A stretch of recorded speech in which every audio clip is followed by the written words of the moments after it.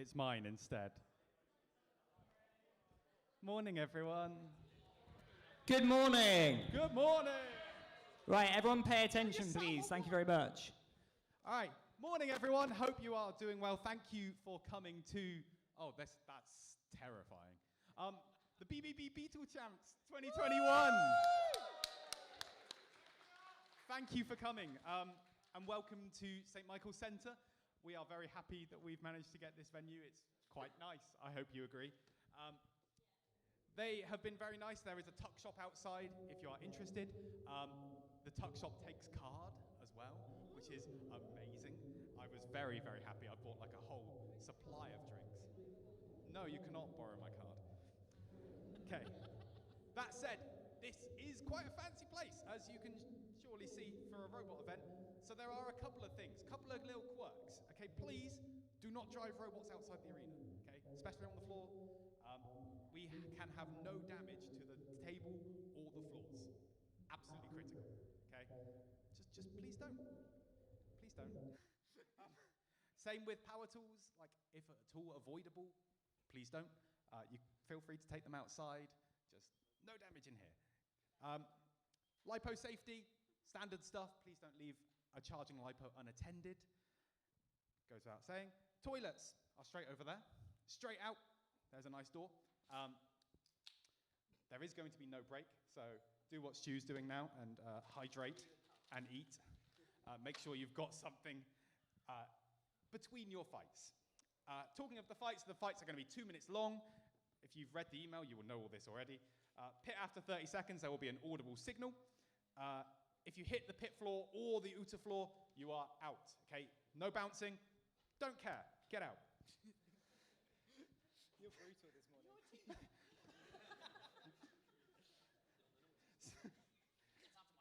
Yes, I'm literally doing this as if I'm at work. Good.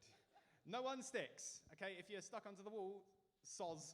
10-second countdown. Yeah, you'll get a 10-second countdown, and that's it. Don't have such low wedges. Your problem, not mine.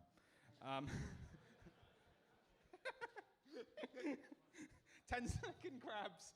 You know, if you're told to let go, please do. Talking of people telling you to let go, that's really strange. What I was trying to say is the person that will probably tell you to let go is Tim. Wherever Tim is. Tim. Hi, Tim. He's wearing a ref shirt. He's wearing a ref shirt because he's going to do ref things. Reportedly. Which means if he counts you out, you are out. Yes. Okay. Tim will be doing counts. Tim will be vaguely near you, so he is reportedly loud. Okay, good. So you should be able to hear him. Please, listen to him. Also listen to Dave. Dave, do you want to do your safety beeps and boops on the siren? So if the pit is going to go down, if someone has hit the button, you will hear the sound. Cover your ears if you're near. That will happen. A beautiful display from the wonderful David Weston. Wow. Thank you.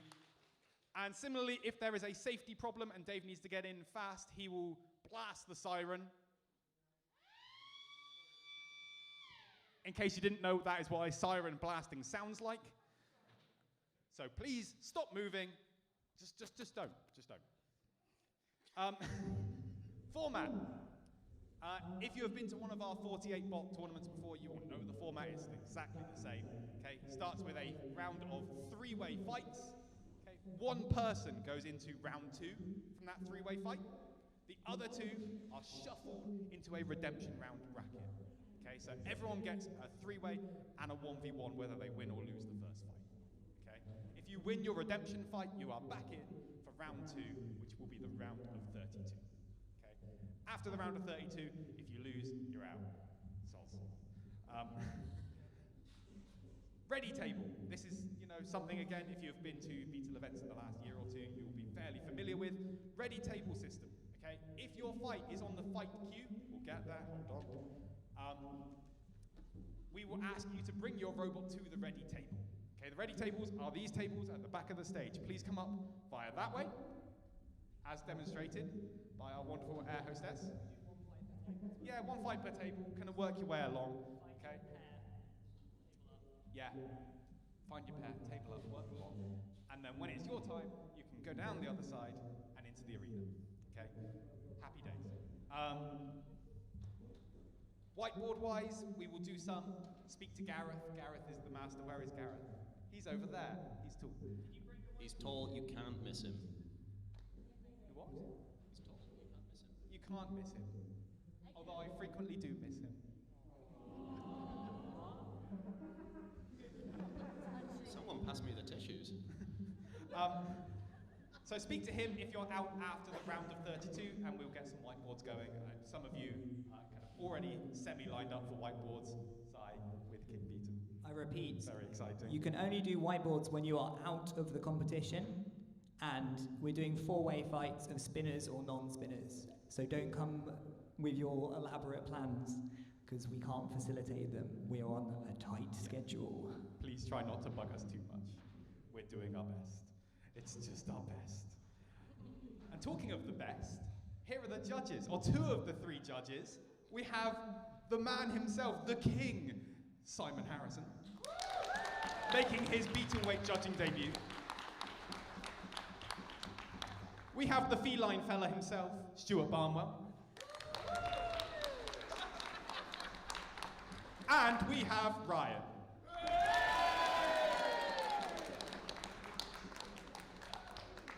Ryan, you may well know from the Spinnerproof podcast, he has been making lots of excellent judging decisions on the Spinnerproof podcast.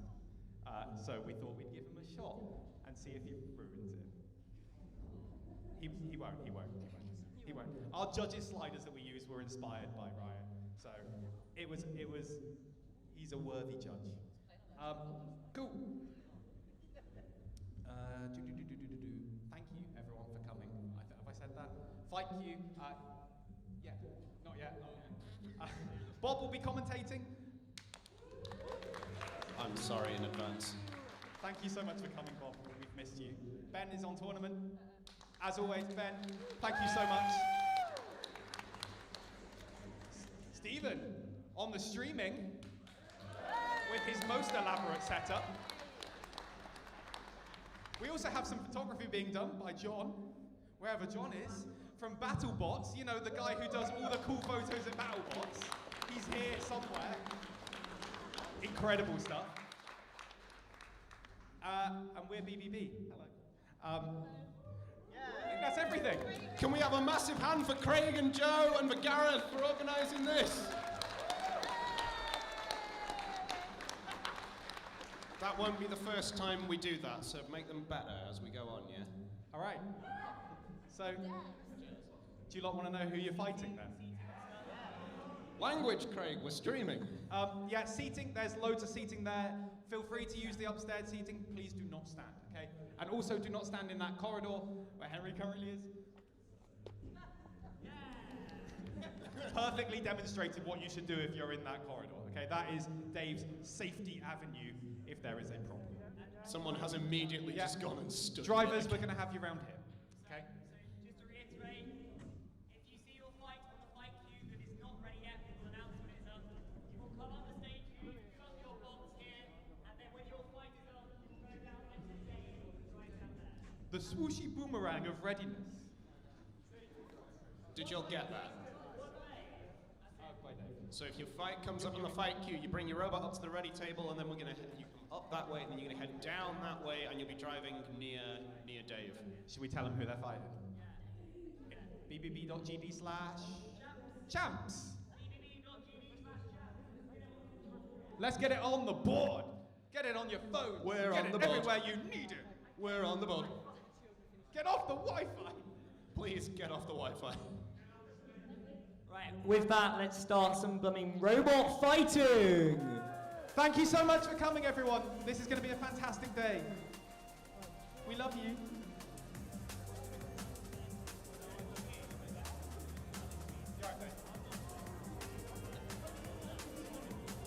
So, our first 5 battles are going to be Cascade versus Maximum Overdrive versus Procrastination.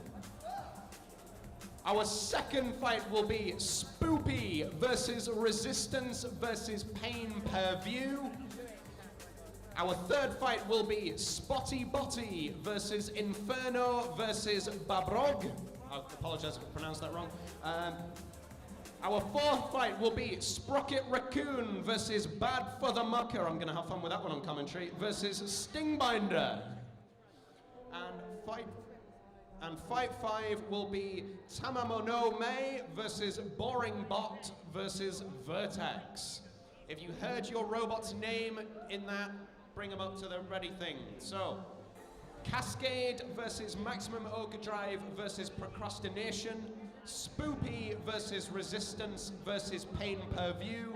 Spotty Botty versus Inferno versus Babrog. Sprocket Raccoon versus Bad for the Mucker versus Stingbinder. And Tamamo no Mei versus Boring Bot versus Vertex. I am so excited.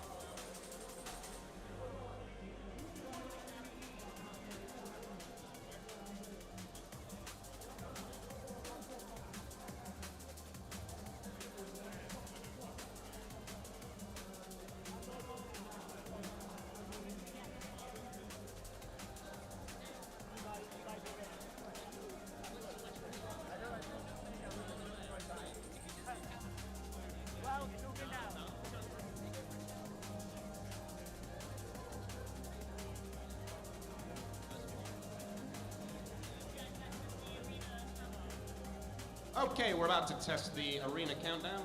Let's hope this works. Roboteers, get ready. 3. I'm going to expect 2, more cheering when that happens for real, begin. please.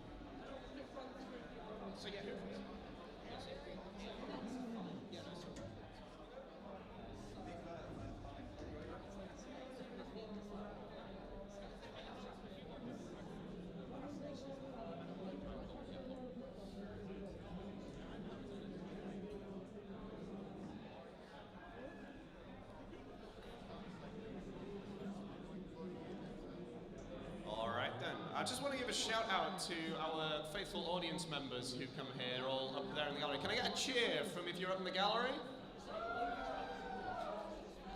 Okay, that was a good starting point. I hope we get louder as we go on. Obviously, once our robots start hitting each other, I imagine that will be the case. Our first fight is loading up into the arena here. We've got our 3 rows. So over on the near side to me in the blue corner, we have Maximum Overdrive.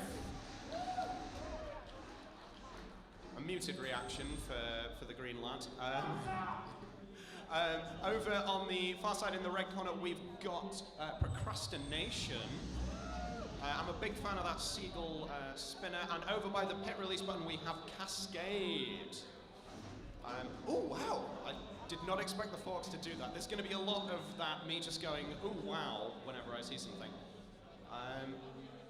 But yeah, am I just announcing the queue whenever? Like, cool. Are we all good? We all good? All room 2 is good? All right, it's time for your first fight of the day. Eventually. Roboteers, get ready. 3, 2, 1, begin. All right. Oh, Procrastination, quick out the gates and immediately giving itself some airtime with its own spinner. That's a very ominous sound, though. It's looking very risky as it heads towards the Organic Cascade. Is trying to pin Maximum Overdrive into the corner. Maximum Overdrive directly engaging with Procrastination. That spinner does look dangerous, though. Obviously, Sam Price is very experienced on the scene. He knows what he's doing. Procrastination spinner. There we go. That's its first hit, and it has flipped Maximum Overdrive over. Hit. And well, so the pit is about to go down, and who knows if Procrastination has managed to right itself. I'm not sure if that was luck or skill there. Overdrive and Cascade nearly steering clear while that was happening. Overdrive steering very close to the pit, but is Procrastination going to go in it now? Are Overdrive and Cascade just going to sit there and wait? Only one robot is going to qualify from this fight, remember. What an upset! Overdrive hits the pit. Excellent driving there from Cascade, but it's lost a ball. Oh my goodness! Well, based on the way that fight was going, I could not have predicted that result. I'm not convinced Procrastination's winner comes of its own effort. But congratulations to Procrastination, which goes through to the next round!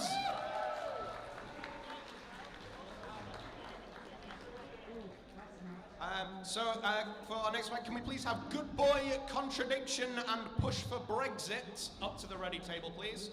And our next fight is going to be Spoopy versus Resistance versus Pain Per View.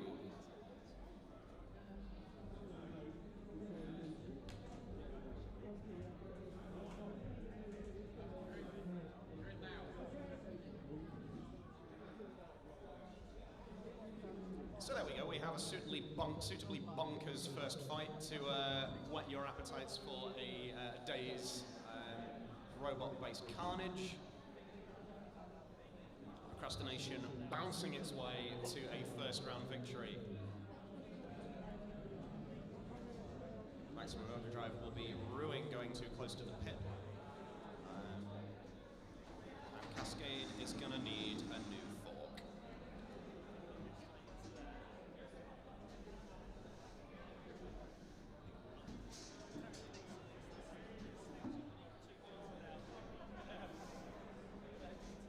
Also, I don't think during the brief we gave a shout out to Dave, who's running the arena. But can we get a shout out for Dave, please? He's doing all the actual hard work.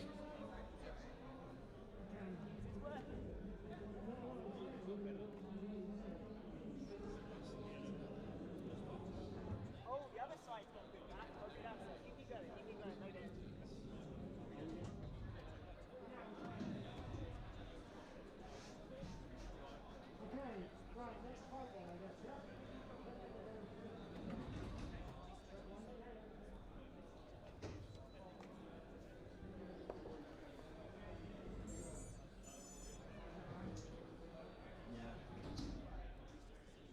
Okay, just heading into the arena now. I'm going to assume from that sticking out the side that that's Resistance.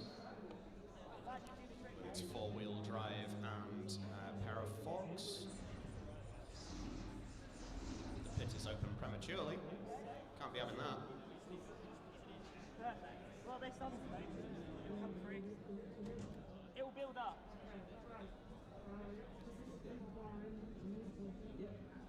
And judging by the suitably spoopy colour scheme, I'm going to guess this one is spoopy with its vertical spinner.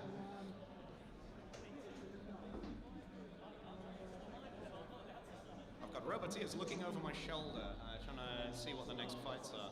I don't know if is that loud? Yeah, so if you are a Roboteer and you want to know what your fight is, go to bbb.gd/champs. CHAMPS.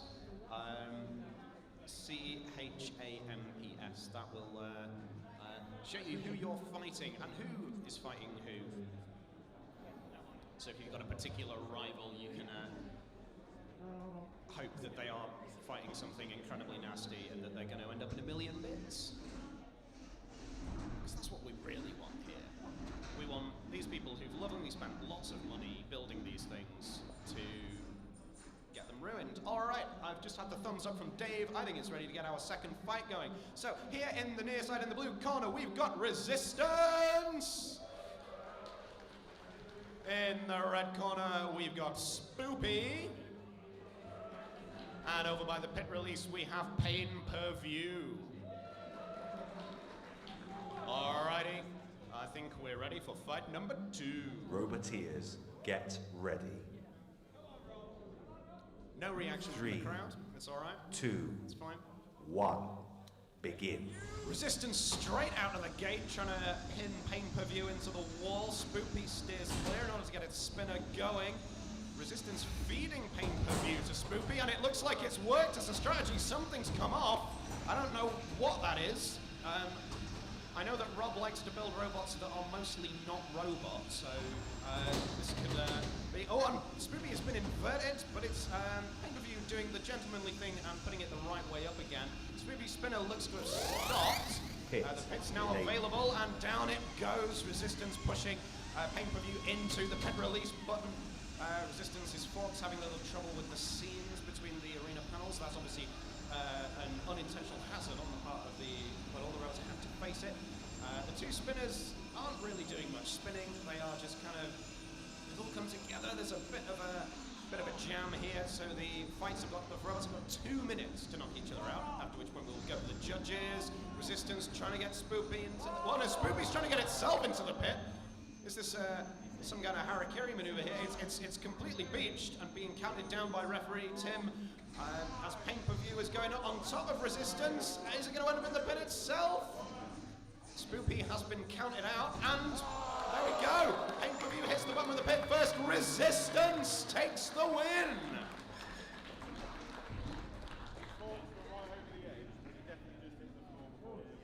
So Spoopy counted out after beaching itself on the corner of the pit, and Resistance finally managing to maneuver Pain Per View into the pit itself.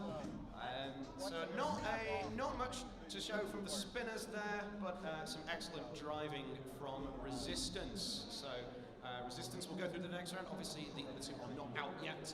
They've got the redemption round coming for if they need it. Right, can we please have Lilith, Sproing and Splody Boy to the ready tables, please? That's Lilith, Sproing and Splody Boy. And next in the arena we've got Spotty Botty, Inferno and Babrog. Oh, and am I pronouncing that right? Babrog. So it's Babrog. I've been reliably informed. Okay.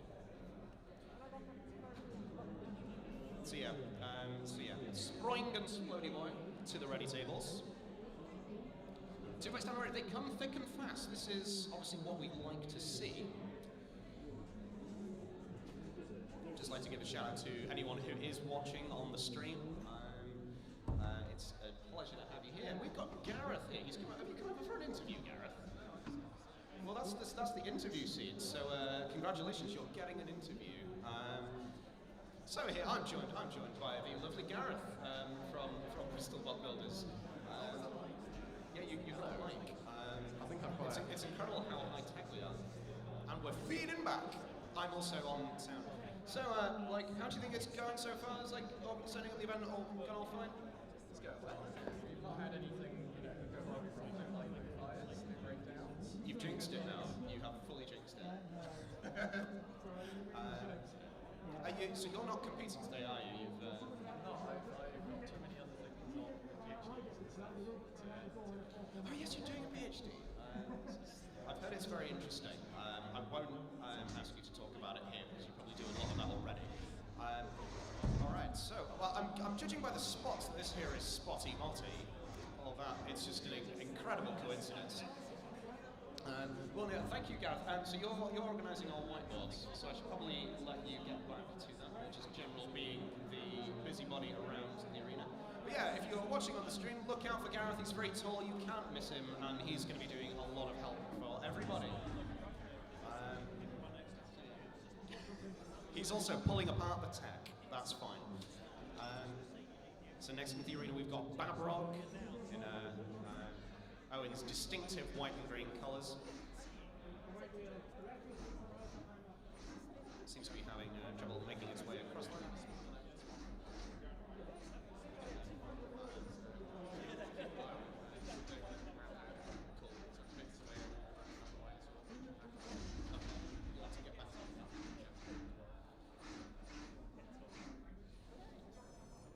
So yeah, we're slowly making our way into the arena. Babrog seems to be having some stage fright problems, but there we go, over by the pit release side. And next up we have, this is Inferno. That's an egg beater spinner. Obviously that's a popular weapon choice at this weight class. Perhaps the most famous example being the twice reigning Boggleboss champion K2.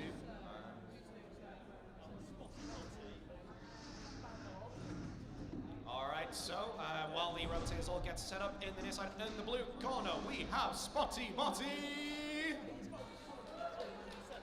In the red corner we've got Inferno! And over by the pit release we have Babrog. It's a battle of a sort of two grippers and a spinner. Are we all ready to go arena side? Roboteers, get ready. Fight number 3 coming right up here.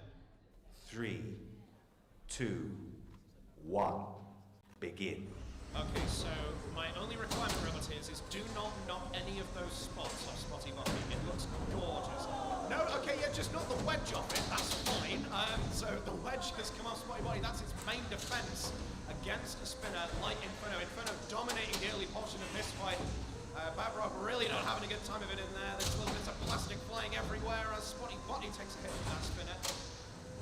Spotty Motty kind of just steering clear of everything at the minute. Well, it has lost its front wedge. Main bit of armor. The pit is available now. Spotty Motty takes another hit right up its backside from Inferno. Babrog also getting in there. So big aggression and damage here from Inferno. And there's another panel come off Spotty Motty. I think the googly eyes have gone. Oh, look at it. Oh, that's a sorry sight. We don't. You hate to see it. Babrog's being counted down. Spotty Motty. Oh, that's a wheel gone. Look at the state of this. It's getting absolutely destroyed. Oh, the spinner has got caught in one of Spotty Motty's teeth here. If it can get itself gripped, however, Spotty Motty doesn't seem to be moving itself. Spotty Motty has released Inferno and is now being counted down. I think Inferno is going to sit there and celebrate its victory here. Pinging around. Don't do it! Don't rub salt in the wound! Don't! Oh, how could you? And that's a pretty clear win by double knockout for Inferno. Some excellent driving there, and that spinner was just too hot to handle. Haha, that's wordplay, everyone. Right, can we, next up to the ready tables, can we please have Shark, Agro Wobber, Smitters Edition, and Rust in Pieces. Next up in the arena, we've got Sprocket Raccoon, Bad for the Mucker, and Stingbinder. Now, Stingbinder is, without question, my favourite robot on the lineup. So it should win by default. Judges, can we make that happen, please? Cool, I just got a thumbs up from Ryan. We're all good. You can all go home. It's rigged. Stingbinder has won. Although it might be a while before we actually see another fight here, because there's going to have to be a lot of stuff cleaned up out of the arena here. Bits of Babrog all over that. Lovely little bits of white and green plastic. If any Roboteers do want to come up for an interview, do come up. I don't bite, and I will be nice to you. Well, I don't know. I could call them in theory. Yeah.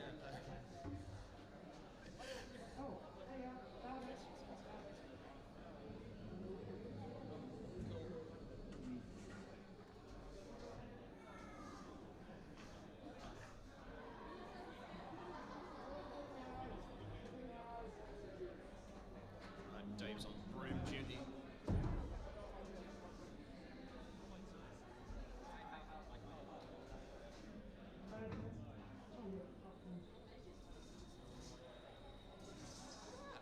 I've not actually had a chance to look at the graphics that we've got on the stream. That's really lovely. It's a lot of words.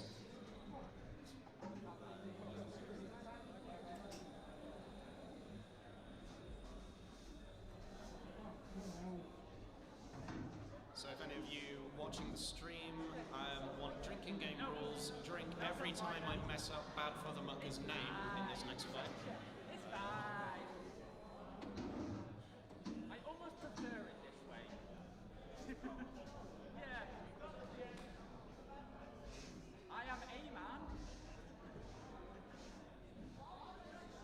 Don't let me down. Have me come. Just like my real dad. I'm kidding, I never know. You need to quiet without the mic.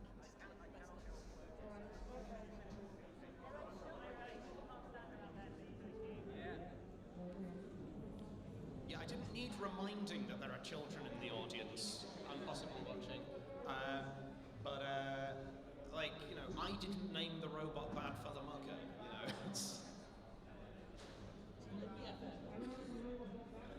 I consider this a commentary challenge. I am live on the internet, please do not swear.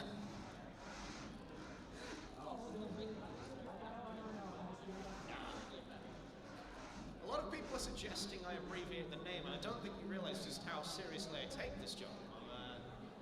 I'm not backing out of this. Right, so in case you haven't guessed, that's Stingbinder over by the pit release button. James, who's driving Stingbinder, has assured us it drives in a straight line, kind of. That's exactly the kind of engineering we look for in the Robot Combat scene. That's Sprocket Raccoon, just getting into the arena there with its lifter. It's sort of sitting by the pit. And there's Bad for the Mucker with its vertical spinner. We've seen quite a few vertical spinners so far. I think we've seen one horizontal spinner, I think. That was on pay-per-view, but that didn't really get going. Looking forward to see how Stingbinder's cardboard armor stands up to that vertical spinner. You know, it really is the future of robot combat, is cardboard armor, I think. Alright, I've just had the thumbs up from Dave in the arena. In the red corner, we have Bad for the Mucker! In the blue corner, we have Sprocket Raccoon. And over by the pit release, we have Stingbinder. I'm expecting a nice, clean fight, everyone. Roboteers, get ready. Because the commentary probably won't be clean.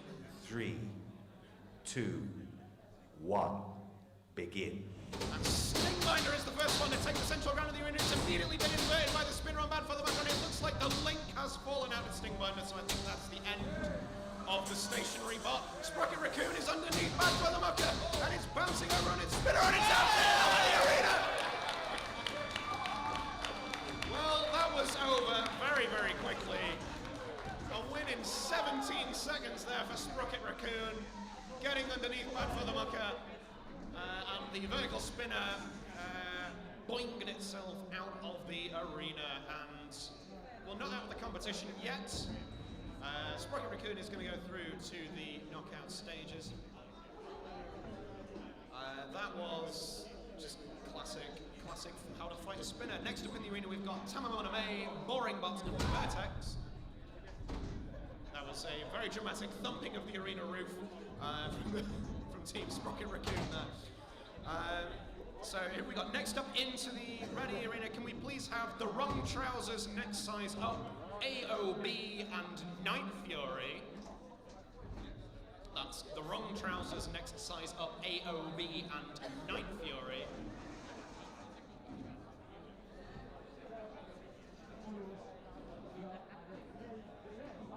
I have to say, I'm very disappointed with Stingbinder's performance there. Like, I had a lot riding on you there, James, and you've not come through for me.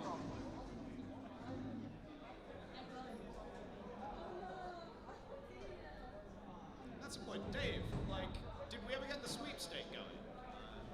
I don't know who I've got in the sweepstake. It was probably Stingbinder.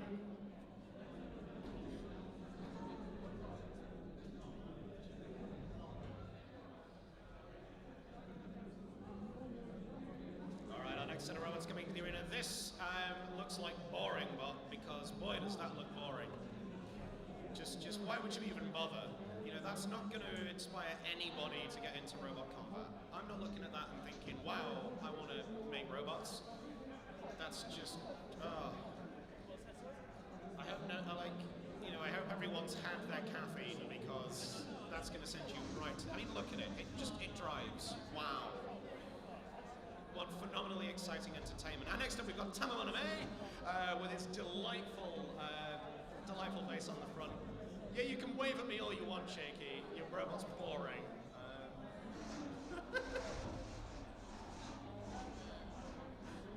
You hurt me the moment you didn't bring Wide Boy. So yeah, Tamamoname is in the arena, and by process of elimination, that must mean this is Vertex coming in the arena now. Another vertical spinner.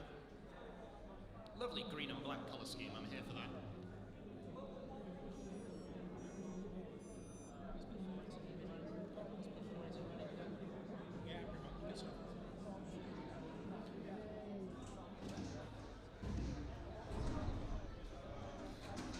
Alright, our robots are into the arena. In the red corner, we've got Vertex! Sorry, Vertex, no one cares about you, apparently. In the blue corner, we've got Tamamoname! More people care about that one. And over by the pick release button, nobody cheer for Boring Bot. Ooh, no, we don't want this. We don't want Roboteering to be boring. Right, let's actually get a fight going. Roboteers, get ready. 3, I sure hope the other two robots 2, are able to bring the excitement 1. here. Begin. Because I'm really not seeing anything but Boring Bot. There we go, look at that. Wow, it's just been hit. Wow, that's so exciting. Tamamoname is getting up behind Boring Bot. Vertex seems to be having trouble spinning up, but there we go, getting a couple hits on Tamamoname. Boring Bot is not doing anything. It's just driving into the corner. Tamamoname is actually engaging and trying to have a fight here. Boring Bot is being pinned up against the arena wall, but Vertex's spinner not seeming to do much damage. Tamamoname gets up behind its two opponents. Driving around, trying to go for the pit release button, but it's ended up on top of Vertex. They're all clustered over there. Is Tamamoname going to get Vertex up out of the arena? Boring Bot has grabbed Vertex. Wow. Boring Bot and Tamamoname getting up on each other, and then Tamamoname gets some air miles there of Vertex's spinner. Look at that front wedge on Tamamoname, looking into it. Oh, it's coming off! That's going to be a problem for Tamamoname if that wedge does come off. Boring Bot is boringly putting Vertex into the corner. Look at this here now, though. Boring Bot has got its foot into one of Vertex's wheels. However, Vertex is struggling to get out of that corner. It's being repeatedly pinned there by Boring Bot and Tamamoname. There seems to be some kind of alliance between the two non-spinner bots here to gang up on the spinner. The moment I say that, Tamamoname flips up Boring Bot.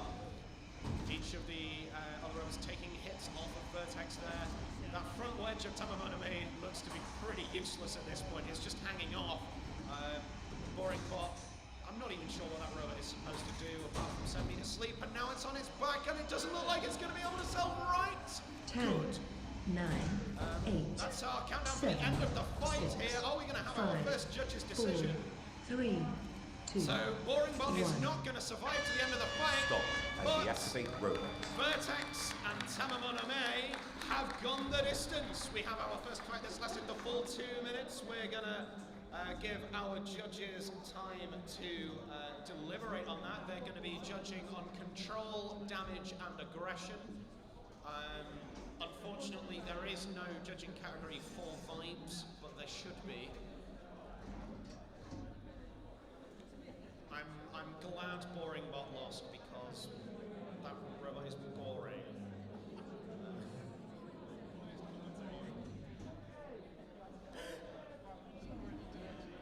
So then, viewers at home, viewers in the audience, how do we think that went?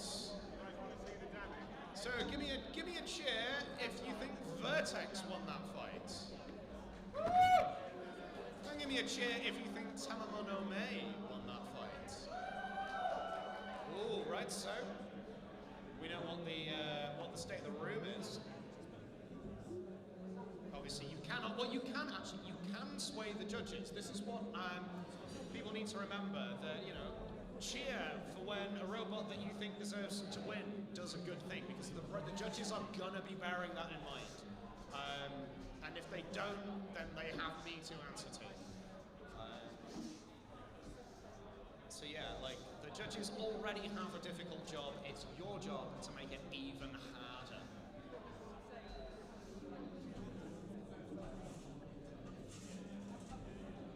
So the judges aren't actually, they are specifically inspecting the robots. Okay, we have a decision. Is it a unanimous decision? Okay, it's a very, very close but unanimous decision from the judges. Can I get a drum roll, please? Going through to the knockout stages is Vertex. Only just. Ryan, you are the nearest judge to me. Come here, Ryan. I'm gonna. So we got Judge Ryan here. So talk us through that decision. What swung it in Vertex's favour? So we didn't want that decision at all. We were really hoping that was going to go for a full knockout. All turned out super close. Boring Bot by far the control. Tamamoname came in really well, sort of opportunistically got some good lifts in, but once Vertex got the knockout on Boring Bot, it was always going to be quite hard to judge against them. Yeah, I think that's fair enough. You get a big weapon like that, it's probably going to do quite well in the damage category. But no, yeah, like a very good performance from both robots, because there were only 2 robots in that fight, let's be honest. Thank you very much, Ryan. Can we please have, up to the ready area, let the good times stroll, cross blow 3 and head for the exit. That's let the good times stroll, cross blow 3 and head for the exit. And next up in the arena we've got Good Boy, Contradiction and Push for Brexit. My day job means that I'm going to have to be very careful with my commentary on this one.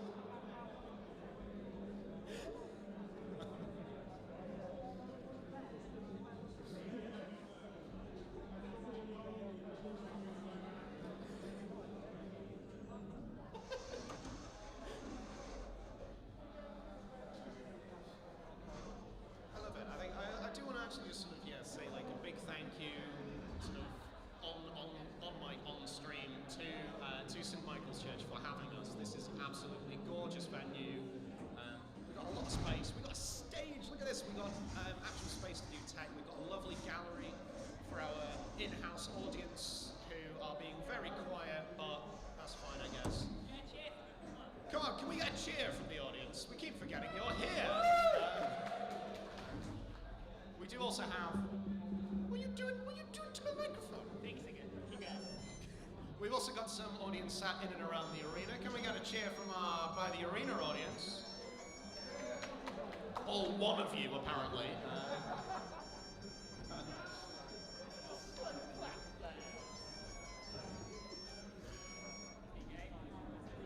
That's what we need.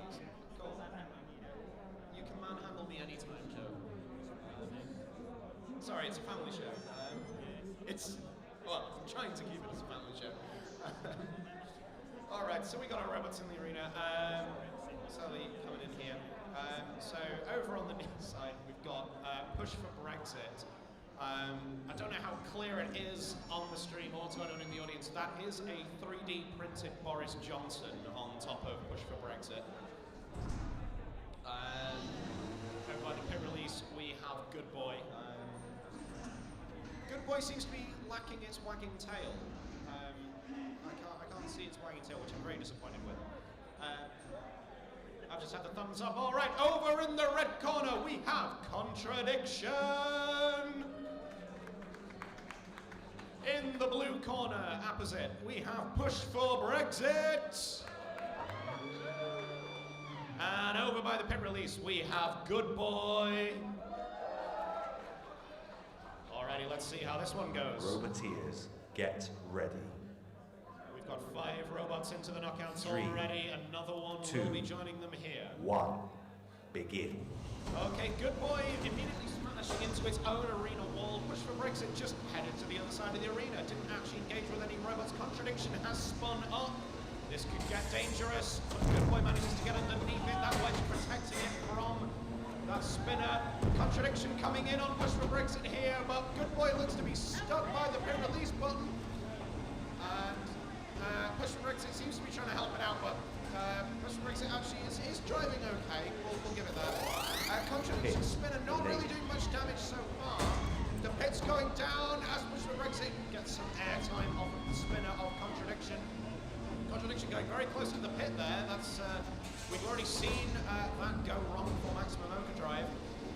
Push for Brexit being pinned into the corner now by Contradiction. His spinner has been largely ineffectual in this fight, but both of its opponents are currently immobilized, being counted down by referee Tim. I think this is going to be a win for Contradiction. 2, 1, and I think that's it. So, despite the spinner not really kind of causing much damage in that it did enough, both Good Boy and Push for Brexit immobilized in the corners. Contradiction goes through to the next round. Can we please have Lobster, Baba Yaga, and K1 to the ready area, please? Lobster, Baba Yaga, and K1. Next up in the arena, we've got Lilith, Sproing, and Splody Boy.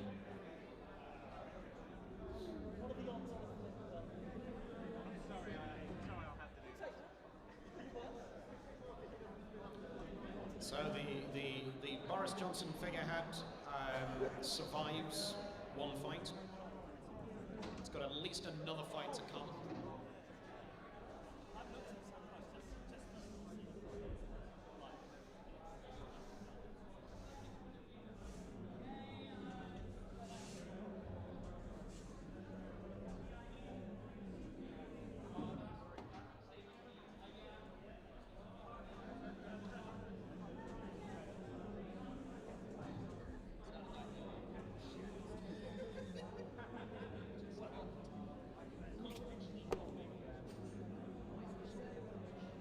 Actually, yeah, let's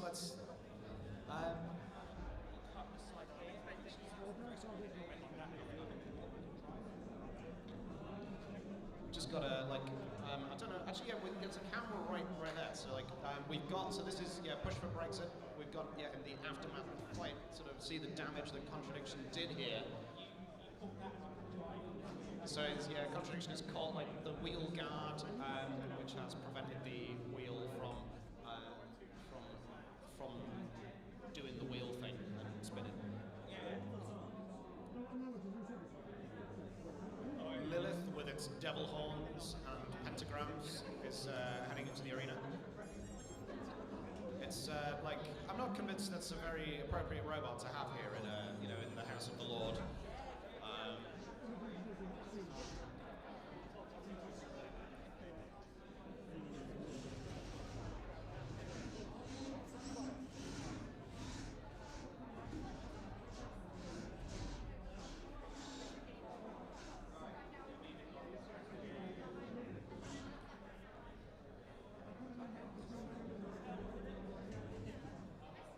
getting the broom treatment.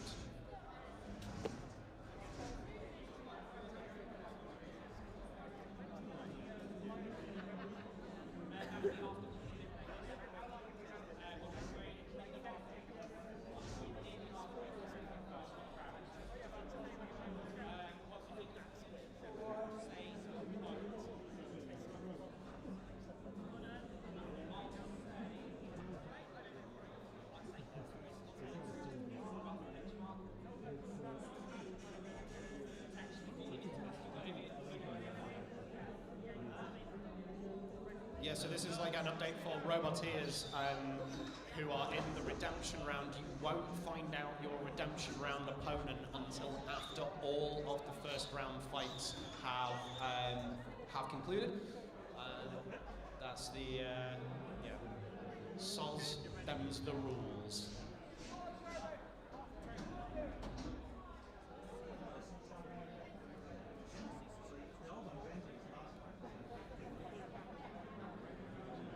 So when they were spinning up, when they were testing Splody Boy in the arena before, that spinner has a very, very low ground clearance. There was some lovely sparks going up. You love to see it. It was bonfire night last night, so let's see if we get some fireworks in the arena. Okay, we've got ourselves 3 robots in the arena. In the red corner, we've got Sproing. In the blue corner, we have Lilith. And vaguely over by the pit release, we have Splody Boy. Spinner Wedge Wedge. Let's see how this one goes. Are we all ready over the arena? You got to give me a thumbs up, Shane. Thank you, Shane. Roboteers, get ready. Splody Boy specifically 3, pointing at Lilith. 2, It's not a clue to the strategy. 1, begin. Splody Boy spinning up and does immediately head towards Lilith.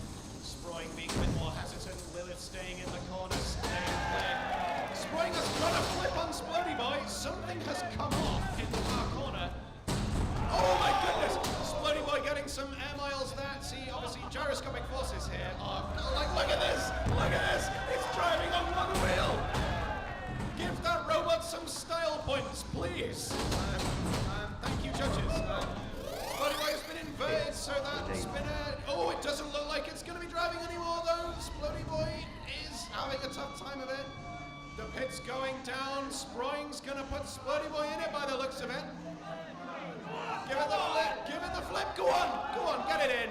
You've already shut it down. Lilith looks like it's toast. Lilith's been counted out. So it's whether Sproing is just toying with Splody Boy now.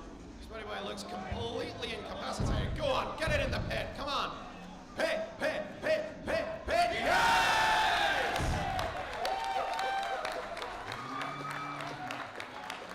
A dominant performance there from Sproing, which is going to go through to the next round. Splody Boy, some spectacular dancing on one wheel there, but unfortunately, there was only one place that was going to end up. Can we please have to the ready table, Metis, attitude adjuster, and not fragile. That's Metis, attitude adjuster, and not fragile.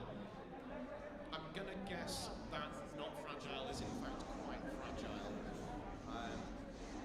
The only robot that has an accurate name is Boring Bot. 10, 9. I didn't stop the timer. We were just gonna get a 10-second countdown for presumably Oblivion. Next up in the arena we have Shark, Agro Wobber, Smitters Edition, and Rust in Pieces. Shark, I'm going to assume, is named after sort of the Mayan gods, or is it Mayan or Aztec? One of those Mesoamerican native cultures.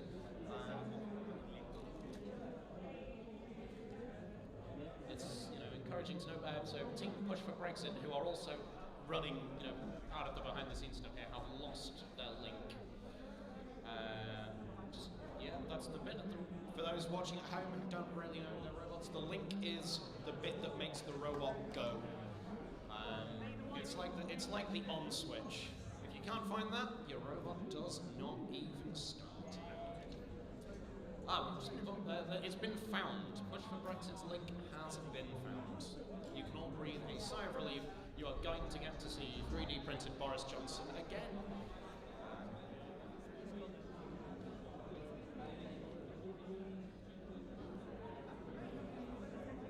Alrighty, we've got our robots looking to get in here. I'm loving the, I think that's Agro Wobber Smithers edition with the black and turquoise colour scheme. That's absolutely lovely. And I think it has a face on it as well, so that automatically makes it my favourite. Sorry, Shark and Rust in Pieces. Are Rust in Pieces connected together for this one? I see, like, so Rust in Pieces have appeared in the past as a cluster bot, two separate little robots, but they do appear to be connected by a individual wedge here. Well, it's quite a flexible one. I don't know, right. Come up, like, Rust in Pieces, come up for an interview afterwards. I want to talk about the, that wedge choice. And we'll have an entire fight's worth of evidence to back up whether it's any good or not.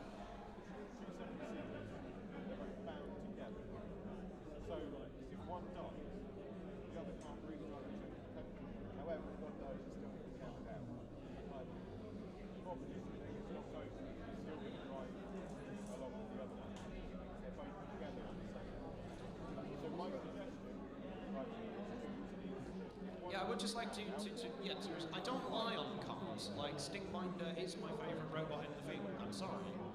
The rest of you just need to up your game. Look at the state.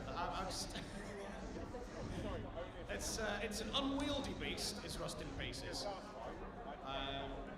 With that floppy wedge. And that there is Chuck. I think it's got forks on the front and a vertical spinner on the back. That's very cool.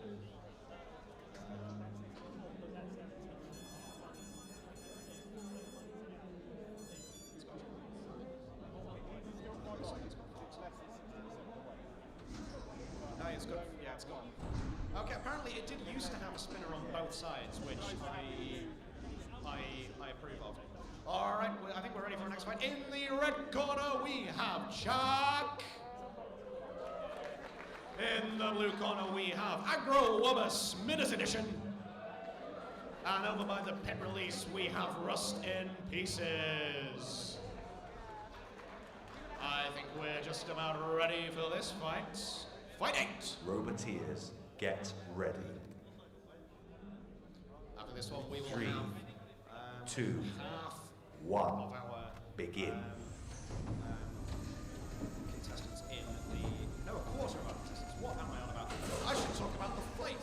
Agro Wobber Smithers edition is on top of Chuck and doesn't seem to be getting off with much ease.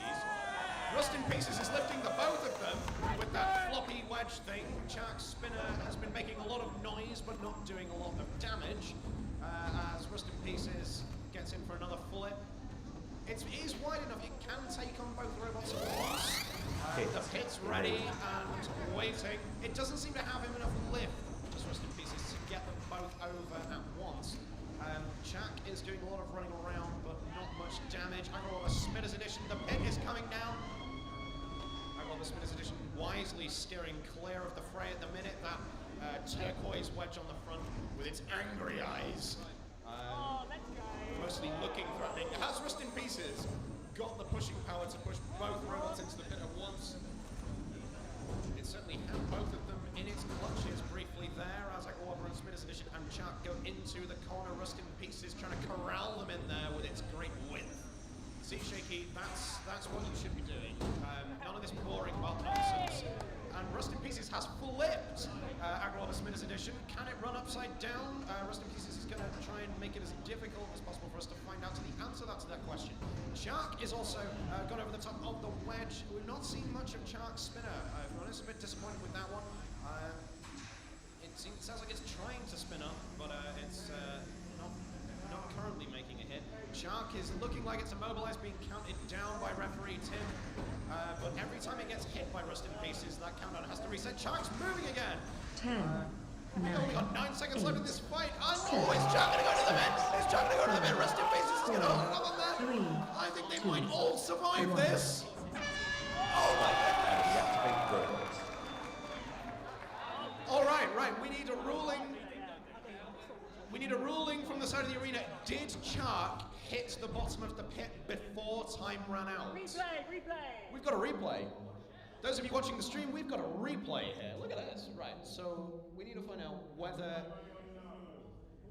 So we know that Rust in Pieces and Agro Smithers Edition made they went the distance. It's whether Shark hit the pit floor before time ran out.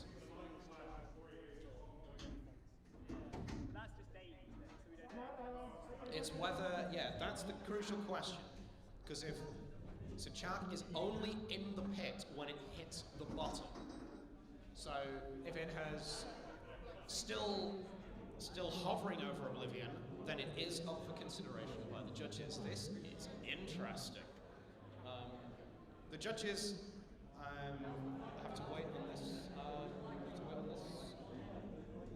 We need an official ruling from our referees.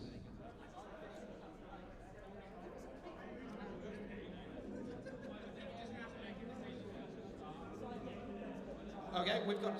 Come here, right. All right, get a mic there. There you go. Have a mic. Right, talk us through your decision. Okay, it's a very serious control fight, and it's is it Rust in Pieces? So yeah, that was a less dramatic announcement. I think Rust in Pieces has Taking taken it, it. yeah, I believe so. There we go. Rust in Pieces is going through to the next round. So would that have been the decision independent of whether Shark was up for consideration or not? Had Rust in Pieces done enough to beat Shark anyway? I think you are allowed to answer that question. Well, you've gone for Rust in Pieces. They've gone for Rust in Pieces. We'll leave it at that. All right, can we please have Handsome Pete, Igor, and Sore Loser 2, Sore to Lose to the ready area, please. Next up in the arena, we've got the Wrong Trousers. Next size up, AOB and Night Fury. Now, I've seen Night Fury before.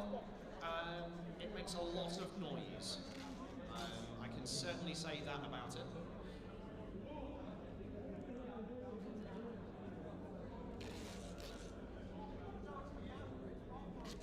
Are we dancing for the camera?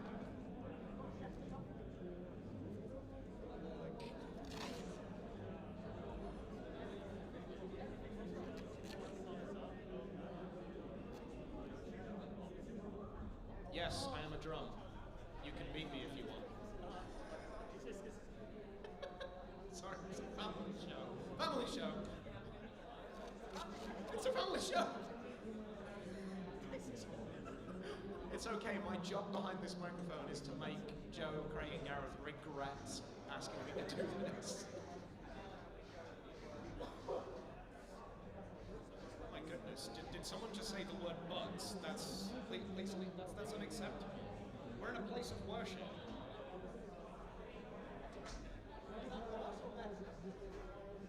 Well, I don't know if there's a chat on the stream. If there is a chat on the stream, the question that is currently being asked about is the word butts or bums worse? like, which is a ruder word, butts or bums?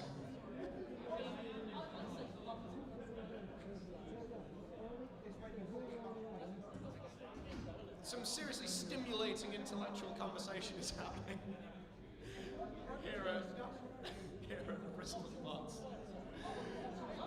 Goodness me. The things like, what did you do this weekend, Bob? Well, I discussed what's the rudest word out of butts and bums. Right, stop adding more. That's right, okay. So on the near side, right, we've got, that's Night Fury, the black and orange one. I'm gonna need some assistance from the judges, right? So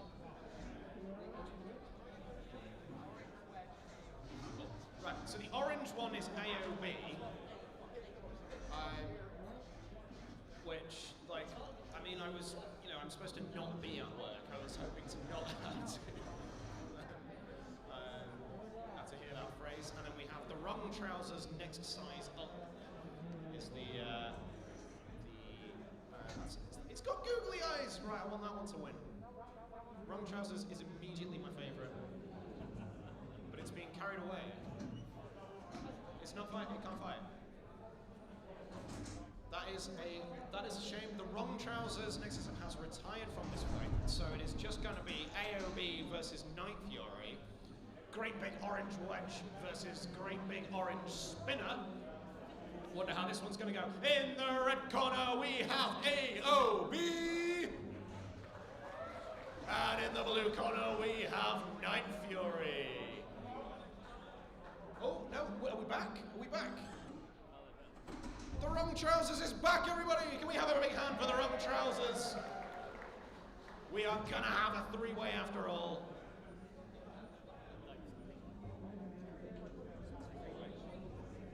Yeah, no, you heard me right. We are gonna have, this is our 9th three-way of the day. It just, like, you know, the fights start coming and they don't stop coming. All right, so over by the pit release, we have the Wrong Trousers next size up. Alrighty, so let's see how this one goes. Roboteers, get ready.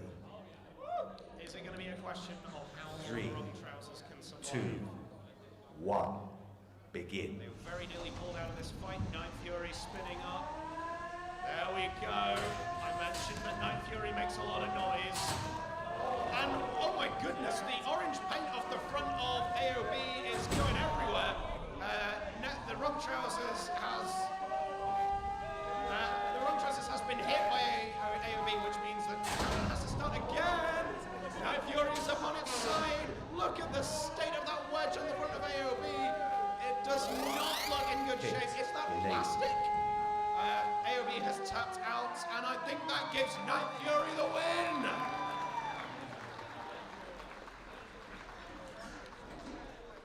Pretty devastating performance there from Night Fury. There is chips of orange paint everywhere. And the front end of AOB's wedge is hanging on for dear life. Can we get a hand for the Wrong Trousers as well? Very good sport. Robot, probably not in the best fighting fit shape, but went in anyway. And that is what this sport is all about. You are the people that really make this work. People who are more than happy to have their robots get smashed by something like Night Fury. I should do my actual useful bit. Can we have Deja Vu, Oobly, and Mr. Cat's Mouse House to the ready area, please? Next up in the arena, we've got Let the Good Times Stroll, Crossblow 3, and Head for the Exit. I think, yeah, has the arena just like had a new orange paint job? We're all about that. We're all about that over here.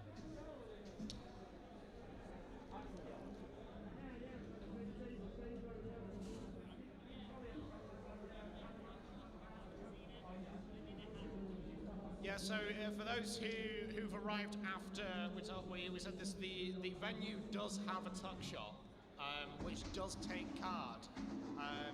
So I would very strongly advise you all to go and pay a visit there, because they have been wonderful in letting us use this venue. Like, give them some of your money. It will make them feel good. It will, it would make you feel good too. They probably have some lovely nibbles that I've not been myself, because I've been behind this mic for the past 2 hours.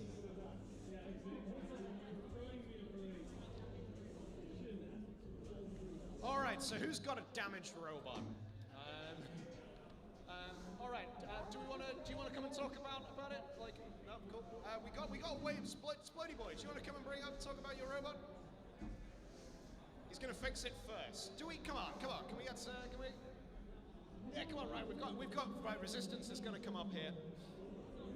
It's not a damaged robot, but it had a very dominant win. So let's come and talk about that.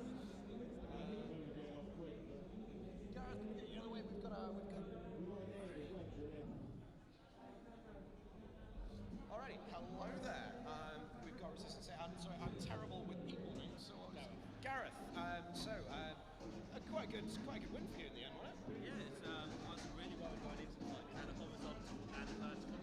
It's like the worst of both worlds. Yeah, it's resistance set up for its opponent, but when you have so many different opponents, such different styles, you can't actually set up for it.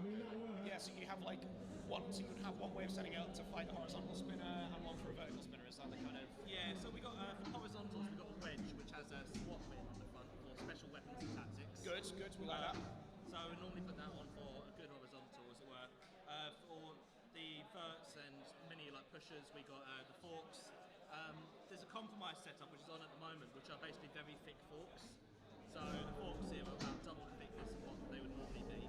So that's a bit of a compromise, so we can take the spinner at the horizontal and still be fine. Good stuff.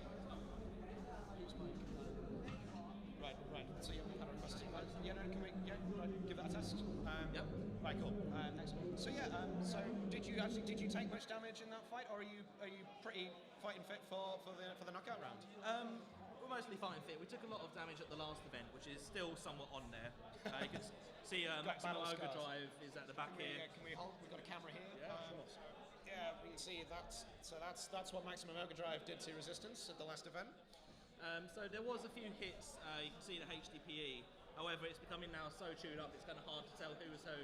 So, I mean, it's good. It gives it character. We don't want these robots looking pristine when they come out the other end.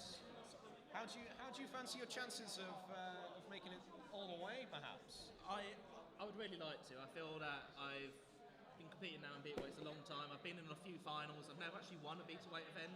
So to get to a final, I think I'd like to do it for once, you know. Well, if you dominate the rest of your fights like you did your three-way, you're going to be taking some stoppings. And thank you very much. It's not going to be easy, so.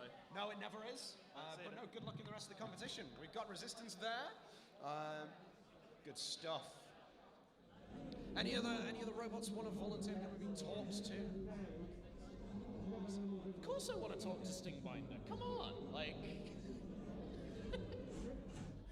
Is that even a question?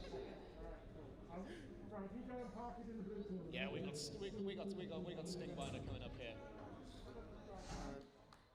Well, we load up our robots for the next fight. So we've got Stingbinder here. Hello, Bob. That was too close. That was a pretty terrible performance in the end, wasn't it? You took one hit and that was fine. It. Like you were dead after one hit. It was a good hit though. That's all the damage we took. That wheel. Okay, yeah, it is quite a squidgy wheel. Like it's like the. Oh wow, yeah, that is. It's made of like if you've been swimming, like it's. To be fair, most people are running these wheels today, so. Fair. Yeah, but you forget I'm not a roboteer, so like, and maybe some of our viewers are not roboteers. You're a bobbeteer. Yes, cool. So is that literally all the damage you took? There's a little bit of cardboard damage there, but that's it. Cool. I still can't see what that message is on the back, but you definitely just held that up to the camera. Nothing from this machine should go in your butt. You're welcome. Sound advice. At least it doesn't say bum. Yeah, I think is that the consensus that bum is worse than butt? Is that the? If you think so. Oh, no, thank you very much. And, well, we will see you then in the redemption round, and you better win, please. I've got a lot riding on you, you know. I will try. Thank you. If I don't get flipped, I should be fine. Cool. All right. Stingbinder, everybody. All right, I think we're just about ready. Look at that. Look at that.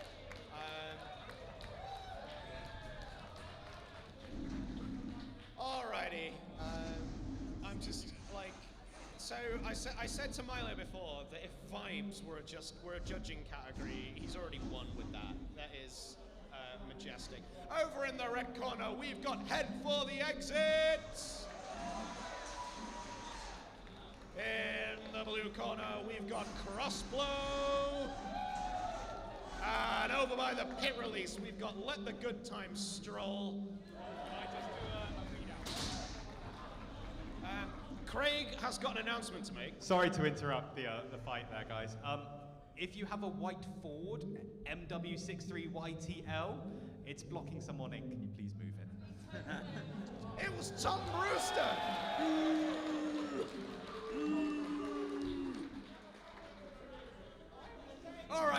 let's start the fight. Tom Brewster is once again being a Roboteers, public get menace. ready. 3, I'm 2, very here for Let the Good Times 1, Stroll here with its begin. With its sort of walker shuffler arrangement, but it's immediately being lifted up by Crossblow, and as Head for the Exit is spinning up with its sword. Look at this! Look at this! It looks very ungainly across the arena, but because it is a shuffler, it can do that. It's allowed to have more weight in its robot, and it can deliver hits like that. Look at the state of that spinner. But in comes Head for the Exit on the outside. That's the compromise you make with a shuffler bot. You've got less maneuverability, less Hit. speed. It looks like Crossblow is eliminated here. It's certainly not doing any movement.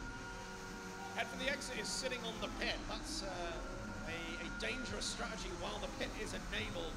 But admittedly, Let the Good Times Stroll is not the quickest robot across the arena. Spinner on spinner hit there. It's a very ominous thing. It's like when you see like a tarantula moving up towards its prey. It's sort of a slow, crawly advance. Not a great deal happening in this fight since that first big hit on Crossblow. This is quite dull. Come on, hit each other. I know that Head for the Exit will be wary of that huge spinner on Let the Good Times Stroll. In comes the saw of Head for the Exit though, getting some damage on the front of Let the Good Times Stroll. We don't know how much damage that is or how consequential it is. Head for the Exit using its superior speed here to maneuver itself around Let the Good Times Stroll. Could that be a problem for Let the Good Times Stroll if it gets further in the competition? There are some quick robots in this thing. Come on, hit each other. Head for the Exit is just steering clear. I think we're waiting to see if Let the Good Times Stroll can move outside of its turning circle. If it can't, then it is going to be routed out. 9, Head for the Exit 8, here. I 7, think they are both going to 6, make it to the finish. 5, 4, 3, 2, 1. And there we go. Stop and deactivate robots. Both Head for the Exit and Let the Good Times Stroll have gone the distance, but we only really got about 10 seconds of fight there, which is, you know, sometimes that happens.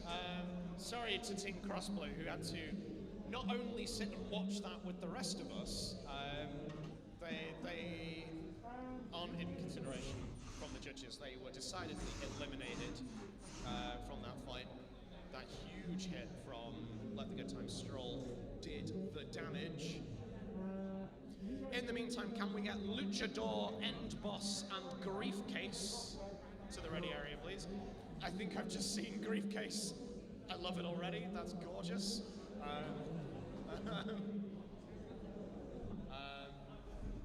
Oh, look at that. The wedge on the front of Griefcase says, "Hi, Mum." Look at that. Oh. I suppose I should say hi, Mum, if you are watching. Hello to everyone who's watching from far away. I hope you are enjoying this so far. Yeah, big love for Stephen on the tech. Like, this has been a Herculean effort to get this going with all our various camera angles and whatnot.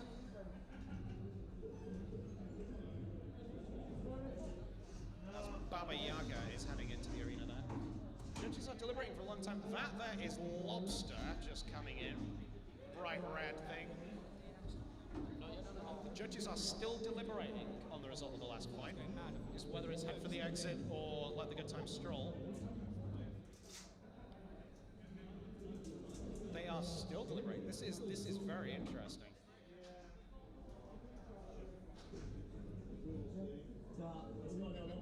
Craig says hi, Tweedy. I don't know if...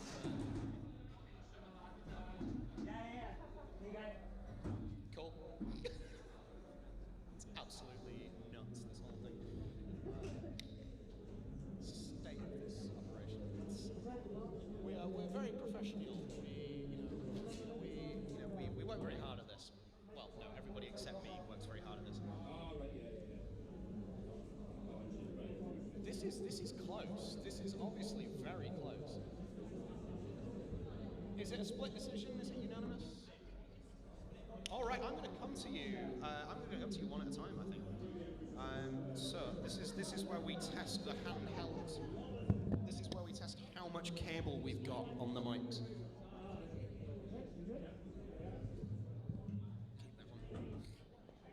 Alrighty, so we have a split decision. I'll try not to feedback. Right. Apparently, one of our judges can't remember the names of the robots. That's really encouraging. All right, give us the good news. What would you like to know, Bob? What would you like to know? Well, firstly, I would like to know who won the fight. So, I have voted for Let the Good Time Stroll. That's one vote for Let the Good Time Stroll. Mine's Head for Exit. So there we go, split decision. Simon has the casting vote. Head for the exit. Ooh!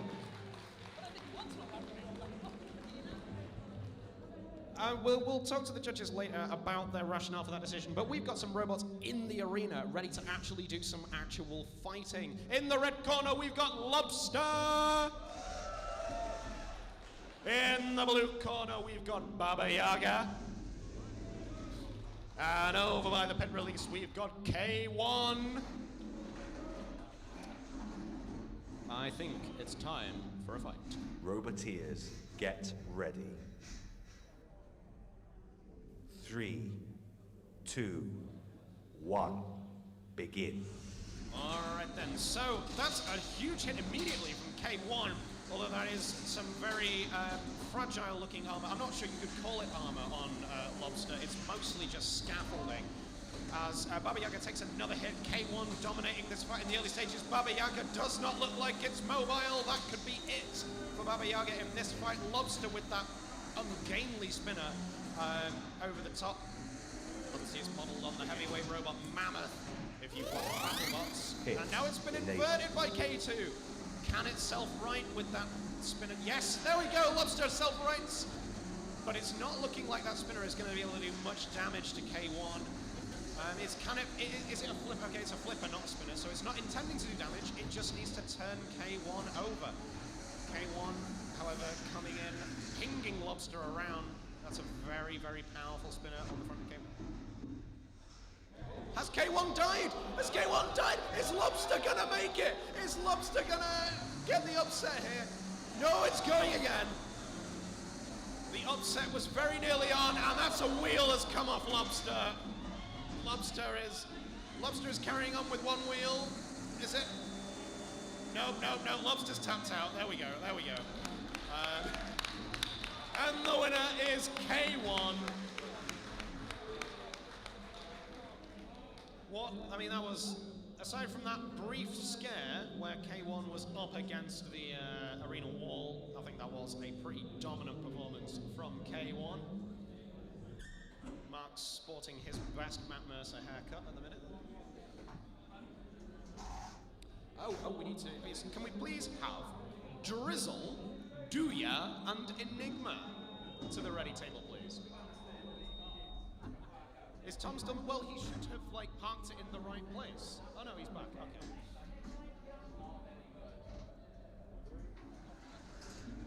Yes, right, so we're gonna get over Ryan. Judge Ryan is going to give us an explanation as to why Head for the Exit was the judge to have won that last fight against Let the Good Time Stroll.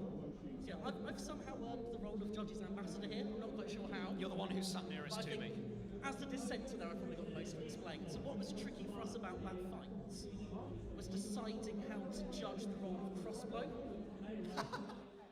So obviously the fight was mostly a 1v1, but it was what we did with the damage, especially from Crossbow's knockout. So for me, that counted very heavily towards Let the Good Time Stroll. Whereas for the other judges, they were thinking a lot more about the damage to Let the Good Time Stroll's drive, which had come from Head from the Exit. So that's why we were split on that. Okay. So it was just a case of, who did what damage to whom. So even though Let the Good Time Stroll did that huge hit on Crossbow, Head for the Exit did more consistent damage over the course of the fight. Is that the general sort of... I think for them it was about the fact that Head for the Exit had specifically done that damage to Let the Good Time Stroll as the remaining opponent. Also, aggression and control was really difficult to judge as well. Well, because neither robot did anything. Yeah, we had a lot of standoff in that fight. Yeah. It was low on aggression but high on control. And the one real act of aggression from each robot did a lot. Did the does staying in the corner and not fighting count as control? Really? It's controlling your own robot to your best ability. It's controlling space. In part, it's controlling the pace of the fight. So it's meeting a lot of definitions of control. It's just not very exciting. Yeah, I was going to say, like, come on, we want excitement here. This is robot fighting, but thank you very much. I'm sure Sai would like to come and talk to you at some point about his opinions on the role of entertainment value in judging. I was going to say, in the run up to this, we were talking, and Simon said that he values daring do in fights, and there wasn't a great deal of daring do from Head for the Exit there, if I'm being honest. There wasn't from either robot, really, I suppose. Yeah, it was a cagey one, which in an environment like this makes sense. You don't want to take big damage because turnarounds are quite tight, but yeah, it is what we're here for as well. So. Yeah. I mean, we've had 11 fights so far, and only one has gone that way. So I mean, we've had if we can keep up that rate, we're doing good. I always judge a competition on the amount of sweeping that Dave has to do. The more sweeping, the better the fights. Yeah, no, I'm in agreement with you there. All right, I'll let you get back to your judging post because we have some robots entering the arena for our next fight.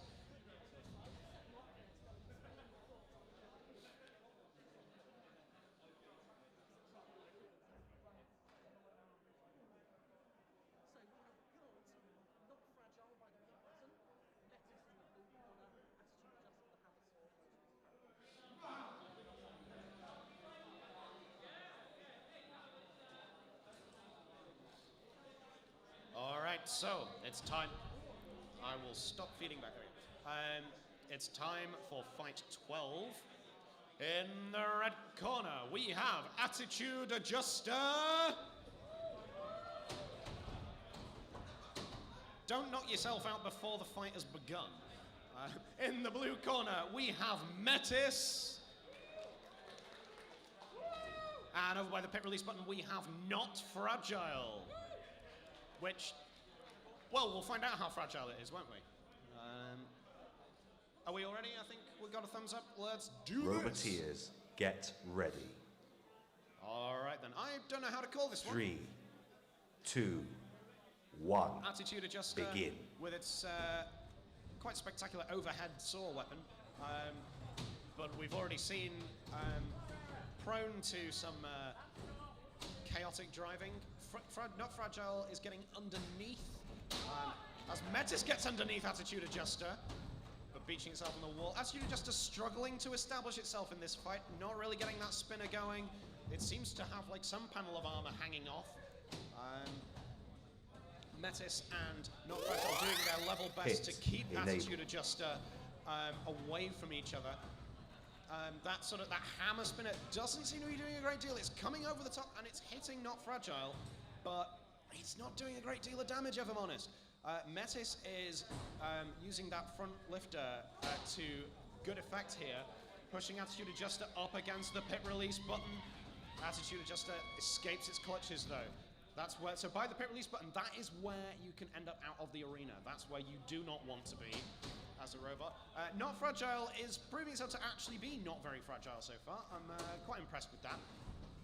With its little tail hanging off the back. Attitude Adjuster has stopped trying to spin. It's just resorting to using the spinner as a hammer. Well, you know, I guess it's a multifaceted weapon. You might as well use it in both ways. And Metis has just driven itself into the pit. That's cool. That's cool.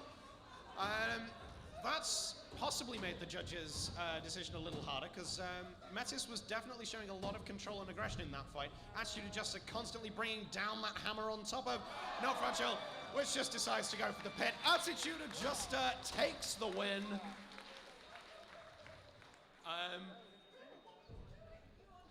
So that's how you win a fight, right? You just get your opponents to drive themselves into the pit, right? That's just how you do it. Goodness gracious me. There's some hammering going on, that's always a good sign. You drove into the pit, that's what you did. You didn't go, so apparently Rera pressed sideways. That was not the direction that Metis went. Straight into the pit. Good stuff, good stuff.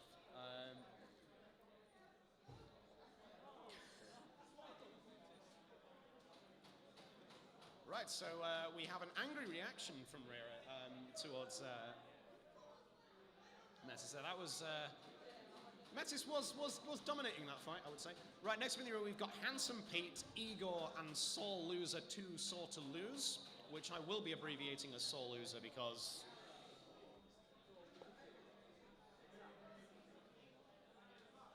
Hello. Tom Brewster, everybody. He's moved his. Have you moved your car now? Moved it into the pit. Tom Brewster's car is in the pit. I've It's my favourite place. It's where I belong. It's where I need to go. I'll be there in a minute, don't worry. We're looking forward to seeing Tom's robot Drizzle in the final three-way of the arena. I just heard an almighty pop. I don't know what that was. As long as it was nobody's joint, we're okay.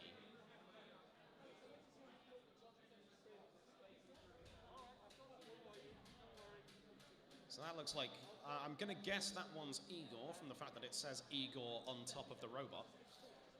It's usually a clue, isn't it?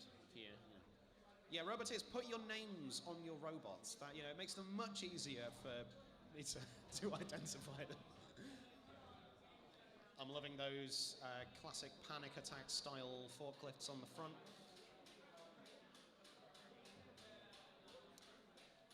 That looks like Handsome Pete. Let us know in the chat if you think it is handsome. I would say it looks pretty handsome. I think it's pretty handsome. I should probably get the chat up because then I can talk to yous.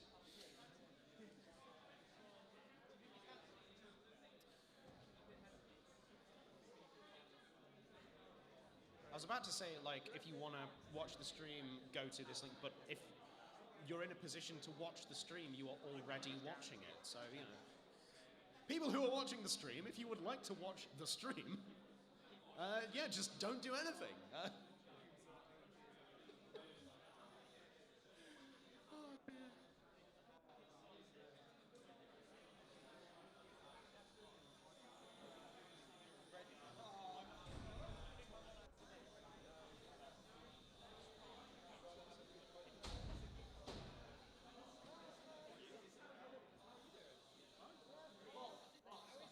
Are we starting a fight? Excellent. Right then, in the red corner, sorry, we'll do this after. In the red corner we have Handsome Pete with its long thing.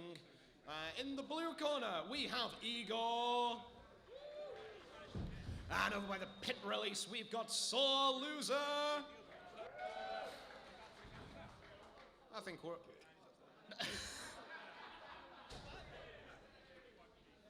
It's all right. It's lulling you into a false sense of security.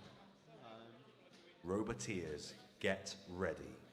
You love to see it when a roboteer just embarrasses themselves before the fight's 2, even begun. 1, begin. Igor heading straight for Soul Loser. They do not want to see that spinner get going, although that spinner doesn't seem to be going. There it is! It's on top of Handsome Pete. And I don't know whether Soul Loser's going to be able to detach itself here. That spinner, however, so Handsome Pete has acquired Soul Loser's weapon. That's what happened there. Handsome Pete coming over with that sort of weird pokey stick thing. Soul Loser looks to be stuck in the armor on top of Igor. That is a potentially crucial development because Soul Loser will have to release Igor eventually. And there we go, the pit's available. Handsome Pete is pushing Igor towards it, but it's not yet open. Rookie mistake. Soul Loser's weapon looking pretty devastating there, but it doesn't seem to be able to keep spinning after it hits. The pit is going down now. This fight just acquired a lot more jeopardy. Soul Loser's saw coming over the top, lots of lovely sparks. Something has come off. I can't tell which robot it's come off. It looks like a fork, or maybe a bit of a spinner. Maybe it's come off Handsome Pete. Yeah, it looks like a fork off Handsome Pete. Yeah, no, it is actually. Handsome Pete's only sporting one fork. The pokey stick remains though, however it has exposed its underbelly. Soul Loser coming over on the top of Igor, but Igor's wedge is holding firm. There's about 40 seconds left in this fight. Soul Loser demonstrating its pushing power too, but it can itself right from there. Has it ended up immobilized? It's up on top. No, there we go, there we go. All is restored, but Soul Loser's weapon is being prevented from spinning up by Handsome Pete's pokey stick. which I'm here for. Look at the state of this. Oh my goodness, and there we go. That's a killer blow. Yeah, Handsome Pete is no more.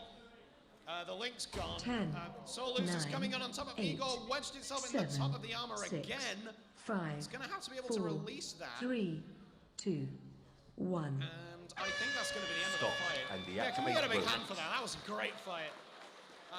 And a big hand for Handsome Pete. Handsome Pete really stuck it out there. That was survived very late into that fight with some pretty nasty spinner material. So the judges have a decision to make. The decision will be whether Igor or Soul Loser is going to go straight through to our knockout round. You know how it works by now. I'm just going to try and see if I can get the chat visible.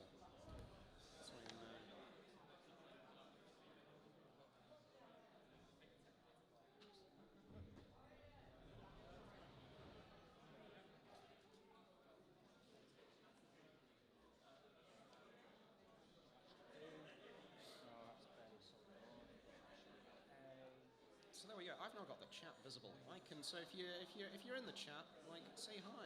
You know.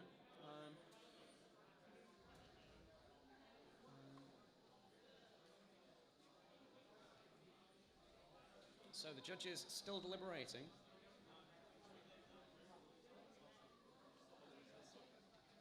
The judges have made a decision. I said that they were deliberating. They are not. And the winner is. Nobody wants to drama. It was Soul Loser. Soul Loser won.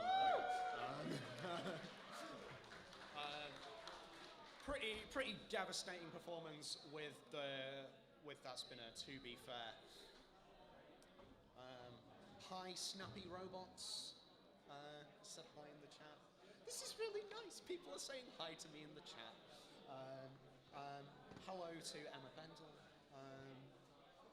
Hi to Ty Daly. Next up in the arena, we've got Deja Vu, Oobly, and Mr. Cat's Mouse House, which is like, I think that's probably my favorite name. He's also very cute. He's got that weird sort of cat face on the front. He's adorable. I mean, you wait until you get to see him in the arena. It's good stuff. Hello to Skarosaki. And to Nathaniel Poate. Apologies. Yeah, anyone who's gonna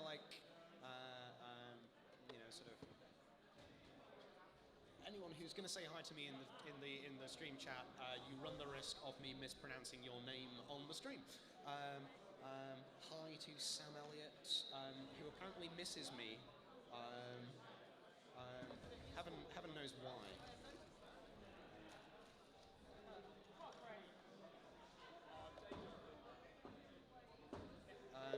Thank you, Ian. I will remember to stay hydrated. I've got my water. We're all good. I don't even know if I'm... So I can't actually see who is on screen because of the way this...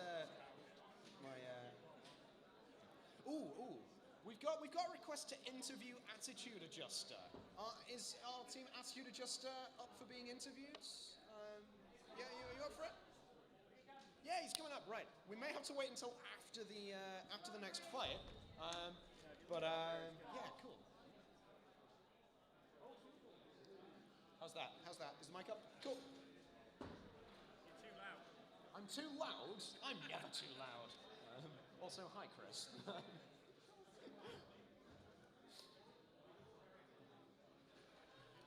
Right. If you don't mind parking yourself there, because I think we do have an imminent fight. But yeah, then I will talk to you afterwards. That's cool. Cool. Actually, yeah. No, while you're here, right? We've got a bit of time while we're learning. So we have Attitude Adjuster here. And so, what's your name as well? Scott. Scott. So this is Attitude Adjuster.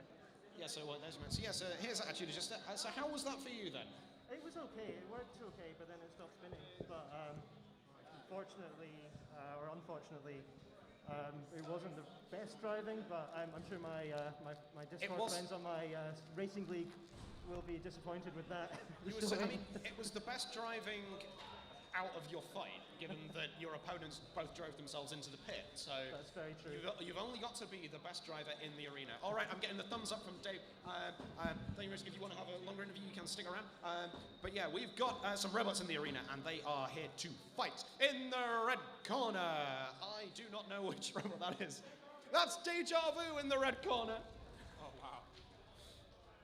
In the blue corner, we've got Mr. Cat's Mouse House. Look at his little face. And over by the pit release, we have Oobly, or Oobly. All right, this is our 14th fight of the first round. Let's Roboteers, go. get ready. 3, 2, 1, begin. All right, Mr. Cat's Mouse House with that weapon. It's got the pot over on the spinner, but Oobly is currently resisting. There we go. He's got the pot. Yeah, look at that. Look at that. There we go.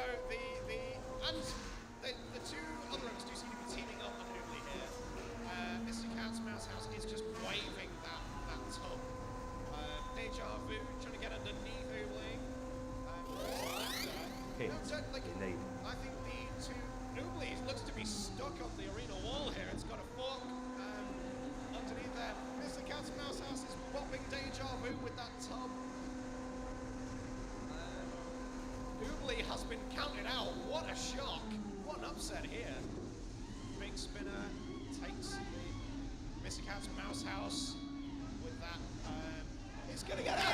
Cat's Mouse House has done it. It's a win. It's a win for the Cats.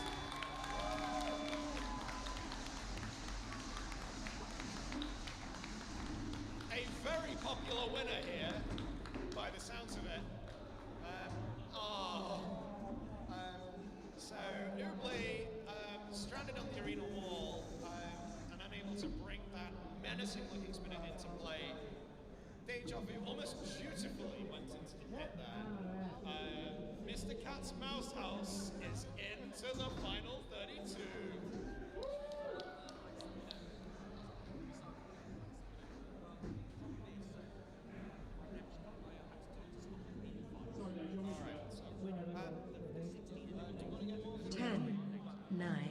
I forgot to stop the counter. Right, we're going to get a bit more of a word from Attitude Adjustment. So did you take any significant damage in that fight, or are you feeling pretty ready for the next round? So I need to charge the batteries, and the reason why the disc stopped working was because the belt got too hot. Yeah, you see the belt here got a bit too hot, on the spinner. Wobbly. It wasn't as damaging. And yeah, I need to work on the driving as well for my sim racing league controls. But yeah, charge the batteries, tighten this up. You do have a bit more time before your next fight because there's the redemption round to come. But do you think you're going to be all fixed up, ready? I think so, yeah. It'll do something. It'll maybe do some breakdancing. I mean, it will do something which is more than Boring Bot did. So, so yeah, I think we look forward to seeing you in the next round. Thank you. No, thank you very much to Scott and Attitude Adjustment. We've only got 2 fights left. Imagine that. Thank you all for the cat emojis in the chat. We love to see it. Mr. Cat's Mouse House, a popular, and rightly so. Come on, that's what this fighting is all about.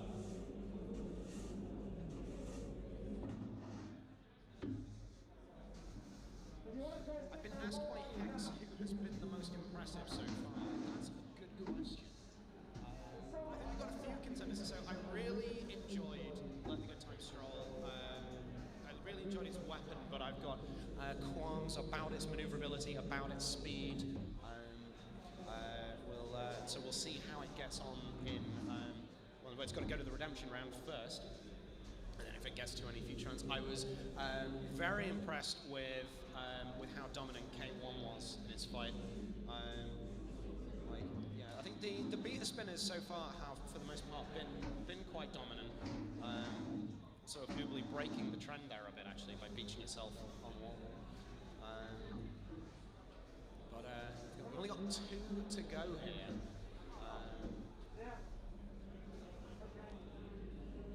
Here we are, right, okay, so we got some...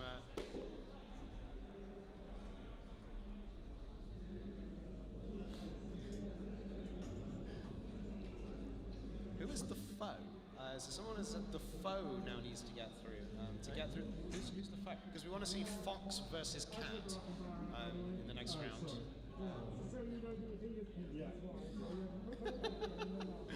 Rara says they tried.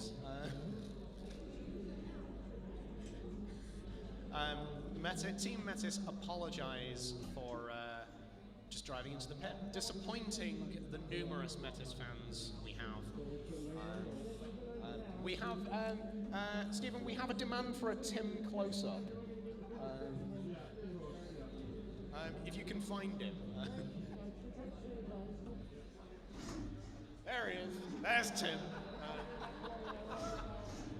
Tim Cam.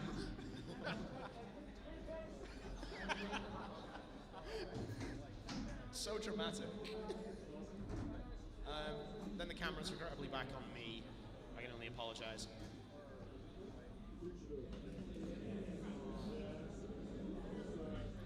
Oh goodness, I need to check up on the state of the football. So for those who don't know, so I'm a lifelong Manchester City fan, and today happening right now is the Manchester derby. Man City are playing against Man United, and ordinarily I would be there, but I'm missing it in order to be here because I love fighting robots so much. So yeah, if I occasionally sort of, yelp out in delight, it means that Man City probably scored.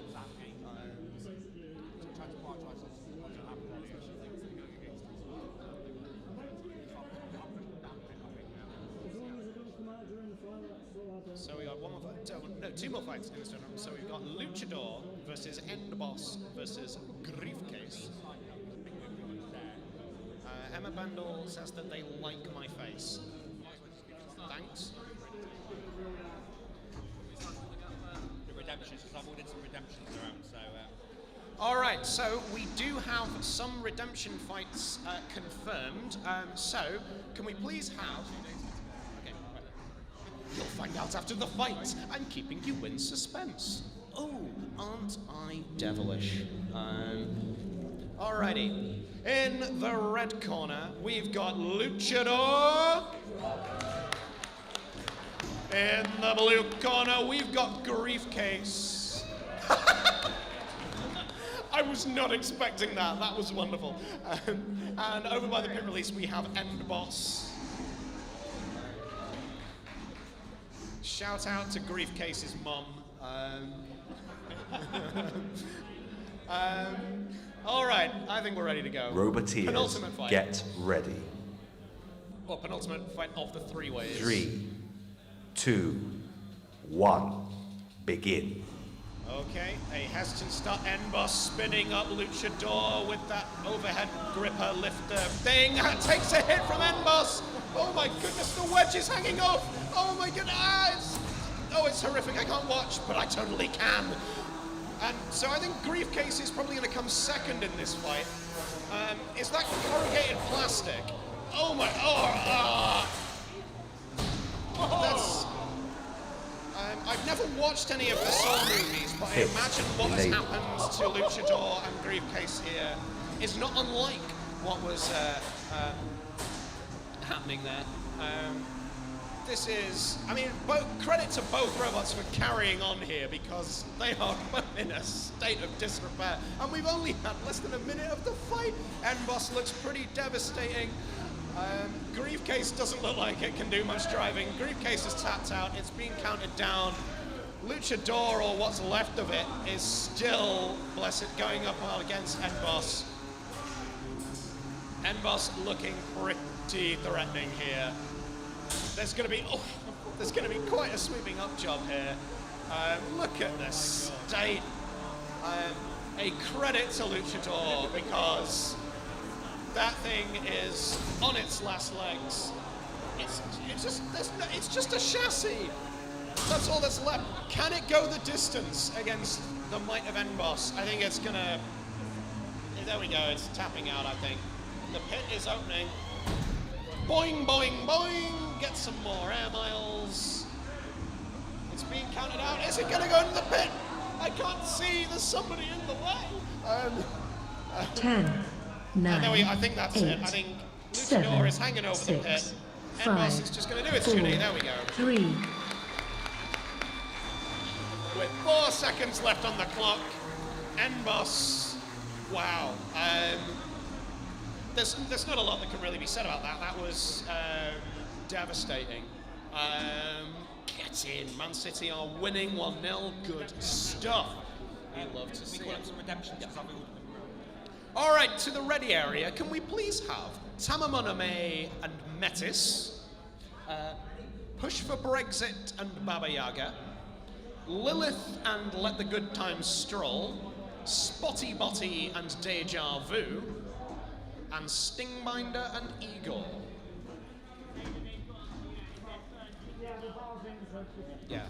Get to the ready area, you know, in good time. Tamamoname and Metis in pretty short order. So that is Tamamoname, Metis, Push for Brexit, Baba Yaga, Lilith, Let the Good Times Stroll. Yeah, if you're not ready for your redemption fight, that's fine. I'm turning up Craig. I'm turning up Craig. Yeah, for anyone that is unaware, we are now going into the redemption rounds. So if you lost your three-way, you are up now, basically.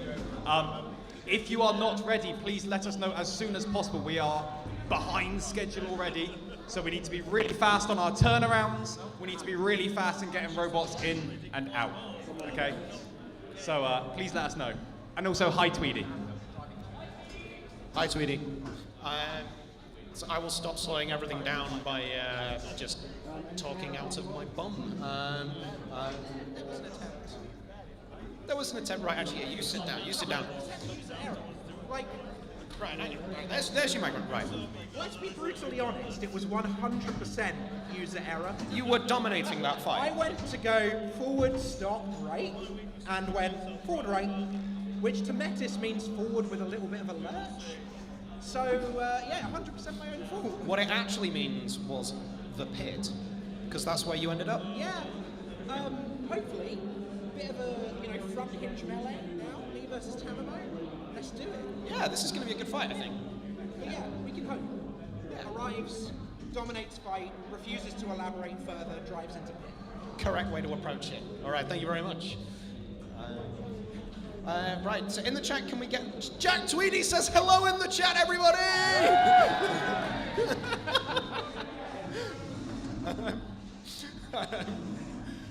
So, yeah, can we start like a crowd fund to get Dave a bigger broom? Because after that fight, he definitely needs it. He needs one of those, huge ones you get, that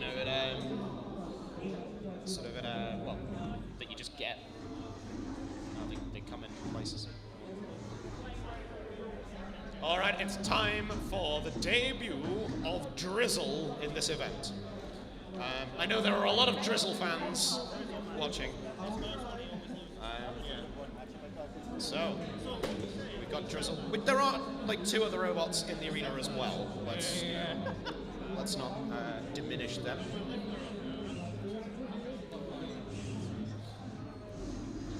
Can we have a sweepstake on whether Drizzle is going to put itself in the pit or out of the arena? Alrighty, in the red corner we've got Drizzle. Woo!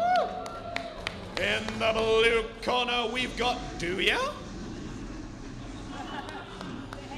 And over by the pit release we've got Enigma, who's got the best set of eyes in this fight. Our final 3-way. Let's go! Roboteers, get ready. The chat say that Dave should be 3, given a Roomba. 2, 1, begin. Drizzle spinning up, that's what we love to see, and immediately dispatches Enigma in like 2 seconds. Dooya survives the first hit. and goes up on the forks of Drizzle. Come on, Javon! Here we go, it's up on its front, can itself right. Drizzle lurking ominously. Is Drizzle actually gonna do what it's supposed to do? The forks are having trouble getting underneath the wedge of Duya, but that wedge of Duya is no more. Hit enabled. However, Drizzle looks to have bent one of its forks. Bit of a pushing match going on. What an impact there. Come on! Duya is still going. It's taken several hits from Drizzle, but it is not in a good way. Drizzle's got it behind it, straight up the backside. And I think that might do Duya. No, it doesn't. It's still going. It's still game. Come on. Great sport here. Drizzle. Yeah, that looks to be the end of Duya. Drizzle has dispatched its opponents with a minimum of fuss and is heading to the next round. Wow. Wow. That was quite a thing. Quite a performance. Right, we're heading straight to the redemption rounds. Yeah, so on the redemption rounds, so we got Tamamoname versus Metis coming right up. Push for Brexit versus Baba Yaga. Lilith versus Let the Good Times Stroll. Spotty Botty versus Deja Vu. And Stingbinder versus Igor. No, apparently they're being reordered.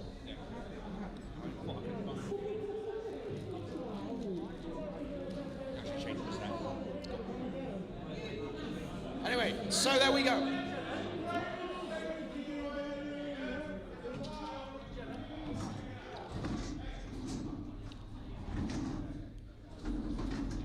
I've updated it.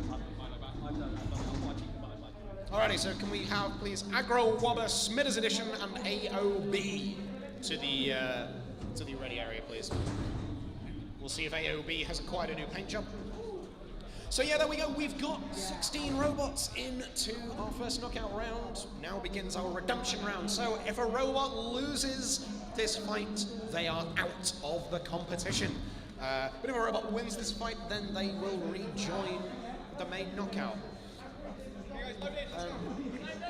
Right, come on, let's get some stuff in the arena. Like, some stuff has been left behind near the arena. Let's go, baby. Yeah. Like, don't sit. If you're due to fight, like, you know, put your stuff in the arena. Like, don't listen to me. Alison Rackley says Night Fury to win. Jonathan Kinsman says he wants a Roomba with a knife as a house robot. It'll certainly help with Dave's cleaning up job. Alright, so we've got ourselves our first redemption fight. In the red corner, we have Tamamoname! And in the blue corner, we have Metis, hoping to drive better than it did in the first round. Here we go. Lose this fight, and you are out. Roboteers, get ready.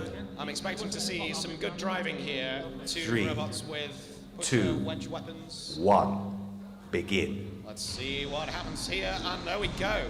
Tamamoname has the lower ground clearance and has immediately flipped over. Metis not allowing Metis to use. I think Metis has the superior speed, so this is going to be an interesting and tight affair. Has Tamamoname wedged itself on the arena wall? I think Tamamoname has wedged itself on the arena wall. Metis doing the sportsman-like thing. Yeah, round of applause for that. Metis could have sat and waited for Tamamoname to count it down, but did not. And so the fight may resume. The pit is now available. We've got two pushing-based robots here. The pit may be a factor.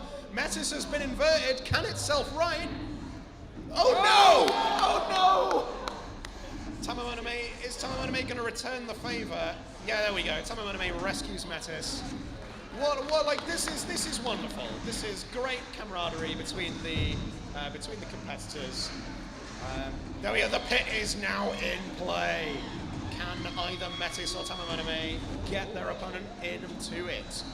Tamamoname getting Metis escapes from Tamamoname's wedge just before it was into the pit. Remember, lose this fight and you are out of the competition. It is quite literally the maximum stakes.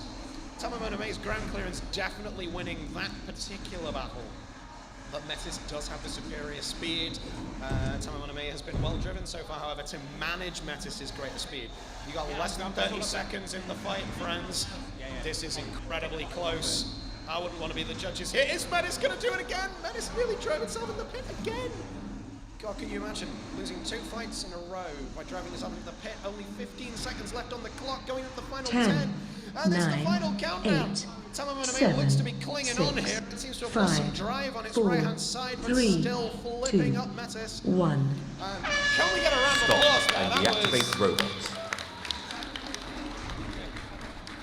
That was, and can we get like a special round of applause, because there was some wonderful displays of sportsmanship in that fight.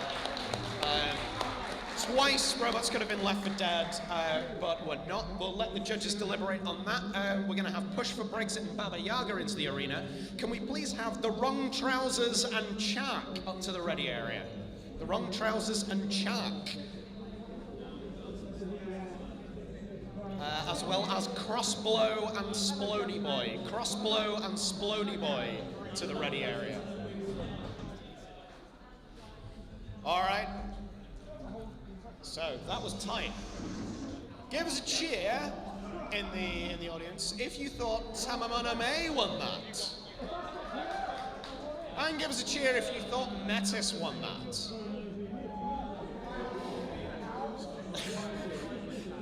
Apparently, nobody, like, there are some people who definitely didn't cheer for either robot then. That was... so yeah, let's let us know in the chat, like, who you think won that. We've got Push for Brexit and Baba Yaga in play here. Judges still waiting on a decision. I think we're going to just have to, because of the schedule, we're just going to have to get going with this fight and get the judges' decision from the last fight in a minute. In the red corner, we've got Push for Brexit. And in the blue corner, we've got Baba Yaga. Right? Is this going to be the last time we see the Boris Johnson figurehead? Get ready. 3, 2, 1, begin. All right then, Baba Yaga coming in, straight middle of the arena. First up, getting up behind Push for Brexit, which is already stuck on the wall, but is able to reverse. This is some, it's a slower affair than the last fight. I think it's worth saying. Push for Brexit being pushed around here. Seemed to be struggling with its drive. There's a wheel come off! A wheel has come off Push for Brexit. I think that was the damage that was done in the last fight. Enabled. And yeah, I think that's going to be it. Baba Yaga takes the win. Push for Brexit out of the EU and out of the competition. The judges are still deliberating. I mean, to be fair, they wouldn't have been deliberating during that fight. Obviously, our judges are very diligent. They won't have been just not watching that last fight. I don't know where Craig is, but we have a request in the chat to give the cat some dreamies.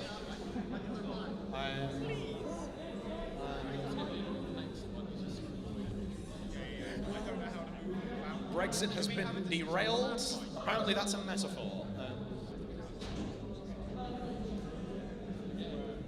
The judges still haven't decided who's won out of Tamamoname and Metis. It was tight. It was very close. Next up we've got Stingbinder and Igor in the arena.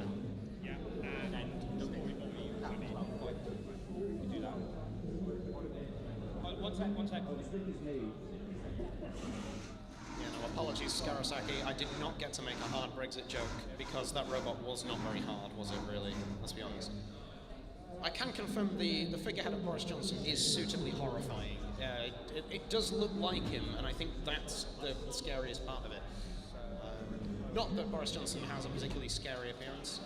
Ian Galloway in the chat, yes, there is a cat. Mr. Cat's Mouse House has already won its fight and is going to be in the round of 32.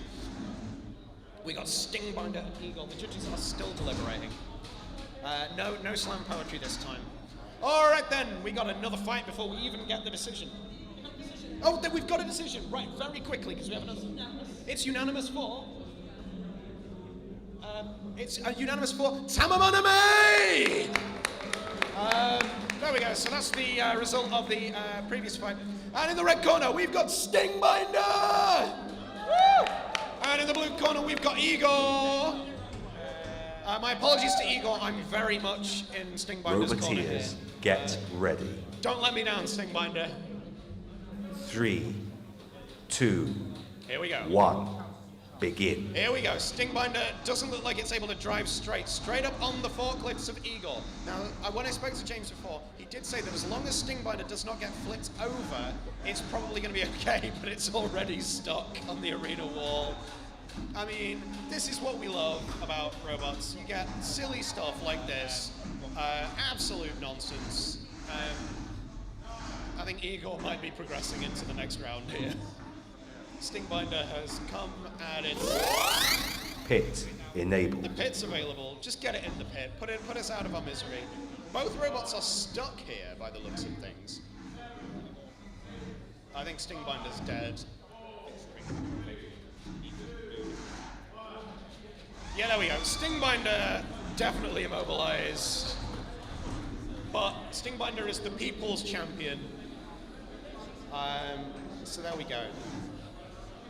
And Igor is back in the main draw.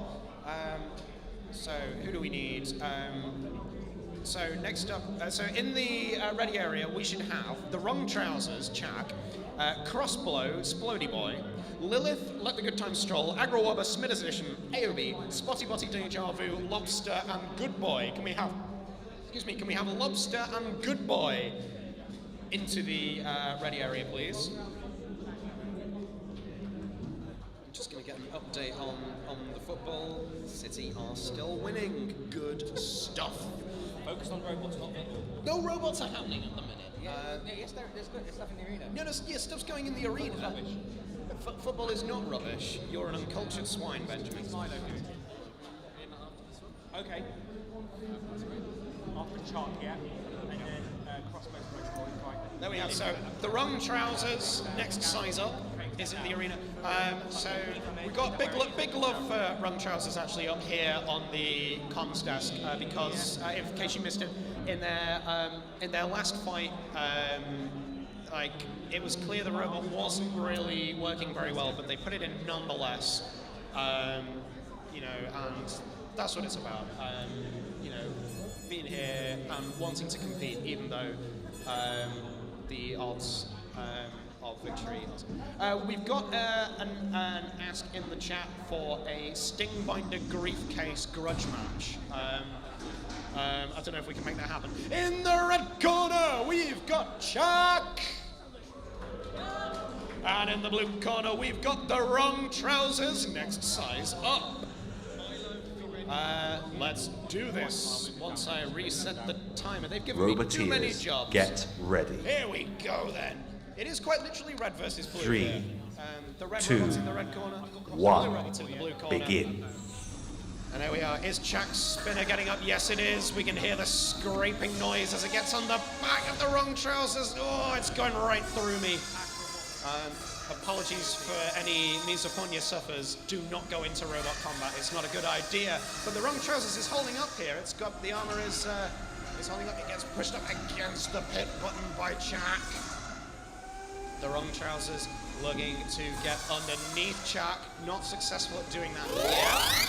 Pit enabled. Getting a little bump from the spinner there on the wheel. I can see something's peeling off the side of the Wrong Trousers' wheels. It's been a steady performance so far from Chuck. And oh, that's a tire, I think, off of the Wrong Trousers. That will count as damage. There we go. The link has gone from the Wrong Trousers. That is a win for Chuck. Chuck is back into the competition. The Wrong Trousers, unfortunately, is on a grand day out to not the next round. That was terrible. Right, next up in the arena, we've got Spotty Botty and Deja Vu. Can we please have Pain Per View and Grief Case to the ready area? Pain Per View and Grief Case. Pain Per View, briefcase. I need to rehydrate. Kellen Rist says this was definitely worth waking up early for. We are delighted to have you here, Kellen. Yeah, the more people watching, the better. You know, it's more fun. If anyone wants to like ask for silly stuff for me to do in the chat, I might do it. I'm doing that Twitch streamer thing. It's like, yeah, let me know if there's any like stuff you want to see. I'm not going to take my clothes off. That's not going to happen. Did somebody boo that? Someone's donated on the stream, so do a shout out. Can we have a shout out to Lewis Burmeister, who's donated us $5. I didn't know people could donate to the stream. But yeah, if you donate to the stream, we will get Dave a bigger broom. There is definitely a strong audience desire for Stingbinder versus Griefcase. I think we want to make this happen. Well, Griefcase might be Pain Per View, yeah. Alrighty, we've got the competition's spottiest bot, Spotty Botty, against Deja Vu here. In the red corner, it is Deja Vu! And in the blue corner, Spotty Botty! Alright. Roboteers, get ready. 3, 2, 1, begin. There comes Deja Vu. Looks to have taken some damage, I think, in his last fight. Those wheels don't look in the best nick. Spotty Botty, clearly the quicker of the two, but can it bring that sort of gripper holder weapon into play? There we go, there's the first instance of it. Got hold of it, pushing it over the pit. Is that a little warning to Deja Vu? Spotty Botty saying to Deja Vu, this is what will happen if you let the pit go down. Deja Vu, well, it's I don't know if that's just the shape of the wheels, if it's because they've taken damage. The pit's available. Deja Vu has got Spotty Botty up onto its back. However, Spotty Botty has already demonstrated that if it can get that jaw, get that clamping jaw on Deja Vu, it's able to push it round. Deja Vu getting very close to the pit.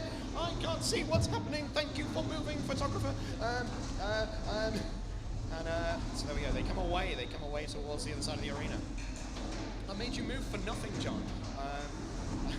Spotty Botty getting a grip now on Deja Vu, which has got dangerously close to the pit. Don't go there. The pit is much bigger than you would think it is. Can Deja Vu get a bit of a push on Spotty Botty? This is a very tight affair. Both robots trying to get themselves into a position to push their opponent into the pit. Down comes the grabber on Spotty Botty, but it's coming very close to the pit and it's been pushed on his back. Can Deja Vu get that final devastating push in? Oh no, Spotty Botty escapes. Spotty Botty, oh goodness, you need to stop doing that, Spotty Botty. You're going far too close to the pit, far too often. But there's the grabber. It's got hold of Deja Vu now. Is this gonna be a final match? No. We get away. Spotty Botty trying to push Deja Vu more conventional. You've only got 10 seconds to finish this. This is going to be another long judge's decision, I think. 3, 2, 1. What a fight! Can we have a round of applause for that, please? That was good stuff. Yeah, I want to echo Jonathan Dixon's sentiment in the chat that Spotty Botty has done an excellent job to get itself put back together. It did take some significant damage.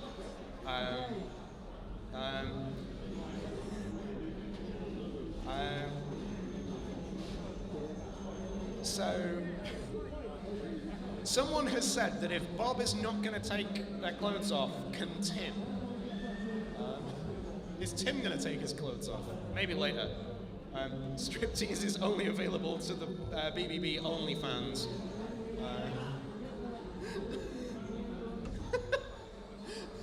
Right, we've got Lobster in the arena next. Can we please have Pain Per View and Griefcase to the thing? Can we please have Not Fragile and Boring Bot to the ready area, please? So the following robots should all be in the ready area.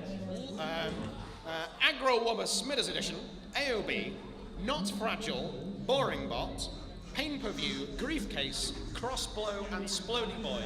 if you heard your robot's name there and you are not in the ready area, get there, please.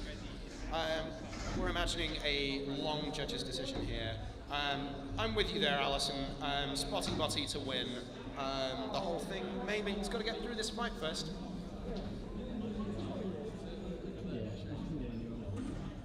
There seems to be some consensus in the chat that it was the shape of Deja Vu's wheels.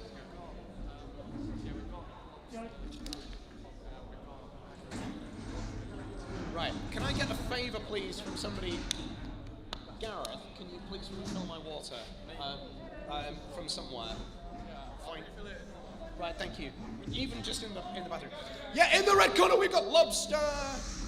I was looking after my health, Joe, don't rush me. In the blue corner, we've got Good Boy. So, let's get this going. Roboteers, get ready. So there's a gag in Lilo and Stitch about whether they have a 3, lobster door or a dog 2, door. 1. And I think we're about Begin. to find out the answer here. Lobster has, after taking some significant punishment in its last fight, seems to be back in vaguely working order. Good Boy, quick across the arena. I love that lobster weapon, that bizarre, spinny, lifty thing. I'm not quite sure. I'm not quite sure what it's supposed to do, but it looks spectacular. Something's come off. That looks like a belt from the spinner. It's still going. There goes the other one. So I think that might be it. Hit. Enable. So there's no more spinny, wafty thing. Lobster has got Good Boy pinned on the thing. And it is heartbreak for Good Boy.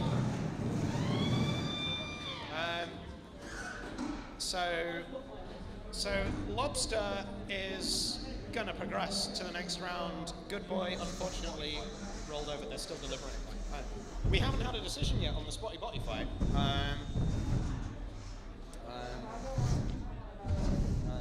Thank you to Yilhova to put a few drops of lemon juice in my water. It does help the voice. Oh my goodness! Wow! Thank you. Look at this! I've been given a glass bottle. Look at that! I'm being spoiled here. Like the princess I am. Can we please have Handsome Pete and Bad for the Mucker to the ready area, please? That's Handsome Pete and Bad for the Mucker. Do we have AOB and Agro-Wobber? We've got a decision on Spotty Botty. It's a split decision. All right, so Judge Ryan. Oh no, go on, I'll get you. Okay. So for Spotty Botty versus Deja Vu, I have given literally the closest decision I possibly can to Spotty Botty. One vote for Spotty Botty. By 2 points on my little slider thing here to Deja Vu. Ooh, once again, Simon has the casting vote. Again, this is extremely close. For me, just about went for Spotty Botty. Spotty Botty takes it! Thank you very much, judges. That was a very tight fight. A great performance from both robots. AOB is looking a lot less orange than it did when we last saw it. I wonder why that is. In the red corner, we've got AOB. And in the blue corner, Agro-Wobber Smitters Edition. Roboteers, get ready. Remember, lose this, and you're out of the competition. 3, 2, 1, begin. All right, this is going to be another pushing match. We think we got two wedges here. Turquoise and orange. Lovely color contrast. You'll love to see them. So Agro-Wobber is the first one to get in and underneath AOB. Losing the round clearance battle, but there we go. There we go. Pushed up against the arena wall again. Now, obviously, if you've got a robot that doesn't have an active weapon, this is one of the ways that you can demonstrate aggression and damage is by pushing your opponent up against the arena wall. Pit enabled. Until the pit comes into play, and it has just done that. Okay, Agro-Wobber repeatedly pushing AOB into the arena wall. No one's going near the pit button yet. Agro-Wobber now going for the pit. But it's been flipped up! It's been flipped on its side by AOB! Can it drive on its side? This could be a dramatic turnaround here. Can it free itself on those sidewards wheels? I don't think it can. And that's incredible. AOB is through to the next round. Agrawobber is out of the competition. Wow. Wow. Kellen has asked if I will do the next event in a dress. Yeah. I said I was a princess. I stand by it. Oh, cool. Well, I'll meet you up then. Lilith. Dave, is Lilith good? Can we please have Ubli and Babrog to the arena place? Aggro up, used counter, the move failed. That's a shame, isn't it? 10, 9, 8. Oh goodness, I didn't 7. turn off the timer at that point. I don't know, what am I doing? We've got Not Fragile and Boring Bot are in the arena next. Come on, Not Fragile. We want exciting robots to win. Not that Lilith might have a bit. Cool. I'm having significant difficulty getting the lid off my wall. It's got a screw top. What is it supposed to do with this? Has anyone got like a flat, of course, has anyone got a flathead screwdriver they can immediately lend me?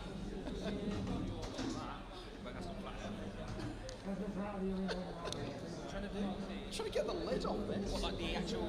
Yeah, the actual. Yeah, take it off. Oh, okay. It's not a screw top. Oh. Yeah, no, but like.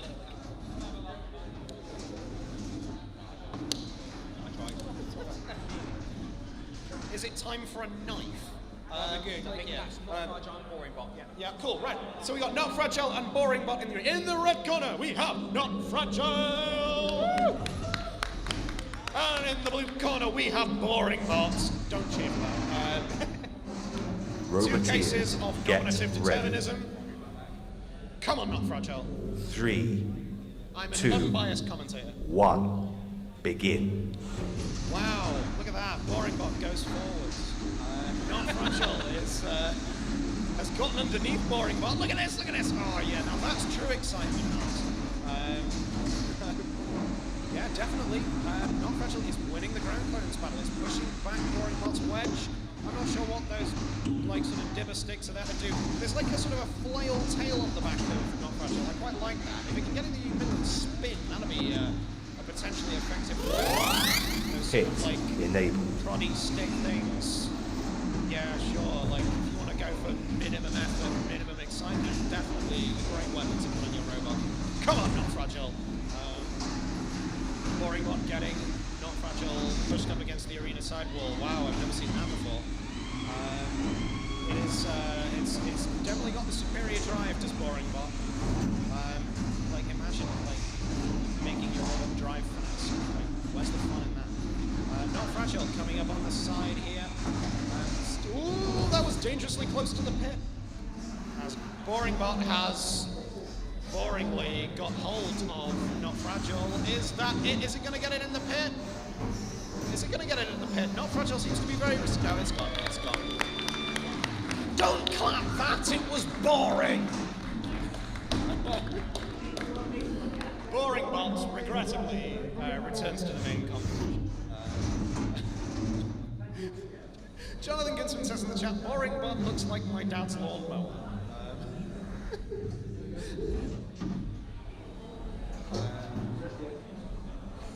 So there we go. Right, yeah, it has now become a. Can someone get me like some kind of flat head screwdriver or a knife or something so I can like get my water bottle to refill it? This is actually not a joke anymore.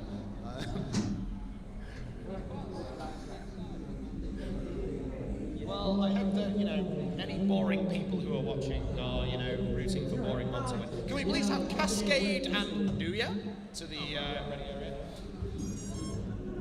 I feel so bad for you. It really did do a number on it, didn't it? Carried on. Alright, in the arena. They might do. Thank you very much. Jeff, you good? 5.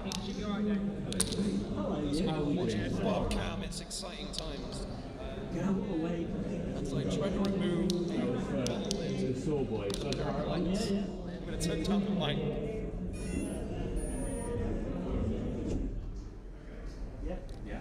Thank you to Ian for donating £2 to make me shout out to myself for doing my best with multiple roles. Thank you. More pain, more money. Yeah, cool. All right, then we got our next one. Yeah, thank you, Rory. In the red corner, we've got Let the Good Times Stroll. In the blue corner, we have Lilith. Let's do this. Roboteers, get ready. So, like, Let the Good 3, Times Stroll has already won 2, the Bob Horton Prize for 1, Lives. begin. There we go. It's trundling along. It only seems to have drive on one side at the minute. Lilith getting up underneath it, pushing it up against the arena wall. That's where Good Times' spinner could prove to be its own undoing. That right-hand side of Let the Good Times Stroll does not look to have much power. So can Lilith get on this? Can Lilith get on this? I think that might be it. I think that might be curtains. Lilith is going to go through to the main competition. Let the Good Times Stroll strolling out of the competition. There we go. Rory Mangles, you are my hero. Thank you.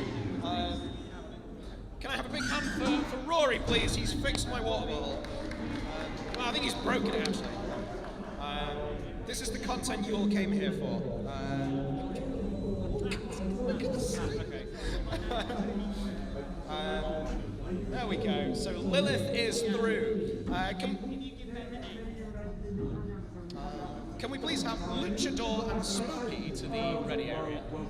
That should be a good fight. Looking forward to that. Guess what we've got in the arena next? We've got Pain Per View up against Griefcase. It's time for Griefcase to come back. We've got, thank you very much to Jack Slade HD for a quiz. He's like, hey, say up. Thank you. I don't know why I'm thanking you. The cash doesn't go to me. Reminder to Bob to turn off the countdown. Thank you, Hill. I have already done that. I am doing a diligent job most of the time. Sad feet. Thank you, Jonathan, for that.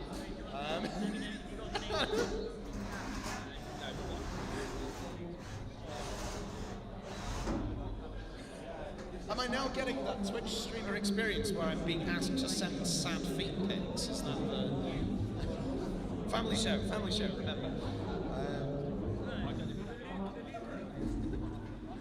Alrighty, so I love Griefcase. Can we have another shout out to Griefcase's mum?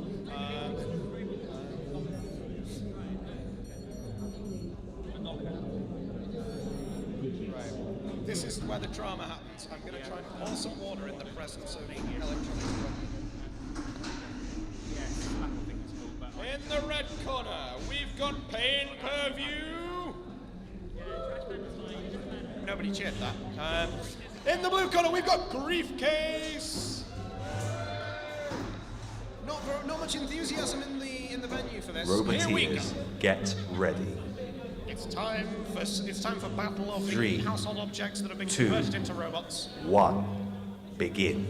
Oh, there's a spinner on Pain Per View, and here it goes. Is Griefcase going to hold up to it? Some kind of grinding noise.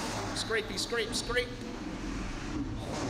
To be fair, Griefcase with that kind of corrugated plastic armor is holding up really well. There we go. That's. How do I even commentate on this? That's it. It's moving! Griefcase is moving! Big cheer for that. That's good stuff. And immediately gets pushed back into the corner by Pain Per View again. So I know that like Griefcase is obviously made from Griefcase. Pain Per View is made from like an old TV box. So let's not diminish the ingenuity that's gone into Pain Per View too. And that undercut spinner is making a lot of noise. I don't know how much damage it's doing, but it's definitely occurring. I think, like, yeah, Griefcase is waving. If you're watching on the stream, wave back to Griefcase. I think Griefcase is kind of done here. It's moving. No, it's moving! It's moving! Griefcase is back in business. You've got about 45 seconds left of this. it's not like if you're a robot fighting purist, this is not exactly, you know, exciting material, but you just gotta love it. You gotta love the household object items, robots, things. Yeah, pay-per-view is a cable box, shrewdly observed in the chat, and they put some weapons on it. I'm still upset with Rob, who builds pay-per-view, because he's not brought Dreadbin, which was my favourite robot at the last event I came to. 10, 9, 8. We can see the countdown here. The link has come out of Griefcase. There we go. It's dead. Griefcase is dead. Right. So we have a request from Jonathan Kinsman in the chat. Can we see? Can Griefcase fit in the pit? It's a straight up no. We're not even going to try it. It's not happening. So there we go. That was right. Well, it's pretty clear who won that. Pay-per-view won. Yeah, pay-per-view definitely won. Yeah. Yeah, it was Briefcase's link came up. So that's the state of play.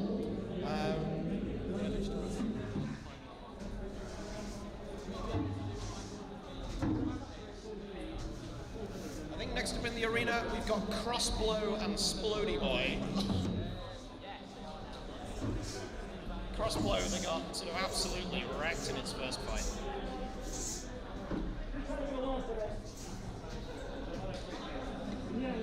Right, no. Rory has gone to the diligent effort of exciting times on water cap.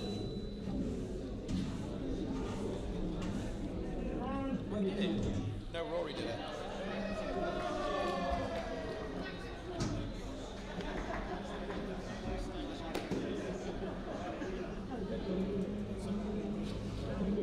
Yeah, we've got water again.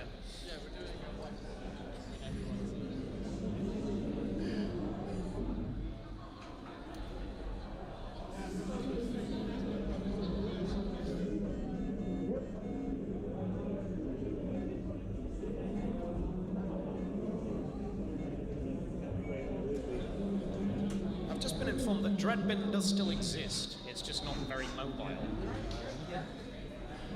So Dreadbin is a robot where it's a bread bin with a working door, and I saw it.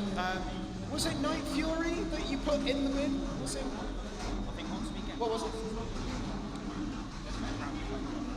I can't. You've got a mask on. I can't read the list. Okay. It was Toxin, which is one of the feared spinners. Hi to Jack 3D. Dreadbin put Toxin in the bin and then in the pit. It was wonderful. Thank you for those in the chat who are invested in my hydration levels. I can confirm that I am more hydrated than I was before.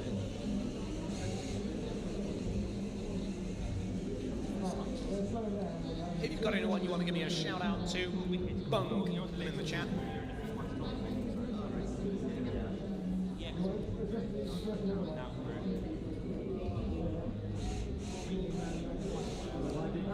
I'm looking forward to this fight actually, to see how that chunky wedge of Crossblow holds up against the frankly fearsome spinner of Splody Boy. Thank you, Jack Slade, for reminding me to eat. That's also a good idea. However, I am on a microphone, so you'll buy me food. It's alright, I've got plenty of food. You don't need to buy me any. I've done that back. People in venue going in the chat. This is confusing me. Oh, yes, of course. Sicilian. I'm pretty sure I've just decalibrated it. The sequel, Bob versus sandwich wrapping. Specific requests for water bottle count.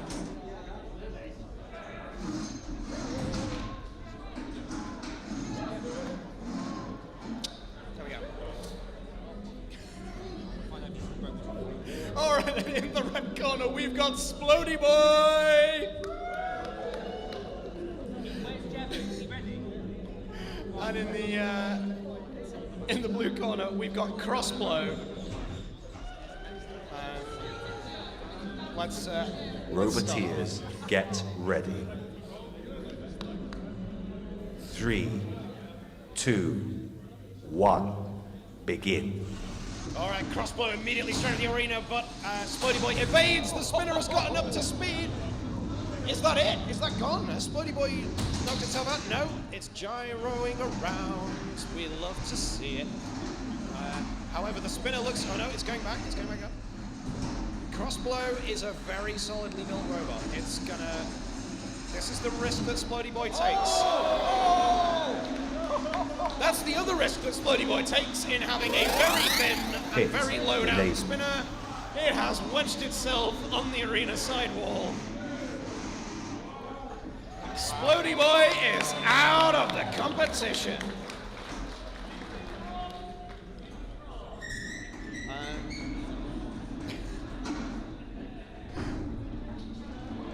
Thank you to everyone in the chat who has, as Kellen has pointed out, I've stopped being invested in robot fights and just wants to make sure I'm practicing self-care. Thank you. It means a lot. So yeah, that was it was a good win actually for Crossbow. It took some big hits, which is what it's built to do. Can we please have Enigma and Maximum Ogre Drive to the ready area, please? You're already there? Oh, that's great. That's great. Great news. Right, it's time for Bob versus Sandwich Packaging. I've got it open. We're all good. We're all good. Take a screwdriver for that, mate. The Wall is the most dangerous competitor today. That is, yeah, actually. How many people have been eliminated from big? It's at least 2 or 3. So now in the arena we're going to have Beetle and Babrog. I'm going to wrap my lips around some coronation chicken. It does have raisins in it.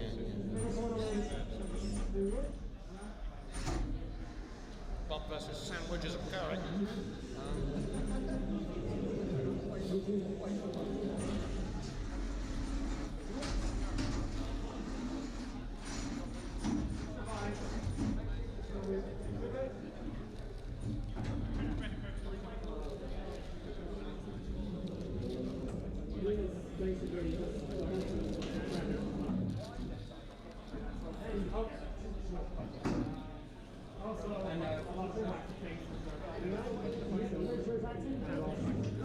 Coronation chicken is not an F-tier sandwich. It's great.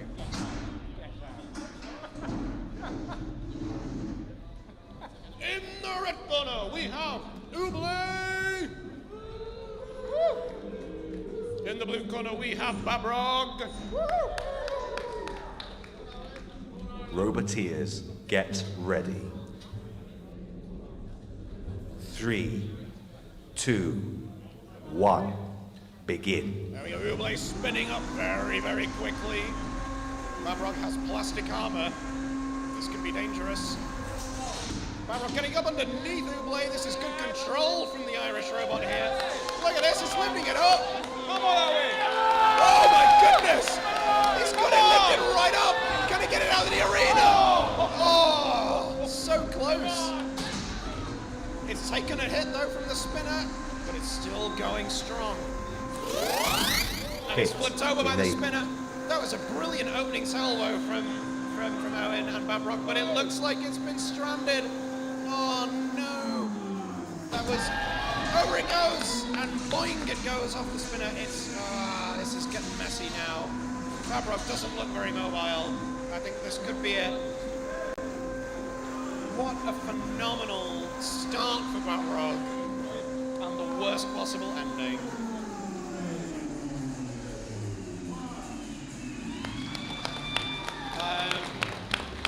Good stuff, good stuff. That was like good show from Beetle to stay in the fight despite that early aggression from Babrog.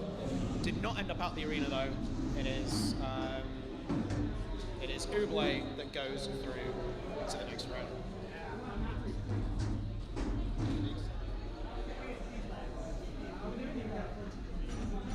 I've just been informed in the chat that me consuming food and drink has officially become an internet meme. Cool.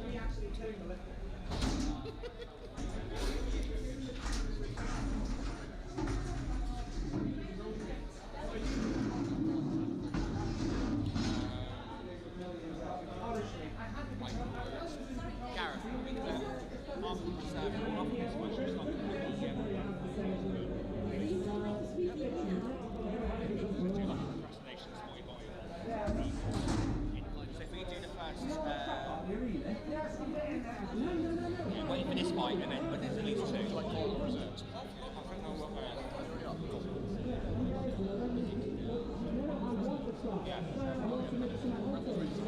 Right. With people's permission, I may try and take a selfie with y'all, if that's okay. If you do not wish to be in a self-photograph with me, now is probably the time to hide your face. No, that's the front camera. I was just going to get a picture of Felix then. Hi, Felix. All right. Give us a wave, everybody. Nobody was waving. That's all right. It's fine. I've been asked by the bot builder to shout out their channel. They're in the crowd. Cool. They're right there. They've identified themselves very quickly. Right, yeah, to answer the question, yes, the sandwich was a meal deal. This is like... Felix, come!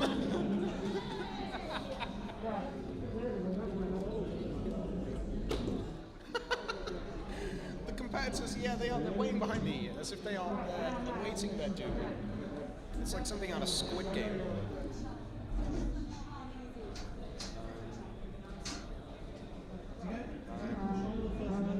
We got some robots happening here.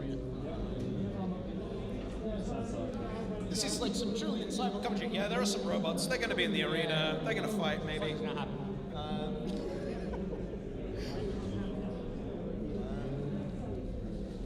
Ben's on camera. So this is Ben. Ben has been running all the behind-the-scenes stuff.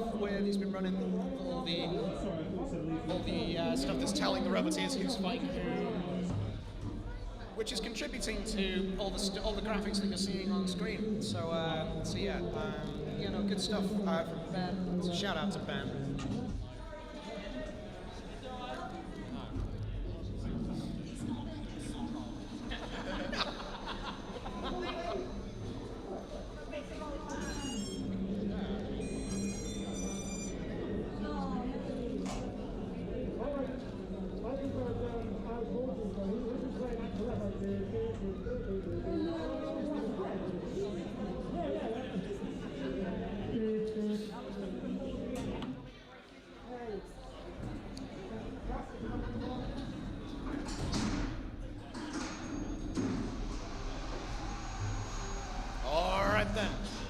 In the red corner, we have Handsome Pete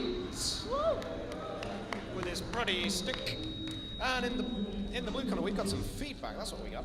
In the blue corner we've got Bad for the Mucker.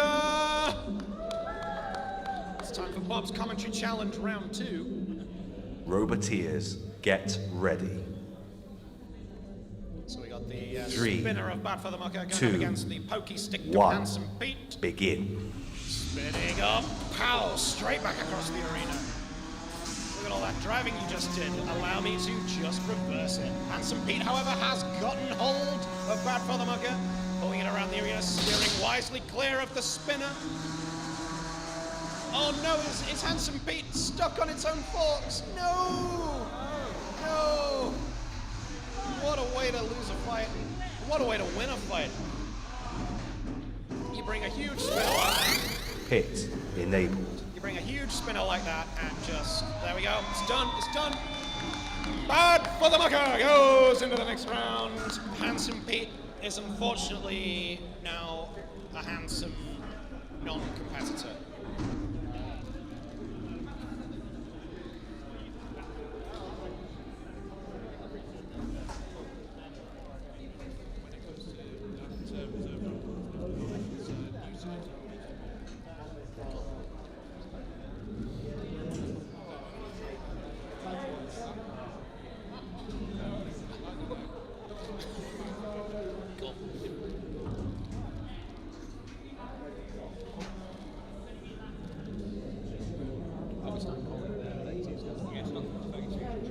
it's time to start announcing who's fighting in the round of 32, so you can start getting up to the arena. Can we please have Procrastination and Spotty Botty to the ready arena?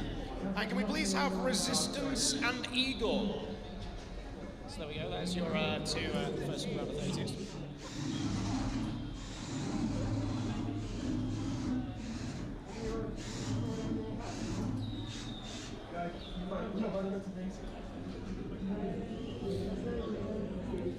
Sandwich part 2.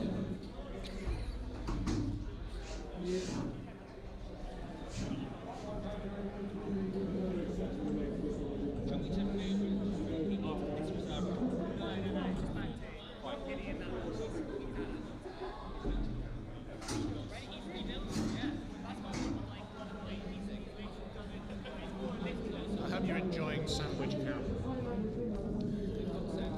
Yeah, I know. I'm going to stare intently into the camera.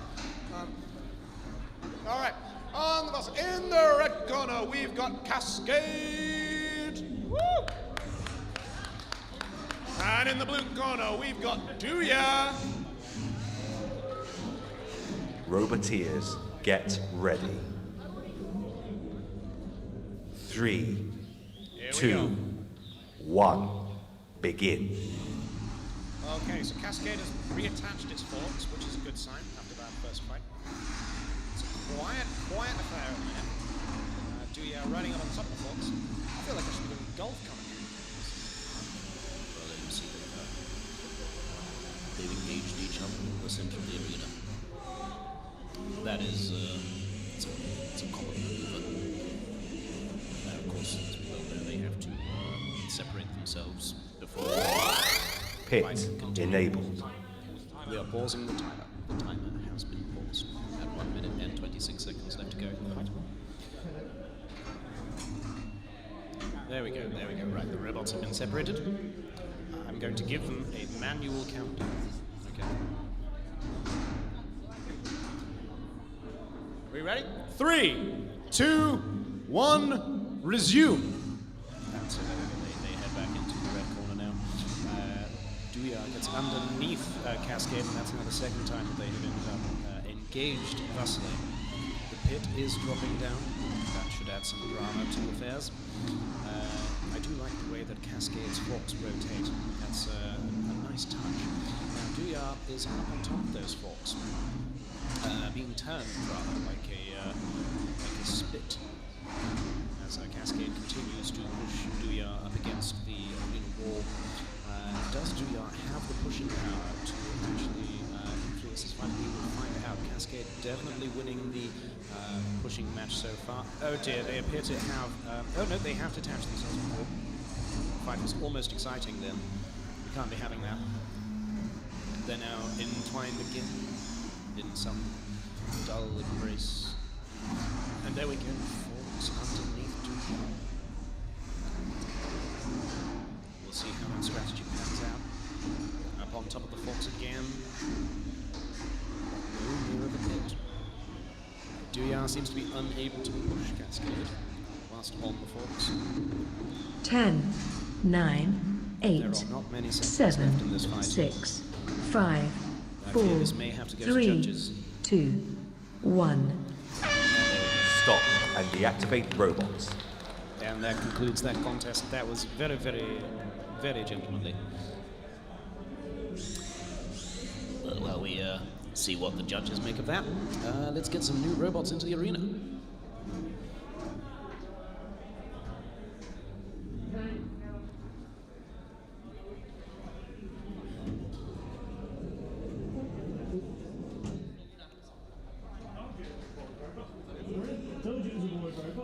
We have a unanimous decision from the judges. I apologize, I've got a sandwich in my mouth.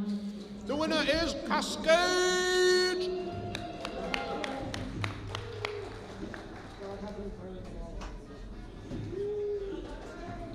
All right, we got 2 more redemption fights. It's Rory Mangles, everybody. We've got Rory Mangles here. Look at him. Resplendent in his orange fur. Good stuff, good stuff. Someone has clearly joined the chat and been like, why is golf commentary happening?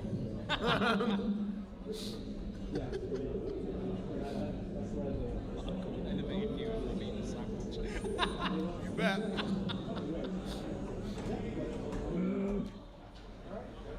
So yeah, this is sandwich cam is what's happening in between. You have to build your next robot. If you build a robot, it has to be sandwiched. Now you see, I'm never building a robot. I enjoy doing this too much. In the red corner, we have Maximum Ogre Drive. And in the blue corner, we have Enigma, which has thus far had the shortest stay in the competition. It was out of his last fight in a matter of seconds. Roboteers, get ready. Here we go. Remember, the loser of this is 3, out of the competition. 2, 1, begin. There we go. A tentative approach from both robots. Maximum Ogre Drive, he has that saw. We will hope to do damage with Enigma with that flipper. Is it going to be able to get Maximum Ogre Drive out of the arena or into the pit? That's what we're aiming for. Of course. Now the saw on Maximum Ogre Drive doesn't look to be spinning. Oh, there we go, there we go. Oh, sparks flying in the blue corner. You love to see it. The question is, can Ogre Drive saw through that wedge Pit on the front of enabled. Enigma? Pit is now available. The saw comes down again. It's got by the side of the wedge. Is it going to damage something crucial? Ooh, it's got a grip. It's got some cutting in. Still nowhere near the pit button. We get pushed into the corner again. That saw's coming down. You can see some big scores in the front of Enigma's plastic front. There's some sparks flying. Pyrotechnics. We do our own pyrotechnics in robot fighting. The pit is available. Enigma has pushed the pit button, but that might be to its own disadvantage. Maximum Ogre Drive takes it. I'm not quite sure that was in the plan for Enigma when it pushed the pit button, but congratulations to Maximum Ogre Drive. Goes back to the main competition. Enigma is eliminated. We've got our final redemption fight imminent, which will be between Luchador and Spoopy.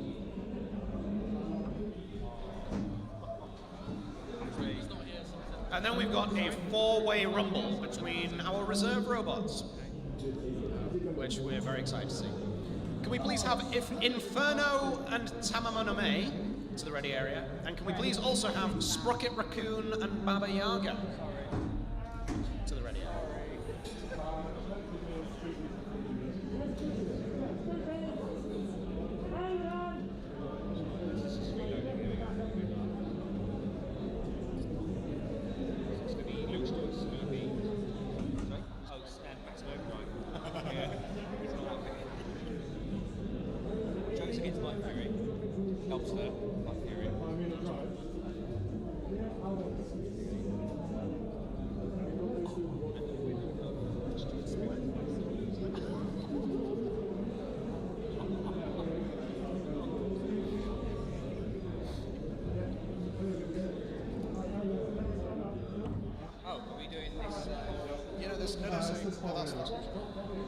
Yeah, but I thought Reserve Rumble was happening. No, apparently it's the Luchador's happening. Yeah, but Gareth was talking to real. Yeah, but where's Spoopy? It's the name of his brother. Oh, now what?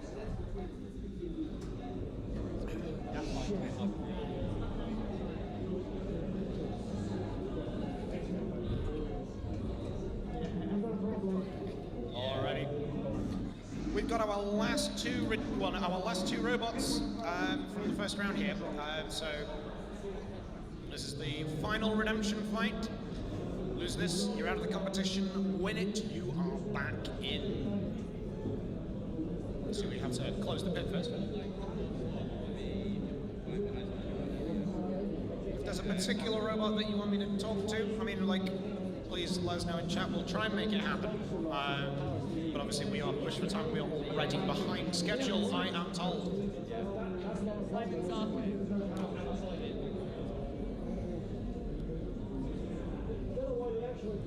Zooming in on me chewing. I cannot see what's on the stream, so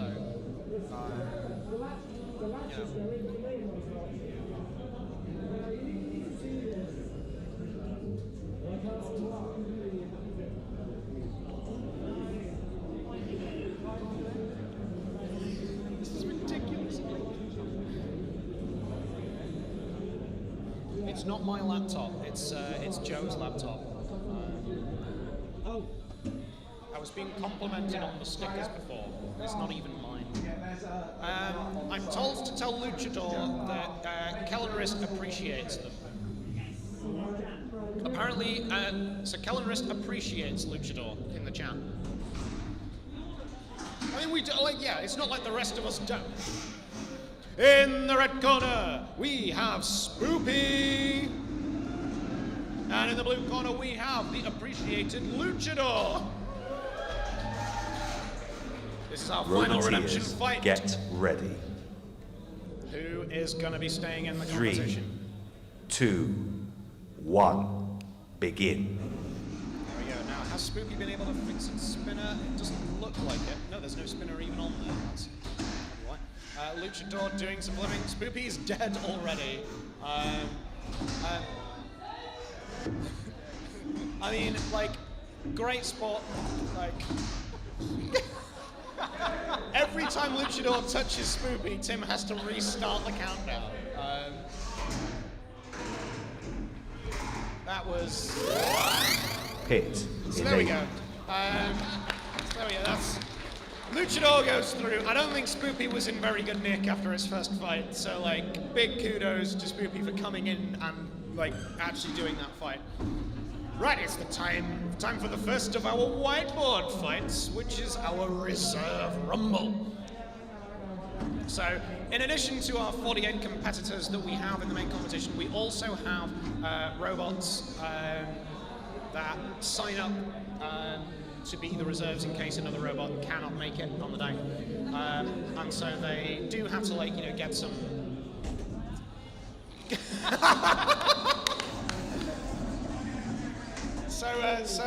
So, yeah, I don't know what that is, but it's got a fish slice on it, so we're happy. So I believe, judging by what's written on it, that robot is called Slap. The names that I've got on the screen in front of me are definitely wrong. Yeah, I wouldn't trash mind them, I'm saying. So I've been asked to interview Crane from Mr. Cat's Mouse House. I've been asked to interview Alex Mordew from Soul Loser. I've been asked to interview Chak if Chak wants an interview. While we set up whatever on earth is going on here. Yeah, so these robots aren't exactly good. I think it needs to be.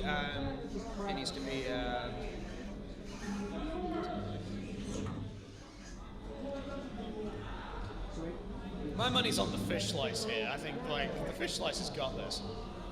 I'm loving the spikes on the side of whatever that one is. Oh, that'll be Gladius. Ah, yeah, because it's got like a Roman Legionnaire shield design on it. I like that. That's a pumpkin! That is an honest-to-goodness pumpkin. We're just throwing all the robots in now. It's got a spooky skeleton hand. This is what it's about. Right, 2 minutes of madness here. I'm not even going to name, like, let's Roboteers, get ready. So we have the fish slice, the glasses, 3, the pumpkin, 2, the Roman 1, one, begin. and the matte black one. The black one has immediately gone straight to the arena wall and seems to be out. The fish slice and the pumpkin are going for it. The Roman one has pushed the pumpkin up onto the side. They're all. How am I supposed to commentate on this? I don't envy anyone who ends up commentating on Rumbles on the reg. The one with the glasses is just ponderously moving around in the middle. It's absolute chaos. There is the fish slice one is going near the pit button. The pit button is now. Pit enabled. There we go. The pit's going down, and is the pumpkin going in it? Is the pumpkin going in the pit? Yes. However, it's mostly filled the pit. I don't know if you can see that on. I don't know if you can see the pit on the stream, but the pumpkin is full. Well, the pumpkin is filling the pit, and everyone appears to have died. That's it. The pumpkin's gone in the pit. That was the end. This isn't football. Goal. There we go. Yeah. So like the Roman one and the black one are actually having a bit of a fight. The fish slice has died. The one with the glasses has died. Oh, what are you doing, Roman Robot? What are you doing?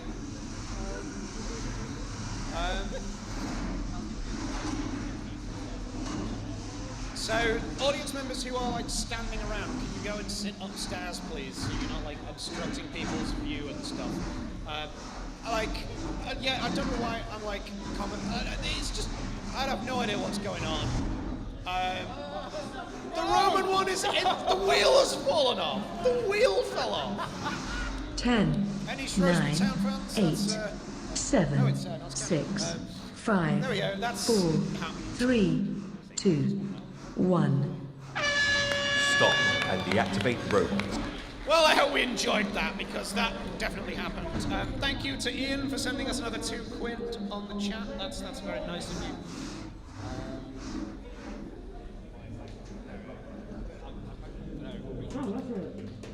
Jonathan Kinsman asks, what if I built a robot? Well, yeah, build one. That's what this is about. Like, you know, yeah, build robots, please, because then we have more robots to fight. I don't know how that's not the thing.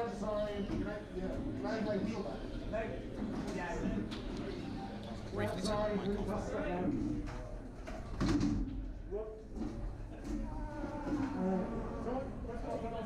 It was mine.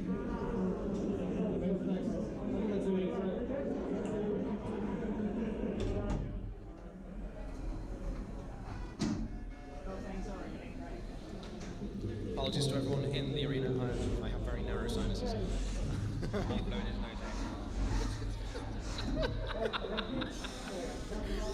Next time I'll lean right into the mic.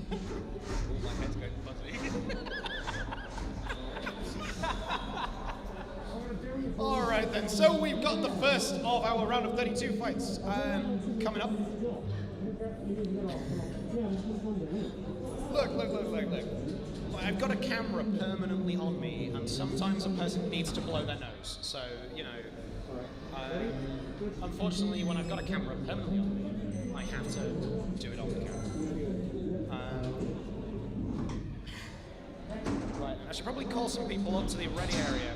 So we need Vertex and Lilith, and we need Contradiction and AOB. Is it dead already? Is it dead already? In the red corner! In the red corner, we had Procrastination. It's already beached itself. There we go. In the red corner, we have Procrastination! And in the blue corner, we have Spotty Botty. It's knockout from here on in. It's the round of 32. Roboteers, get ready. Seagull Spinner versus Googly Eye Gripper. 2, 1, begin. Let's do this. Procrastination doesn't look like it has much drive, but it's got a lot of weapon. Oh no, there's a Googly Eye on. The Googly Eye's gone. Oh, I can't. Wow, that's awful. It can't see. How is it supposed to see whenever it goes in the air? Procrastination getting some MLs off its own power, I think. But I think that's maybe it. Spotty Botty has been inverted. It's desperately trying to right itself, but I think it's lost a critical bit that allows it to do so. I think Procrastination has stuttered its way through here to the last 16.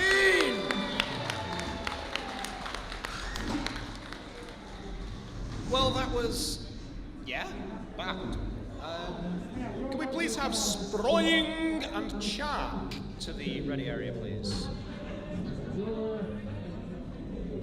So now we've got Resistance and Igor.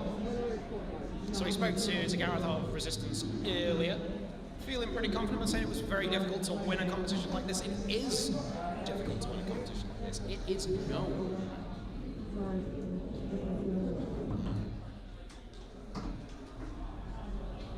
But that's why we do it. Seagull spin. I'm here for the seagull spinner.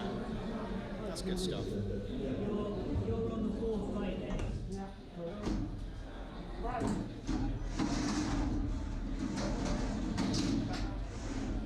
Alright, so fights are coming thick and fast here. This is so I've been given a list of activities that I should complete for soccer.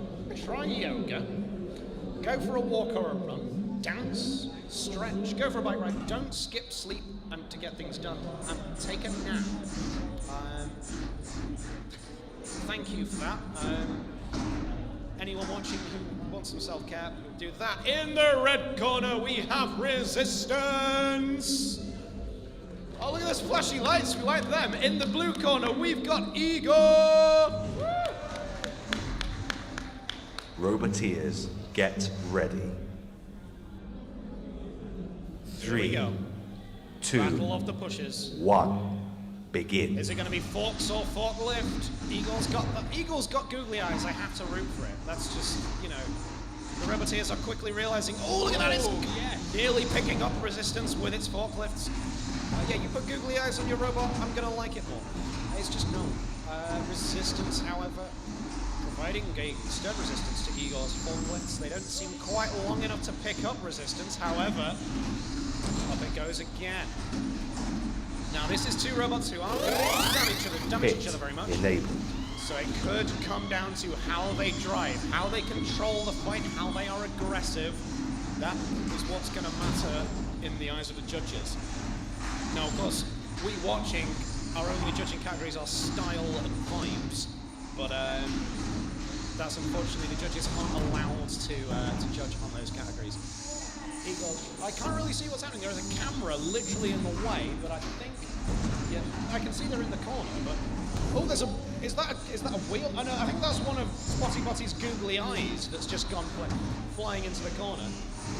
Igor dancing very close to the pit, dancing with danger.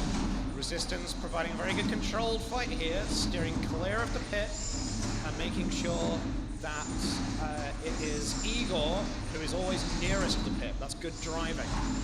Igor getting pushed around here, God's flipped onto its back. Is that going to affect things? Can Resistance now make that new advantage count? Because obviously Igor's not going to be able to get its forks underneath Resistance when itself is upside down. Igor very close to the pit there, but escapes.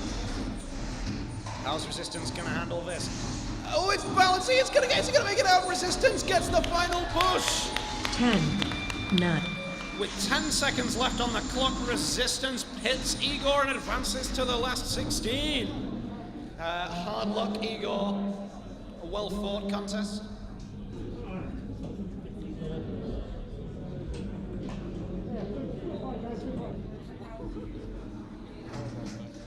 So next up, we've got Inferno against Tamamo no Mae. That's the first time I've got it wrong, Tamamo no Mae. Shame on me indeed. So Tamamo no Mae has already overcome some impressive opponents, out-driving Metis in what was a thriller. That was a good fight. How is Tamamo no Mae going to handle the beta spinner of Inferno? Inferno was very dominant in its first fight. Didn't really have to get out of first gear whilst dismembering its opponents.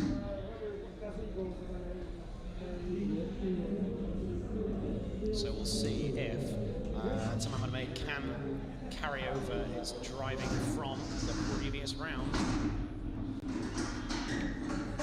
In the red corner, we have Inferno! And in the blue corner, we have Tamamo no Mae! Roboteers, get ready.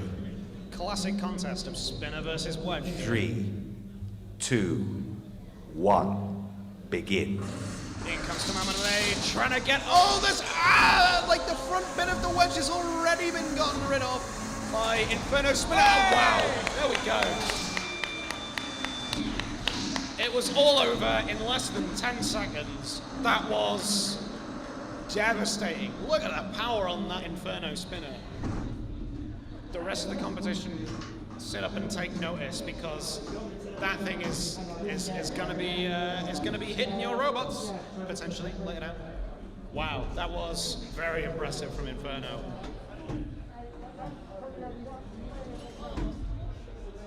Like literally gone in 10 seconds. Wow.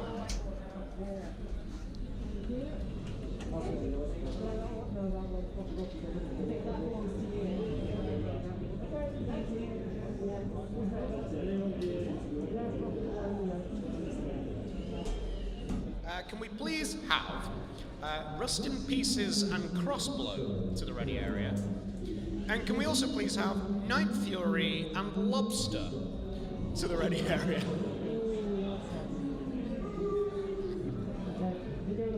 Team Lobster are not happy about that.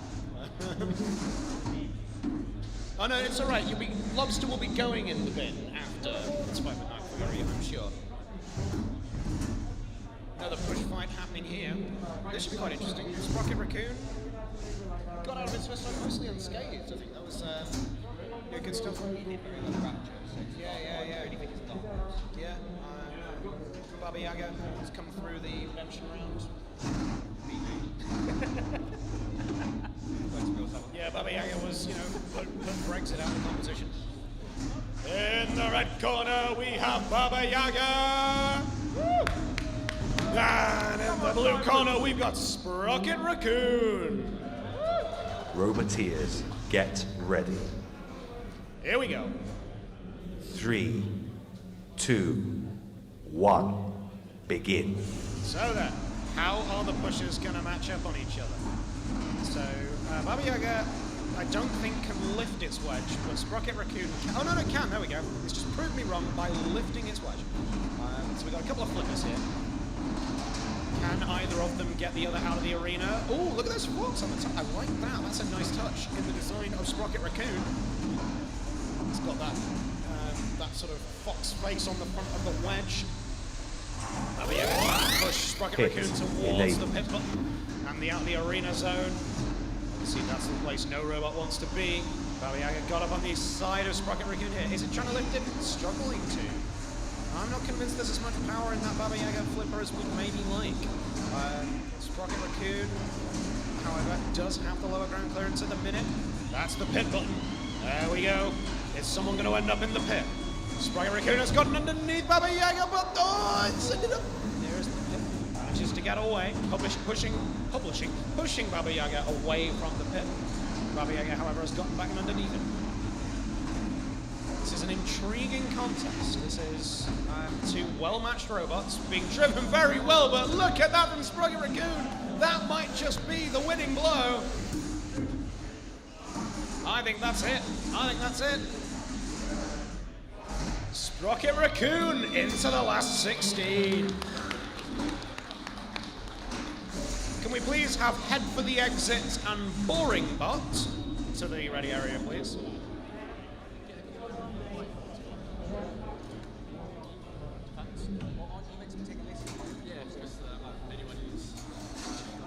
Anyone who's out of the competition and wants to have a whiteboard, a sting binder, a briefcase, speak to Gareth. Cool. The peoples wants to see Stingbinder versus Griefcase. I've just got thumbs up from both Stingbinder and Griefcase. I think it's happening, viewers. I think we are going to get Stingbinder Griefcase, the showdown.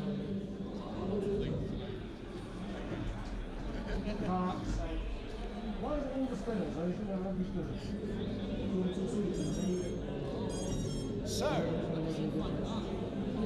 yeah. It's gonna be fun.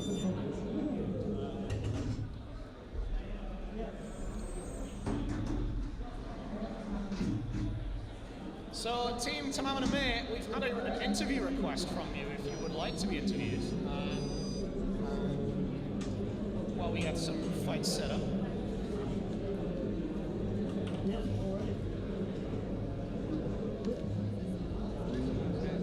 Someone wants.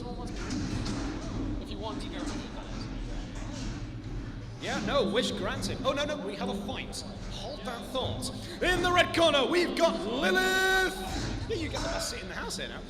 And in the blue corner, we've got Vertex. Spinner versus Wedge again. And afterwards, an interview with Tamamana May. Roboteers, get ready.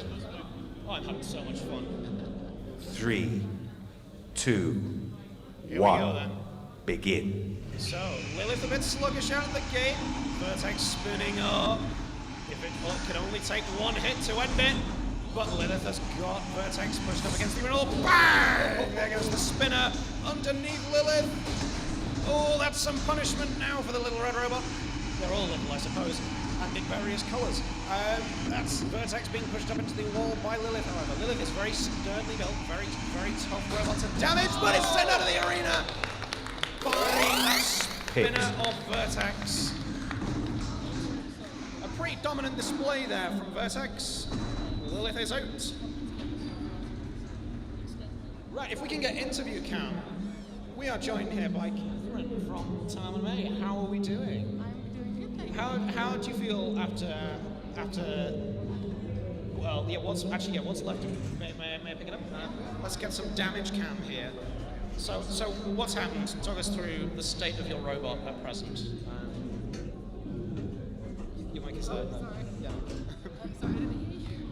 Talk us through the state of your robot at present. At present, she is working perfectly fine. She's missing the wedge, front wedge. Come a bit nearer the mic.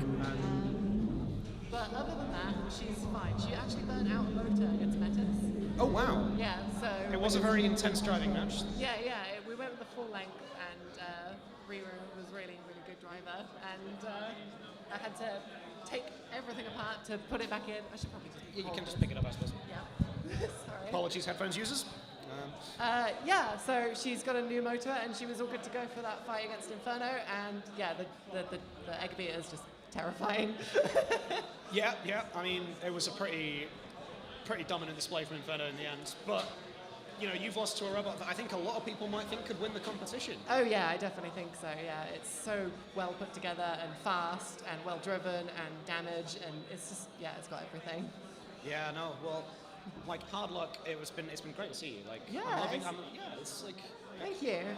Hopefully make some upgrades. Probably replace the aluminium with some steel, and she'll be a lot tankier. Good stuff. Well, it's been wonderful watching you drive. Yeah, can we have a hand for Tamamana May? There we go. Right, we've got another fight to do. In the red corner, we have AOB. Oh no, time out. No, we like. They hadn't taken the protective thing off the wedge. That might be important. In the red corner, we have AOB. Woo! And in the blue corner, we've got Contradiction. Woo! Roboteers, get ready. 3, 2, 1, begin. There's Contradiction spinning up that drum as an immediate hit on AOB. That wedge looks to be bent. That could spell bad news for the orange robot, which has already showered the arena in orange paint. It was great fun. But that spinner on Contradiction looks pretty frightening, and something...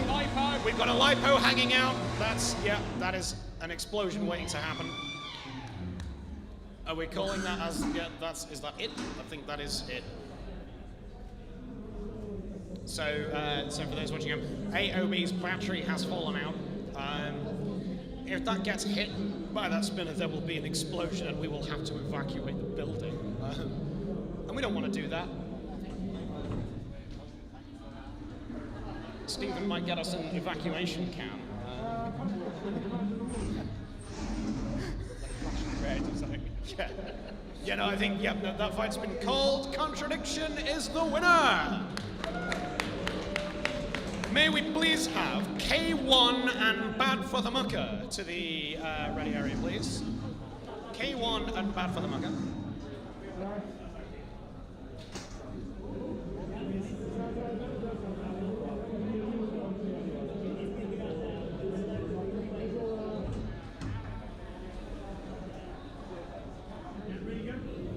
Thank you.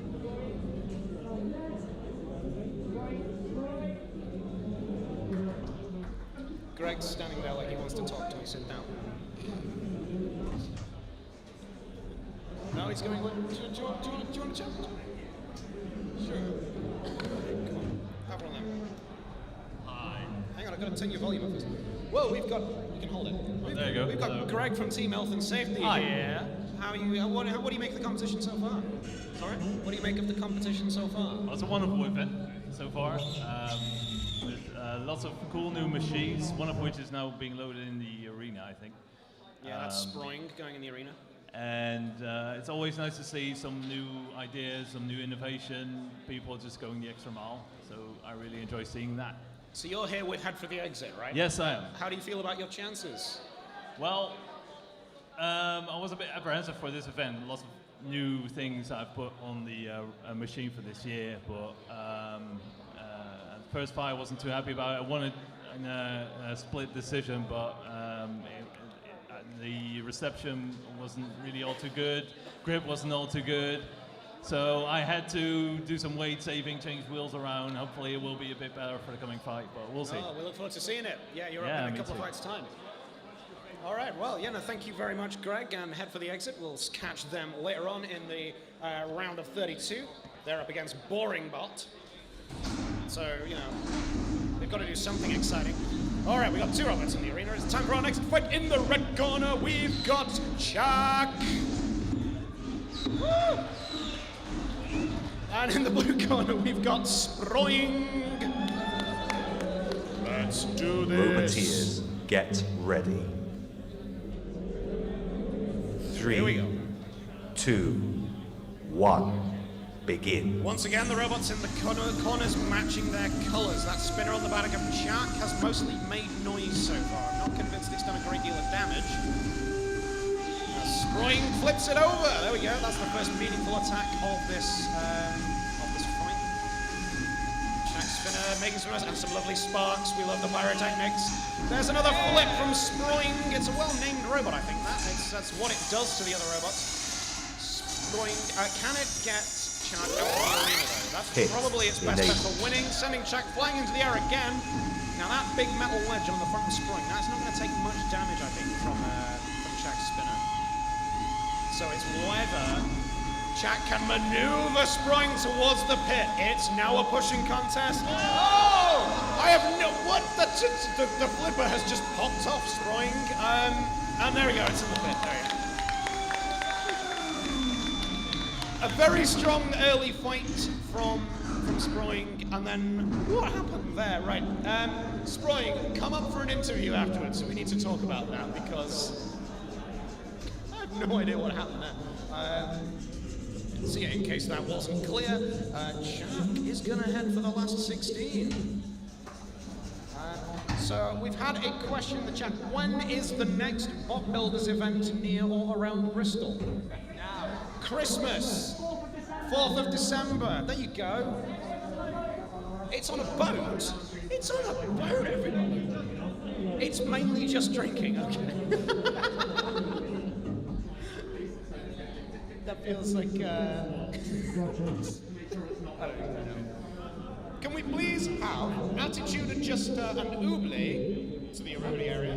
And can we also have Sore Loser and Luchador to the roadie area?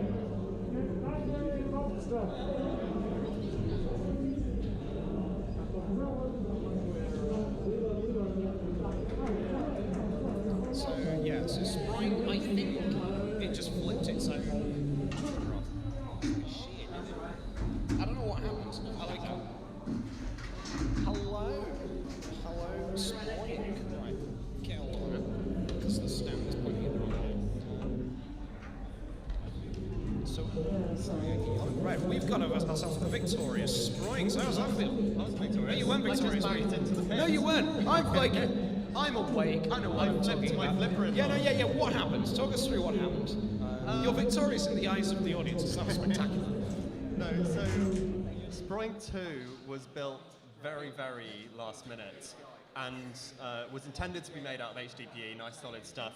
What I actually went into battle with is prototype 3D print, so you can see how. So it's all 3D printed? Is. Ah, okay. Yeah. And where I put the screws through to attach the armor plate in the front, obviously weakened that. And after a few flips, it's just snapped in half. I have a spare, but it's too late for that. Yeah, now. it's too late now. Well, unless you're going to come back for a whiteboard, sorting out if you want to. But no, really happy with its first outing. Yeah, it's done a pretty good job.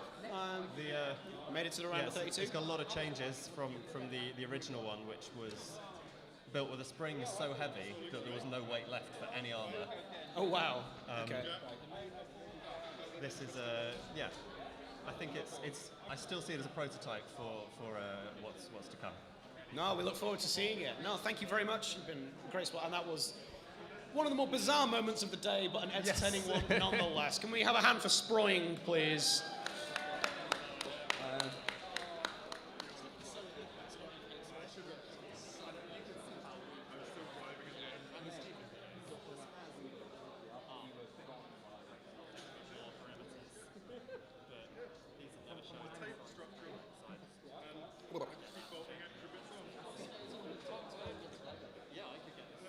Alrighty. We're making pretty steady progress through this round of 32. This will actually be the halfway point after this one. It goes fast, but not fast enough, apparently, according to Joe. We're behind schedule still. Maybe you're just too hard a taskmaster. That's...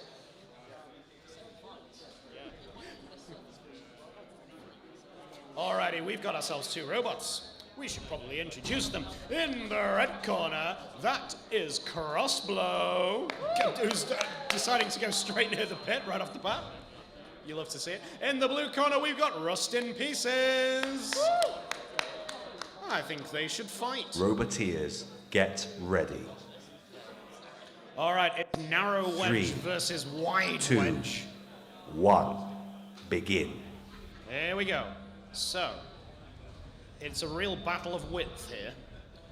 Rust in Pieces going for that sort of two robots attached by... I'm still not very convinced by that plastic wedge thing that's between them, but it did win them their first fight, so I can't complain.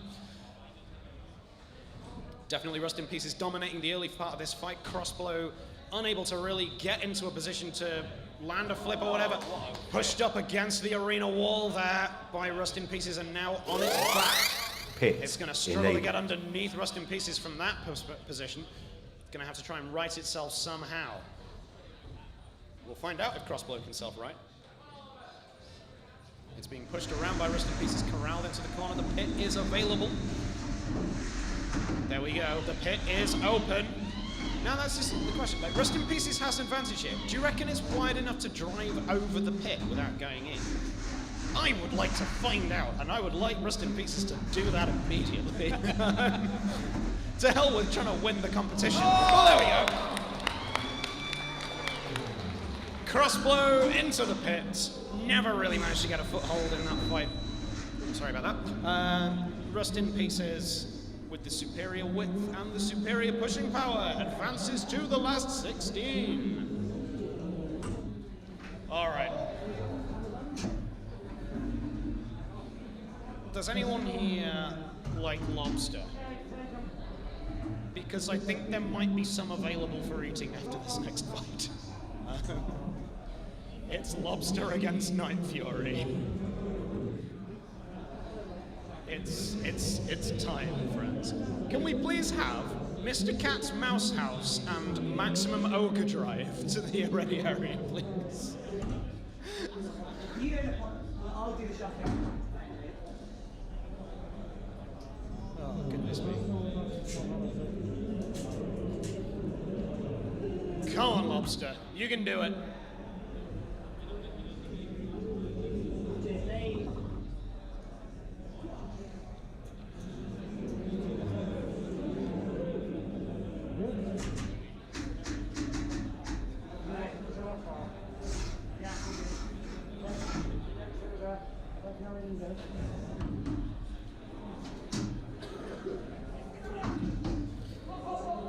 Night Fury is a very like unique looking bot. I love the aesthetic on Night Fury with its sort of articulating tail. Yeah, very nice looking bot. Like a lot. But it's just not Lobster, you know? I think everybody's got a root for Lobster here. This is, you know, come on. So then, here we go. In the red corner, we have Lobster! And in the blue corner, we have Night Fury! Roboteers, get ready. Is this about to turn into a very 3, expensive fish dish? 2, 1, begin. Straight in there. Oh dear. Night Fury is spun up. That's the noise no Roboteer in this weight class wants to hear. And that's the other noise no Roboteer in this weight class wants to hear, which is their own bot going bang and hitting the side of the arena. I think Night Fury is staying hesitant here. Lobster is still mobile. It's not been taken out yet. Oh my goodness! It's still going. Go on, Lobster. You can still win this. Lobster can still win this. Go on. It's still going. It's still going. No, it's not. I don't think it's going anymore. It's still going. Hit it again. Hit it again. Put it into more bits. Go on. Night Fury seems to have just given up. Night Fury has decided that it's won. It's just hiding away now. It's just a victory parade. There's a minute left in the fight. Come on. I'm potentially... Has Night Fury's spinner broken? Has Night Fury lost his spinner? I'm getting nods from the side of the arena. So, Night Fury neutered to a degree here. Can Lobster pull off an upset here? It's got the flip on Night Fury. 40 seconds here for Lobster to put out one of the competition favorites if it can somehow immobilize Night Fury. Night Fury has done a lot of damage at the start of the fight, which is definitely going to count in its favor when the judges come to deliberate this, if the judges come to deliberate this. But it's perhaps an encouraging sign for the rest of the competition that Night Fury's spinner has broken. Lobster's still, fighting to the end. This is what it's all about. We got 10 seconds left. 8, 7, this has been 6, not the most exciting 5, second 4, minute of a fight I've ever 3, seen. 2, but 1. A huge hit from... Stop and deactivate robots.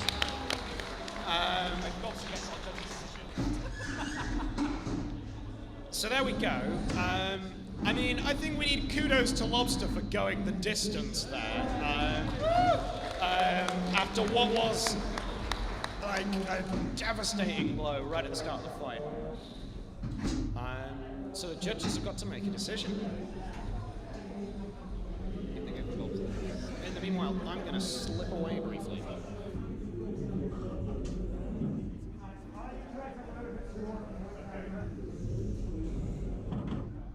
I bet we ingested some real was what started that. Great job, Dave. No, that's like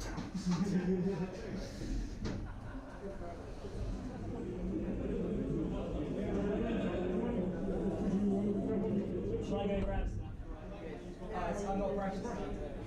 Yeah, just brush it. That's all right.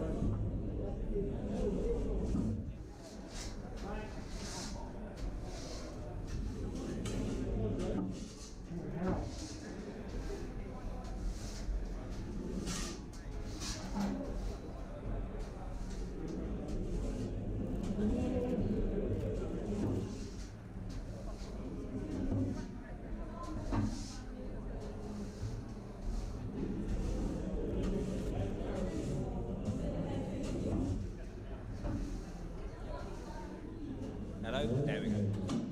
Right, Bob Orton here. We're just waiting for judges' decision. Right, hurry up, judges. It's North.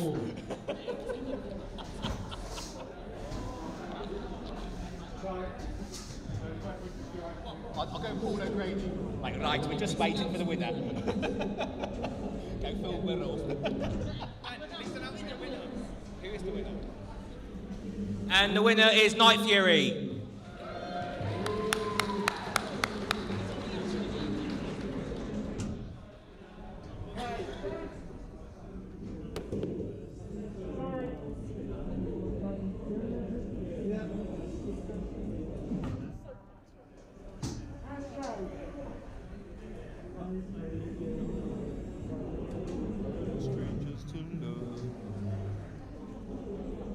You know the rules, and so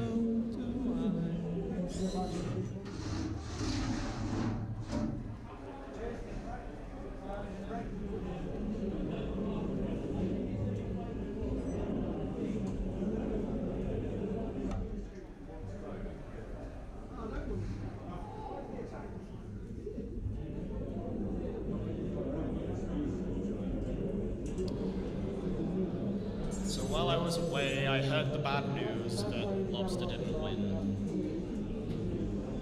Shocking decision from the judges there.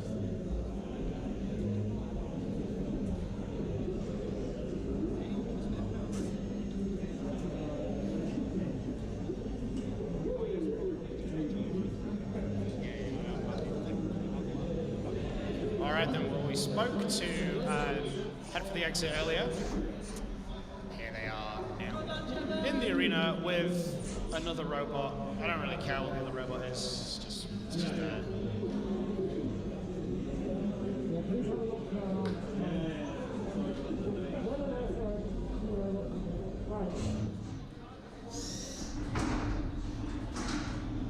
Alrighty, in the red corner, we have Head for the Exit!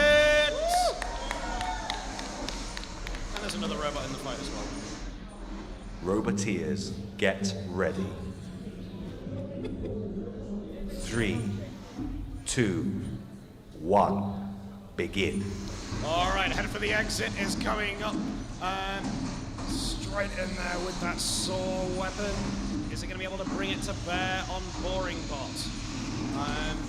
In it goes! Oh, that's a horrible noise. We don't know how much damage that actually did. That might have just been mostly noise. You can't allow yourself to be deceived when not a lot of damage is actually happening. Boring Bot has boringly got behind Head for the Exit. Pit enabled. Head for the Exit, that's what I want to do every time Boring Bot's in the arena. I'm just like, I just cannot bring myself to be excited about this robot. Go on. Do us all a favour, Shaky. Just drive in the pit. Down come the twiddly sticks on Boring Bot and Head for the Exit! It's not touched the bottom of the pit, but I think that's counting it. I think it's going to get counted down and out. Regrettably, Head for the Exit lost. Can we please have End Boss and Cascade to the ready area, please?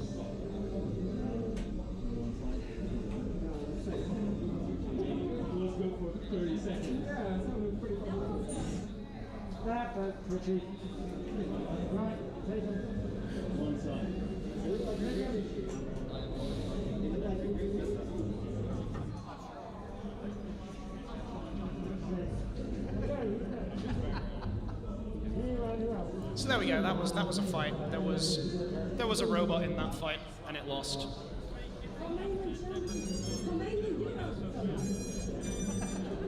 Okay, I'm expecting this one to be quite a sight here. We've got K1 are up against Bad for the Mucker, and honestly, this is a clash of two big, powerful weapons.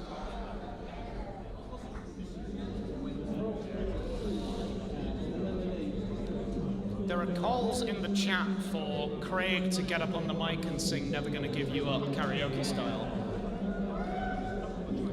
There's calls for that from in the audience as well. I think he's getting Mr. Cat ready first, so there we go, right. Craig, to add some extra spice to your fight, if Mr. Cat loses, you have to sing Never Gonna Give You Up on karaoke on the mic. If Mr. Cat loses his next fight, you have to sing Never Gonna Give You Up on the mic. Don't give me an excuse. No, we want to give you an excuse. We want this to happen.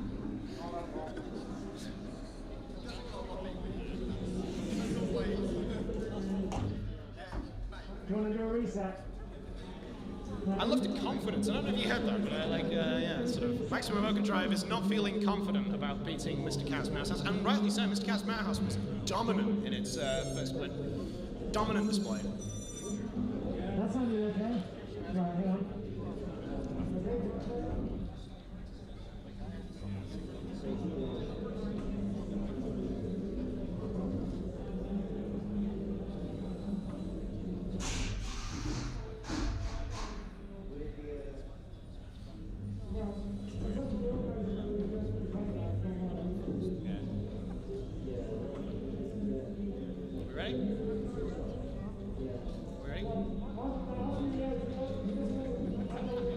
Some technical difficulties are occurring.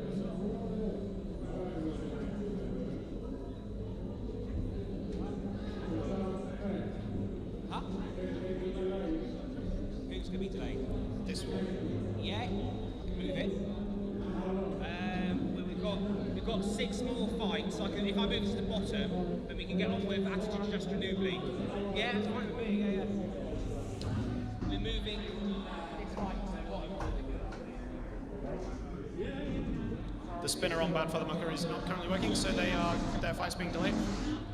Attitude Just Renewably. So there has been last-minute adjustment to the fight. Attitude Adjuster and Oobly, can you get into the arena, please? Can we please have Drizzle and Pain Per View to the ready area?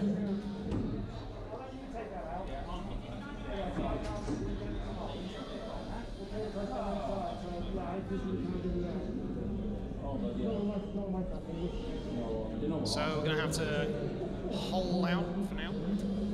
We talked about K1 and Bad for the Mucker being a fight between 2 big spinners. One of them's not working, so we're going to give him a bit more time. Excuse me, to get that fixed, and hopefully we get to see that fearsome weapon in action. I wouldn't worry though, we're going to get Attitude Adjuster and Oobly, 2 more pretty fearsome spinners in action very shortly.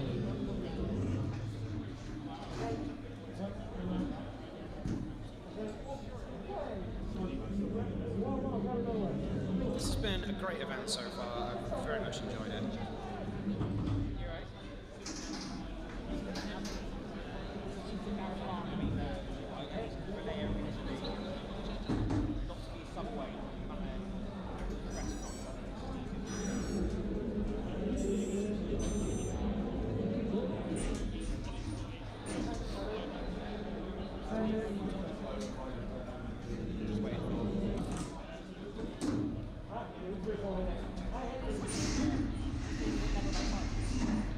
Alright then, we are actually gonna have a fight this time. In the red corner, we have Oobly!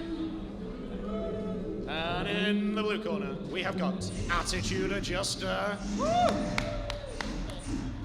Roboteers, get ready.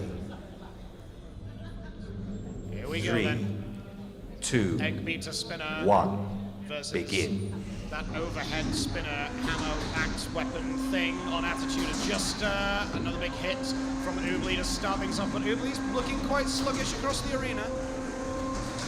Oh, but that's a huge hit on Attitude Adjuster. Can it recover from that? That sort of arm has really been taking the brunt of the hits so far, and that's the main weapon on Attitude Adjuster. So if that arm stops working, then it could be in big trouble here. So I'm not convinced it's got the pushing power or the flipping power to control Oobly in this fight. Oobly coming in, doing still more damage. There's that ominous sound. It sounds like a garden strimmer. And Attitude Adjustment just taking punishment here now. It doesn't look like it's moving. It's back on its wheels, but at what cost? I'm not convinced Attitude Adjuster is long for this world. Oobly is going to take the win pretty comfortably in the end. I think that is going to be toast. Congratulations to Oobly, which knocks out Attitude Adjuster and goes through to the last 16. I don't know why I did that in a pyro voice. Just did. Just felt like it, you know. Sometimes you just feel like that.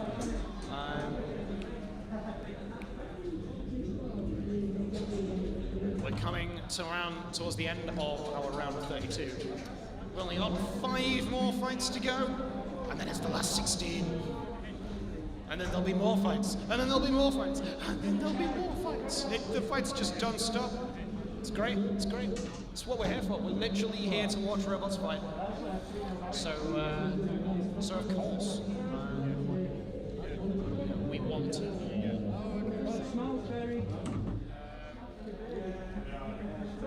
I do love as well how the day has gone on and the sort of the sweeping of the arena has just become more laissez-faire. It's just,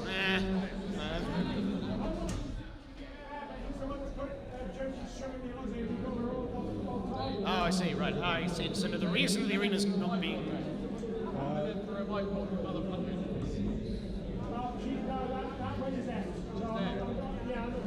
So yeah, I think I've just been informed that the reason for the lack of sweeping is just because there's not time to do it.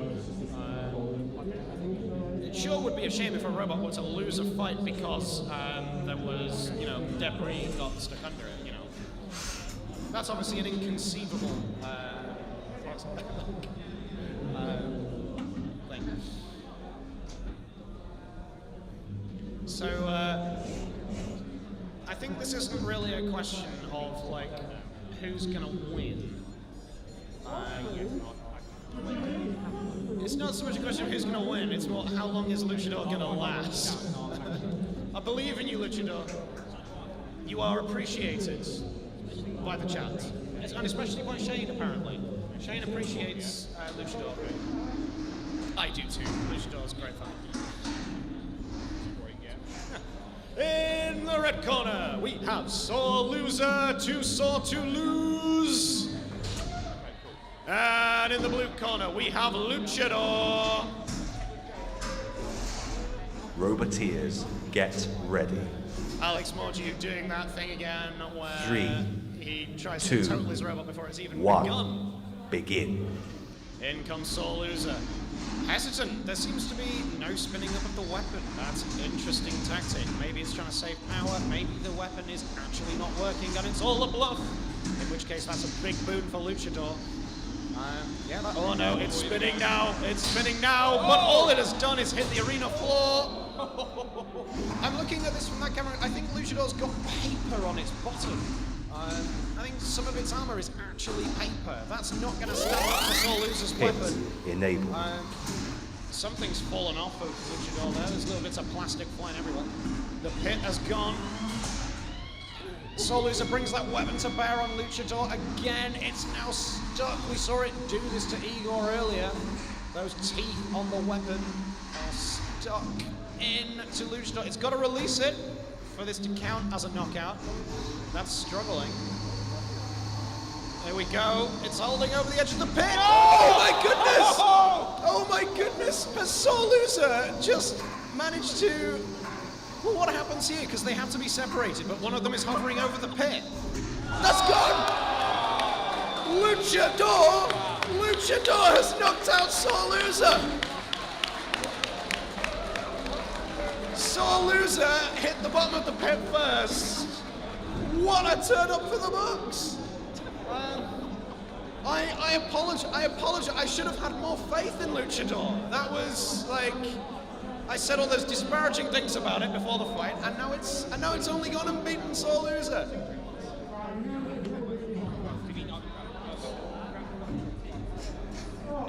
Yeah, I've just been told to say that is the commentator's. No, the commentator's curse only applies to the featherweight. What's it called? It's not called blacksmith. Forge Master. That's the only robot that's subject to my commentator's curse. It has never won a fight where I've mentioned its name. It has won every fight where I have specifically not mentioned its name. What a turn up for the Bucks there.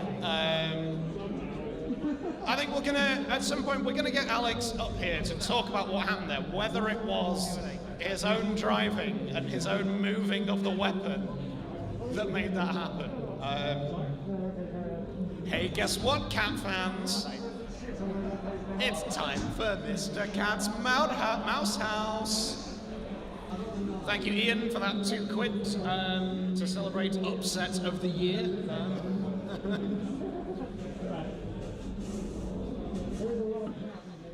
So we had, a lot of fans of Mr. Cat's Mouse House when it appeared earlier, and rightly so.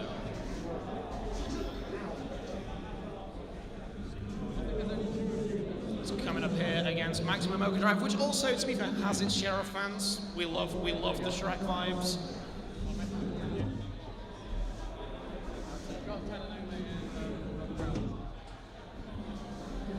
So Ready Ash in the chat says, in another competition, if both bots go in the pit attached, they get reset. Unfortunately, that's not the rules here. The rules here are sore loser, hit the base of the pit first, and thus is out of there. It'll be interesting to see what kind of state Luchador is in when it, and who it has to fight next. You know, that's also an important consideration. Because it might be up against something like, it might be up against End Boss or something, or Night Fury.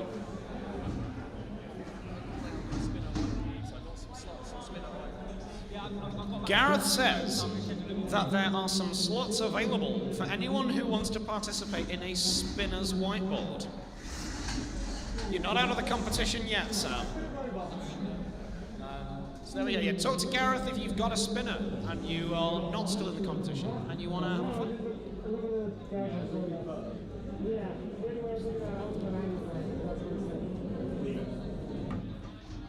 I love the way that the safety mechanism on Maximum Overdrive is just a pair of players. It's a good touch. It's time for Mr. Cat's Mouse House.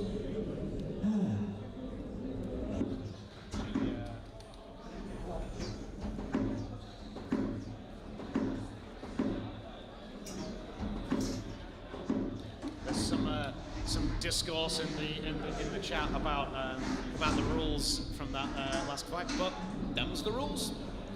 All the robots were aware of them at the start. In the red corner, we have got Maximum Overdrive. And in the blue corner, we have got Mr. Cat's Mouse House. It's unclear which robot is more popular. Roboteers, get ready. Here we go. 3, 2, 1, begin. All right, Mr. Cat has got Maximum Overdrive on his bucket list. There we go, look at that. Straight in the bucket.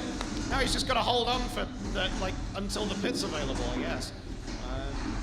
But in comes Maximum Overdrive now with that saw cutting into the side of Mr. Cat. No, boo. We don't want that to happen. We want Mr. Cat.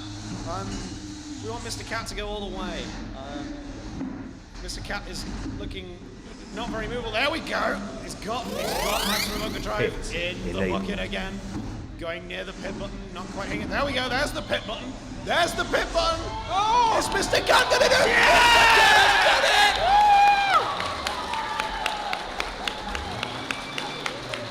That was so good. Maximum Overdrive is out of the competition. Mr. Cat's Mouse House marches on. Wow. Give that cat some sardines. That was phenomenal. Wow.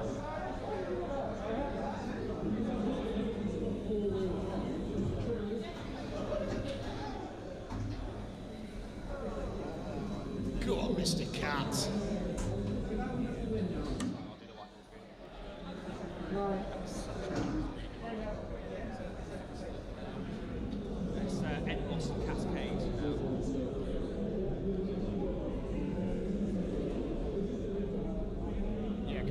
We're getting a replay of that, surely. Look at that. Yeah, Mr. Cat hitting Maximum Overdrive in truly spectacular style. Spectacular style. Yeah, and Ed Boss and that's good. Yeah, and that's it. Oh yeah. And I got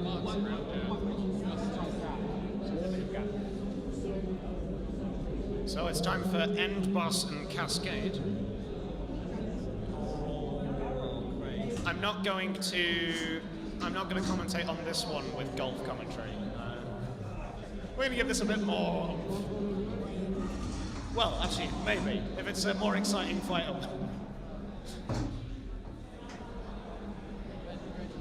Oh yes.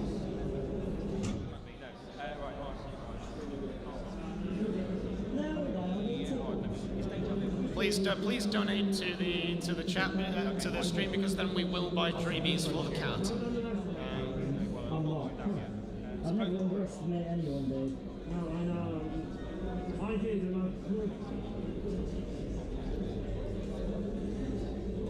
Thank you, Matty. I think you in the chat you did a better job than I did of spectacular. Quite well.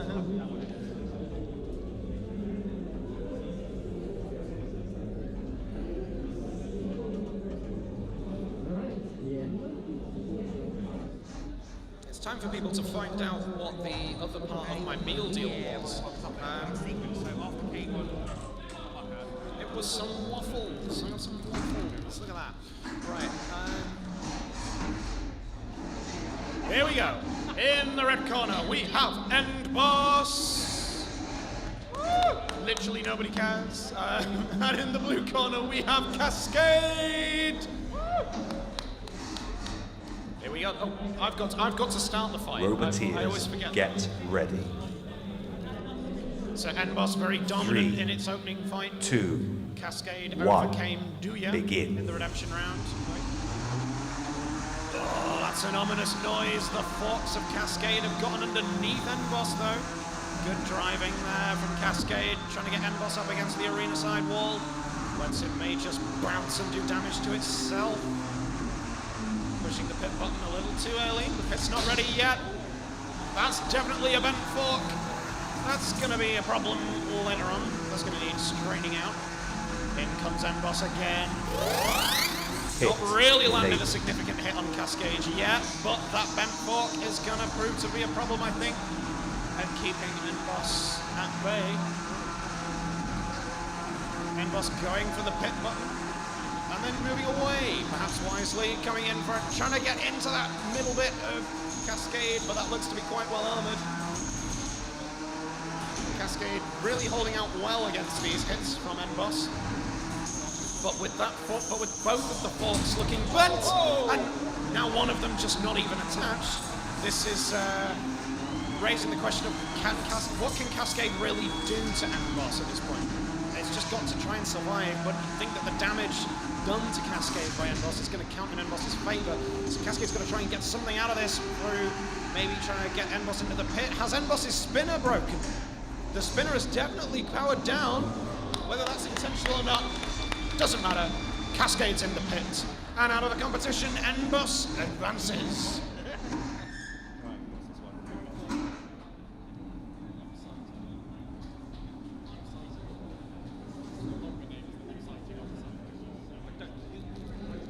All right, it's waffle time.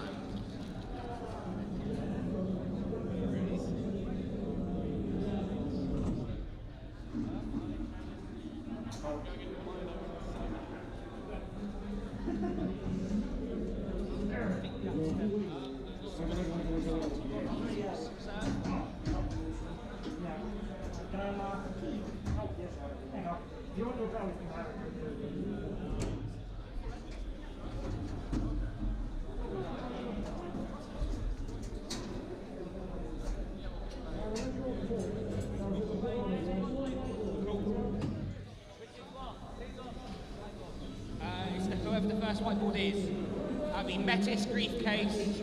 Okay, so can we please have Metis, Griefcase, Agro Smithers Edition, and Stingbinder to the ready area?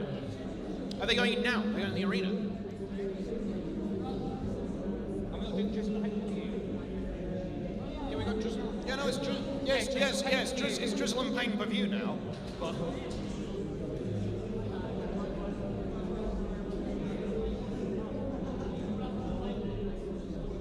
I'll finish my mouthful of waffle.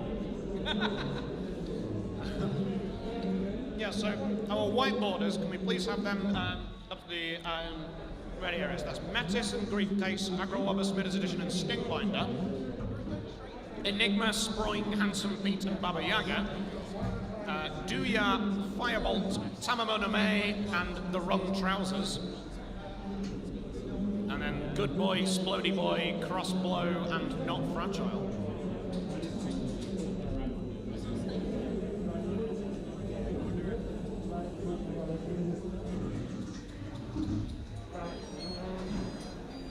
Jonathan's asking in chat, I'm currently eating waffles. They're sort of like caramel waffle things. They're very chewy.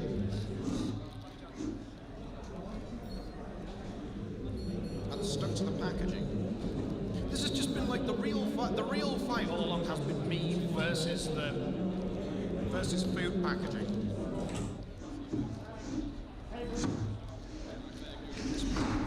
It really is stuff.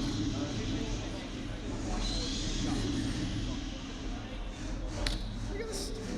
The state of that. So it's one of them with added fibre. We're ready. Excellent. I can stop talking about what I'm eating. In the red corner, we've got Drizzle. And in the blue corner, we've got Pay-Per-View. Right. Come on, Pay-Per-View. Get ready.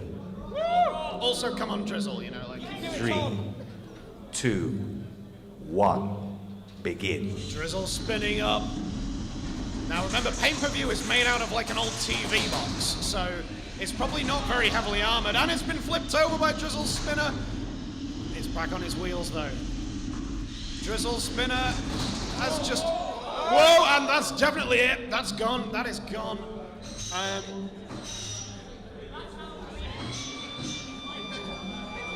So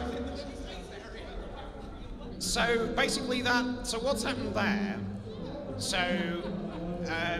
Pay-Per-View is on one side of the arena wall and its lipo is on the other, which counts as an out of the arena because a part of the robot has touched the floor in that zone.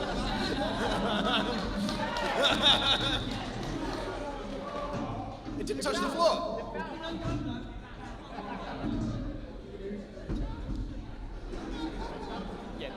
Drizzle definitely wins, yeah. So yeah, everyone, yeah, so conspiracy theorists have you know, have a go at that, and conspiracy theorists did Pay-Per-View's lipo touch the floor? It doesn't matter because the moment the lipo comes out, the moment the battery comes out, the fight has to end because of aforementioned potential for explosions.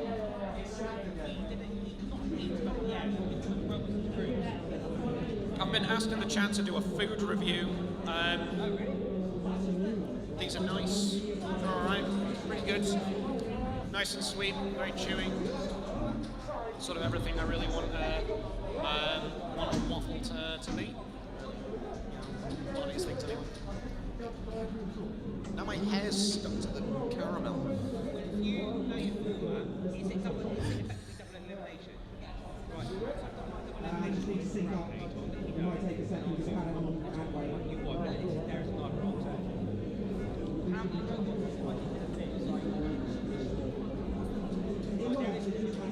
Okay, so our next fight is going to be a whiteboard fight.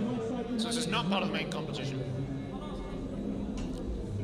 It's to give K1 and Bad for the Mucker the time to optimize their robots for their fight.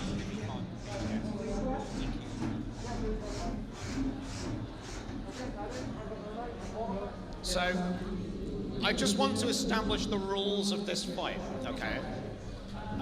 So, Metis and Agro Obasmidas Edition, you two can fight each other, that's fine. But neither of you fight Stingbinder or Griefcase, because Stingbinder and Griefcase have to fight each other. Are we all clear on that? No, Stingbinder has to fight Griefcase, the people demand it.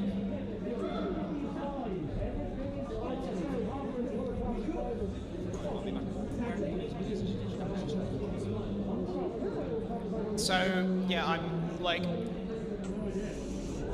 Tim, as referee, can you confirm that you will immediately disqualify either Metis or Agrowobber if neither of them attacks Stingbinder or Griefcase? However much you need. Cool. So there we go. So it's cool. Yeah, let's do that. We've got, yes, googly eyes. There's googly eyes on Tamamana Bay now. That's great. We love that. We love to see it. Okay, so here we have Stingbinder versus Griefcase. And there are two other robots in the arena as well. Metis and Agrowobber Smithers Edition. Are we timing? Yeah, well, we need to time this one. So let's do it. Roboteers, get ready. Remember, it's Stingbinder versus Griefcase. 2, No one else attack them. 1, begin. There we go. Griefcase gets the first hit in on Stingbinder, while the other two robots sort of engage each other in some kind of pushing contest, but we're really focused on the main event of the day. Griefcase has got an underneath. Stingbinder is trying to do a flip with that audacious big door on the top. Okay, so that's both Agro-Wobber and Metis disqualified because they've attacked Griefcase. So it's now just between Griefcase and Stingbinder for the win in this fight. Griefcase, I mean, they're basically now, Agro-Wobber and Metis are like, they're kind of like the house robots in this fight between Stingbinder and Griefcase. I think a wheel's come off, I think that's come off Stingbinder. So Stingbinder that was having problems driving in a straight line earlier is now going to really struggle. Agro-Wobber opens the pit. We're going to try and find out if Griefcase will go in it. Probably not, but that's part of the fun. Stingbinder looks to be dead and buried. Oh no, it's going! Yes, Stingbinder! Griefcase is just stuck on top of Metis here. And so I think that's just, this is grotesque. Oh, we're having to, right, sorry, yep, so we're stopping the timer because we need to separate Griefcase from Metis. Metis's flipper is like inside Griefcase. How did you manage that? Like, so there we go. So, Stingbinder versus Griefcase. 3, 2, 1, resume. Griefcase taking yet more punishment. Stingbinder looks dead. I think that's it for the stationary. So that does mean that the luggage has become the stationary, and there are 2 other robots in the arena as well, which is lovely to see. Griefcase looks to be pretty stuck in the corner now. There's no shout out to Griefcase's mum on this version. Did that get ruined by the spinner? Oh no, 10, right, go on, 9, parade it. 8, go on, get it like 7, carry it like a 6, coffin. 5, 4, towards the 3, pit. No, it's not. 2, 1. Griefcase flapping till the end. Stop and deactivate robots. Well, that was fun. So the winner is undoubtedly Griefcase because Stingbinder was immobilized by the end. Thank you to our 2 house robots.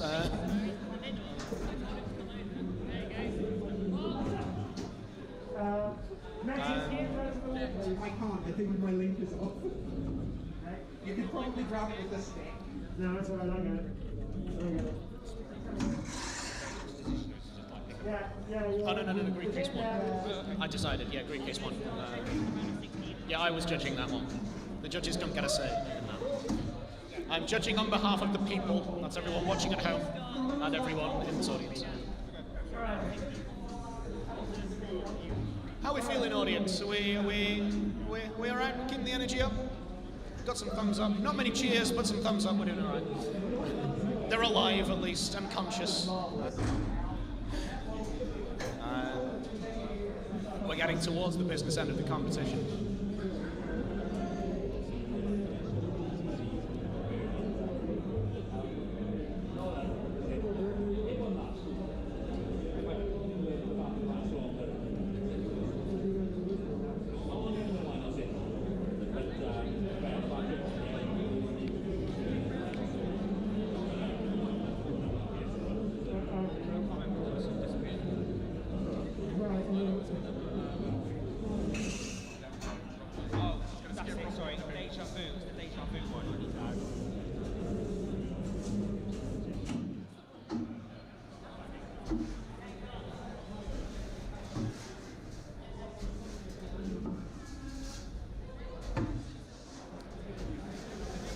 I think we are about to see the conclusion of the round of 32.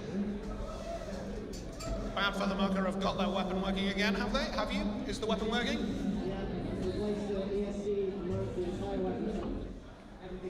I cannot hear a word you're saying, Gus. It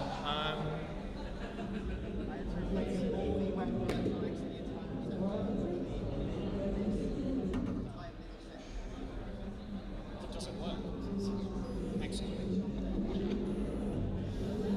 So there we go. We have confirmation that Bad for the Mucker's weapon is working. They've had to completely replace the entire internals related to the weapon, all of the electronics, everything. And so we'll see what K1's going to do to them. There's a couple of calls in the chat for me to be put in pigtails if anyone's got bubbles to lend me.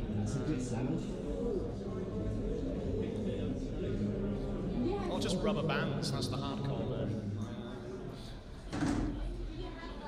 So yeah, the peoples are demanding to see me in pigtails, so if anyone's, yeah.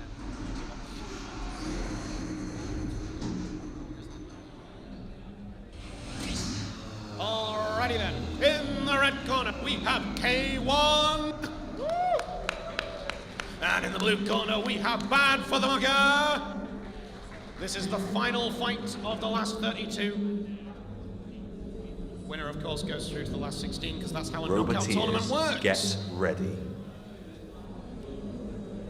3, Here we go. 2, 1, begin. Two big spinners. What's going to happen when they hit each other? Bad for the Mucker is already struggling with its drive. It's upside down. It's being propelled over by its own force. I'm not convinced most of this air miles that Bad for the Mucker's getting here is due to K1's weapon. I think it's mostly Bad for the Mucker doing it to itself. K1, however, trying to get a few more attacks in, but that spinner on Bad for the Mucker is proving to be dangerous, sending K1 flying across the arena a couple of times. This is a classic spinner-on-spinner clash here. With no idea how it's going to go.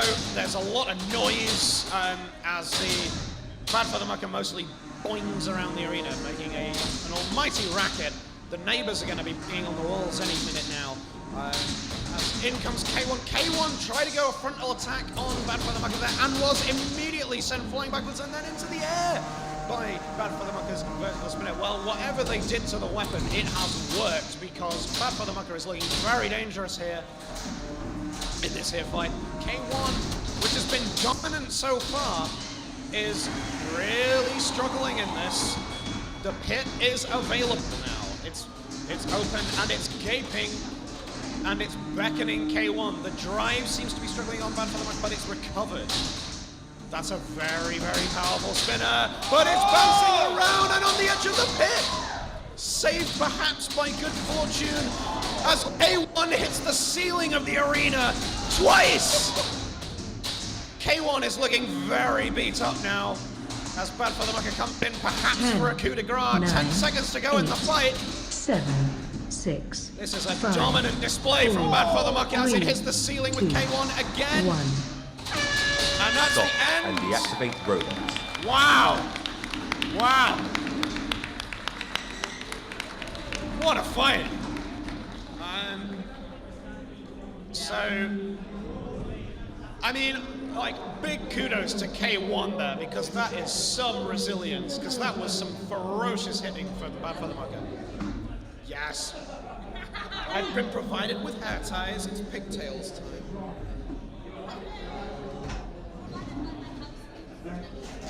Thank you. Cool. Thank you to Maya's housemate.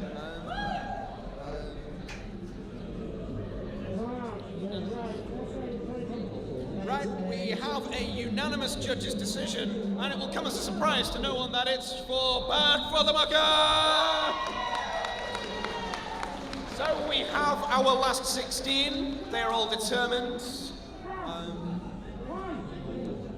If you go to bbb.gd/champs, then you can see the tournament tree, I believe, to see who's fighting who in the next round. But now we have another whiteboard. It's time for Lobster. No, it's the Flipper whiteboard. It's time for Enigma versus Sproing versus Handsome Pete versus Baba Yaga. It's time for some Sproing. I need to be able to discuss this. Sproing, Enigma, Handsome Pete, and Baba Yaga doing a flip off.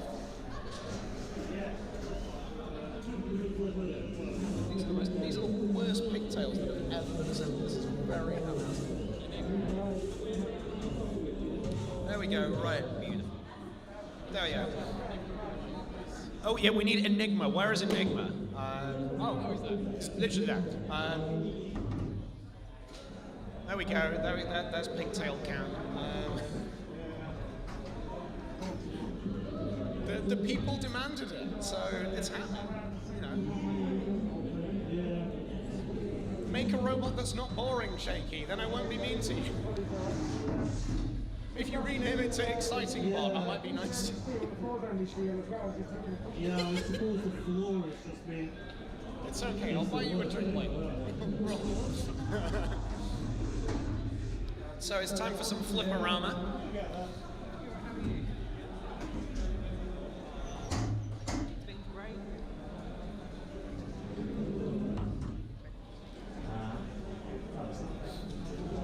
Here we got Sproing with its newly repaired flipper. They've put it back on after it just flipped its own flipper off. We've got Handsome Beetle with its pokey stick. I've much enjoyed the pokey stick. It's a good weapon. We like it. We've got Enigma with its flipper of its own. Sorry? Yeah. And we've got Baba Yaga, which I keep forgetting has a flipper. It is more than just a wedge. The Trash Robber asked if next time I will be in a sailor outfit. We've already had a call that for the next event I'm in a dress. So we'll have to put it to a public vote beforehand whether I wear a dress or a sailor outfit to the next event.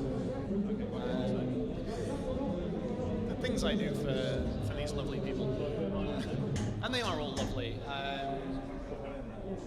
The Bristol Bar Builders, great group of people, have done a great deal.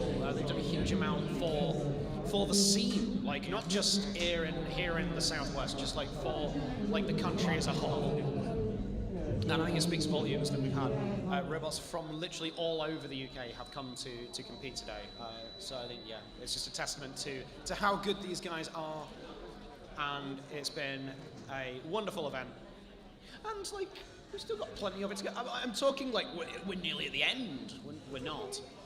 There's plenty more where this came from.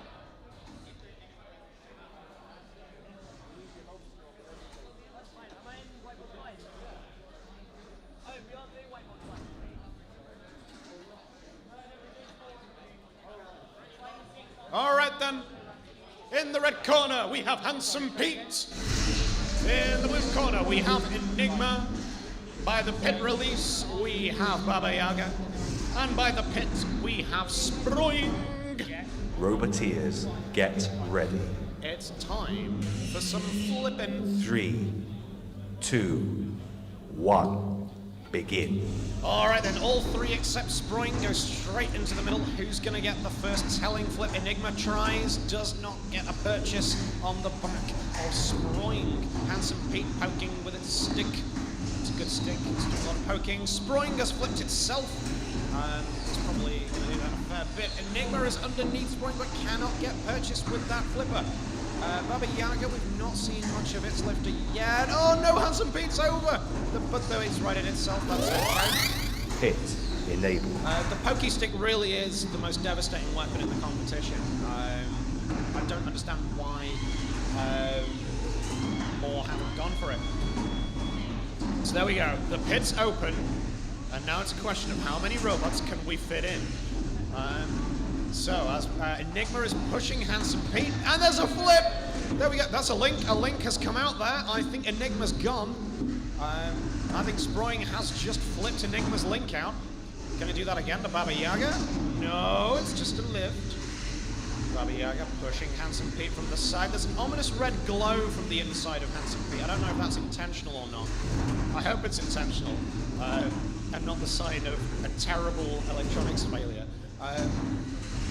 They're all coming over by the pit now. Handsome Pete skillfully maneuvering away. Sproing looks to be stuck on the arena wall, and Baba Yaga's just going to drive itself into... I think Handsome Pete's won it! I think Handsome Pete has won it, everybody.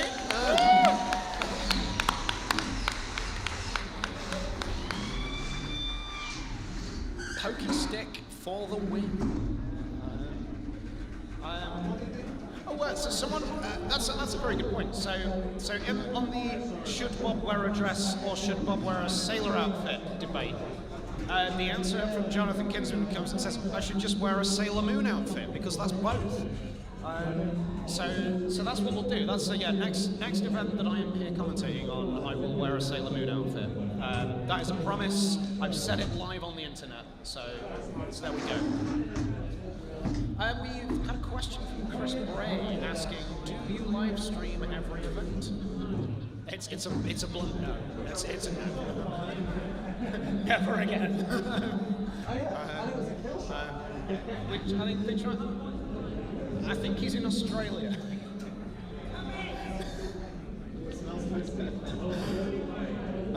So after all my eulogising of how lovely the Bristol bot builders are, they've just asked Chris Bray to come from Australia. You know, like, they won't live stream an event. Chris Bray should come from Australia. Are we on another whiteboard now? We're doing the. Do you know who won that fight? Enigma? No.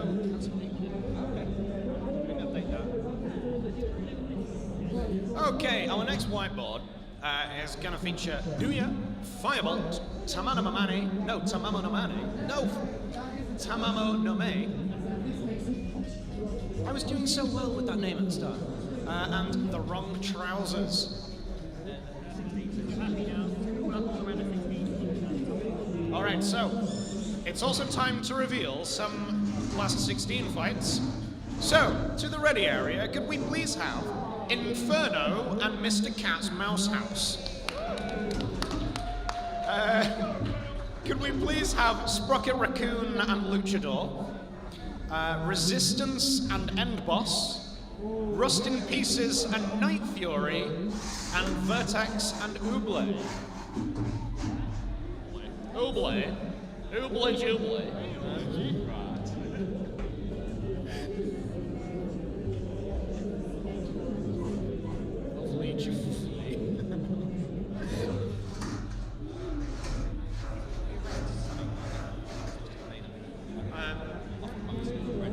Also, like, you know, important announcement here actually. So if anyone in attendance hasn't yet sent Joe Brown a picture of their negative lateral flow test, please do that. He definitely wants people to do that.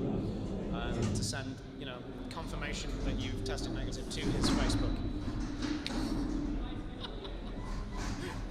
I don't think he heard that. He's going to kill me. All right, in the red corner we have Tamamo no Me. In the blue corner we have Duya. Over by the pit button we have The Wrong Trousers. And over by the pit we have Firebolt. That's the one. Let's do this. Roboteers, get ready. It's time for some robots 3, to fight. 2, 1, begin. Tamamo no Me straight into the middle of the arena and straight past it even. Engaging with Duya. As The Wrong Trousers is bringing, they've got a pokey stick as well. We like the pokey sticks, good weapon choices. Trying to poke that stick into Fireball. What's Duya doing? Way over in the back corner. Correct, yes, Duya is doing his best. Tamamo no Me coming up behind Duya. It's a strong start from The Wrong Trousers here, bringing down that pokey stick. Hit, enable. Whether it's actually impactful damage, we don't know, but it also has googly eyes. So I'm rooting for either The Wrong Trousers or Tamamo no Me because they have got googly eyes. The pit is going down. I imagine its services will be required to reach us a conclusion in this fight. Not many big weapons, not many powerful flippers. This is all about the pushing. I just love shoving. And there's a lot going on here. It's Fireball. And Tamamo no Me is in the pit! Tamamo no Me has been taking driving instructions from Metis. As it looks like The Wrong Trousers and Fireball are entangled, so the fight must be stopped. For to separate. We'll be ready to go very shortly. The arena is locked. 3, 2, 1, resume. So then, the wrong trousers coming in with the pokey stick, trying to damage Duya somehow. Duya gets underneath the wrong trousers, flips it over, but the pokey stick is a good self-riding mechanism. Now, I am rooting for the wrong trousers because the other set of googly eyes is currently at the bottom of the pit. Wrong trousers pushing Duya up against the pit, but both Duya and Fireball not looking very mobile. The wrong trousers might have this here. No, Duya is sprung back to life again. Can I get in underneath any of those robots? A brief pause in proceedings as they sort of re-engage. We got 10 seconds left in the fight, and oh my goodness! 6, 5, all 4 googly eyes are in the pit. 3, it's gonna come down to 1. Stop. Right, judges. Who's it gonna be? Is it gonna be Firebolt or Duya? If I don't get a quick decision, I will just ask the audience. It's a unanimous decision in favor of Duya! So there we go. That's the that's the whiteboards. It's time for the last 16. And it's time for Inferno to get in the mouse house.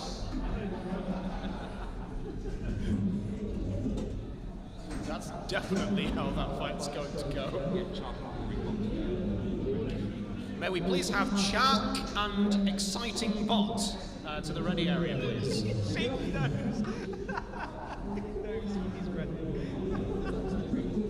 To the ready area. We want Inferno and Mr. Cat's mouse house to the arena. Come on, Mr. Cat!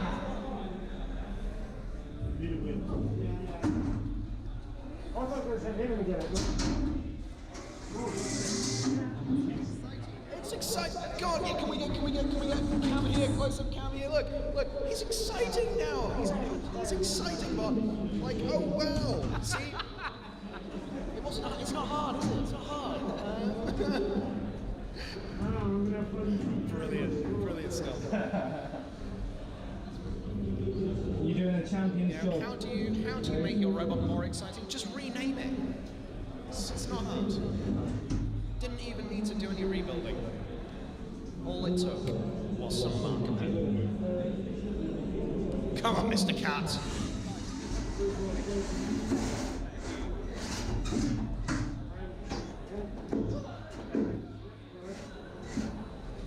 Now,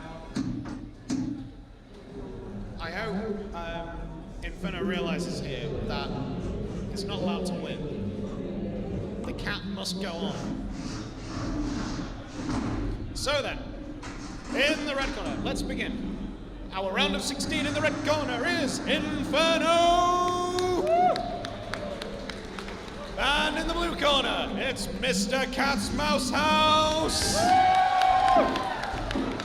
It's already defeated Maximum Overdrive. Shortly, it's going to be adding Inferno to that kill count.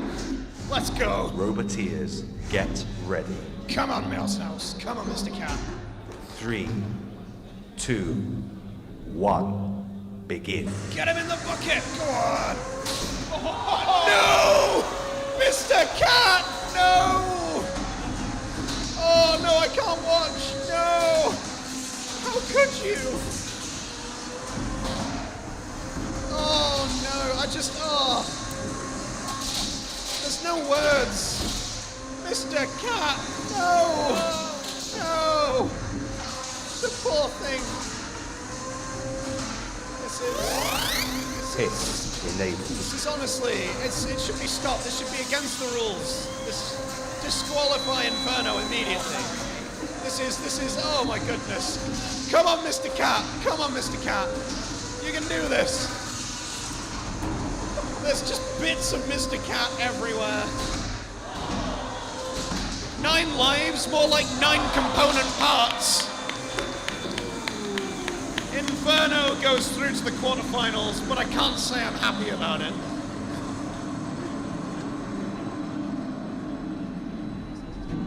Mr. Cat's Mouse House is in the doghouse.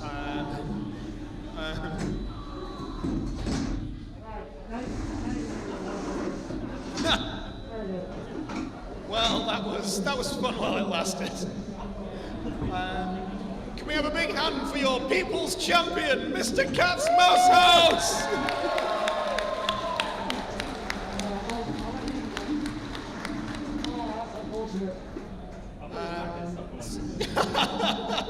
Brilliant.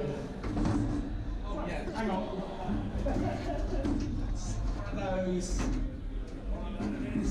Well, that was fun. You love to see it.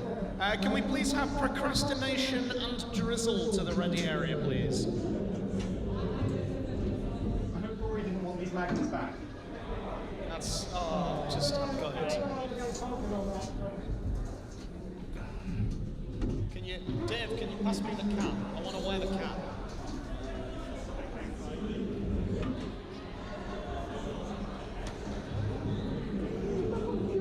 Yeah, here we go.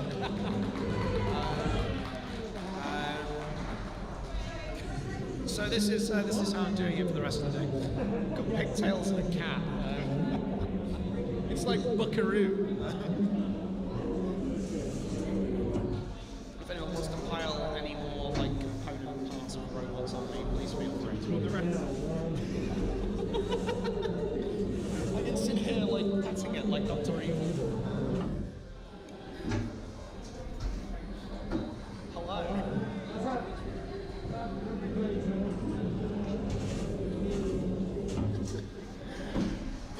This stream has got completely out of hand. Come and commentate on the robots, they said. We need Sprocket Raccoon and Luchador. Sprocket Raccoon Luchador. It's Sprocket Raccoon and Luchador, yeah. Turn up the bass.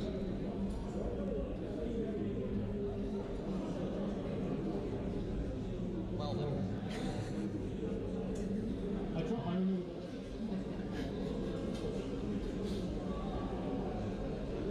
Yeah, I expect many screenshots of this to plague me forever.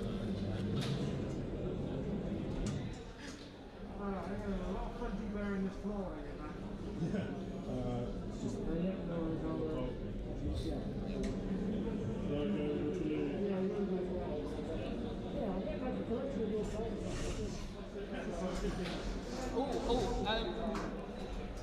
Craig, we've been asked for damage cam for Mr. Cat. So can we like bring what's left of Mr. Cat in? So obviously I'm wearing some of Mr. Cat.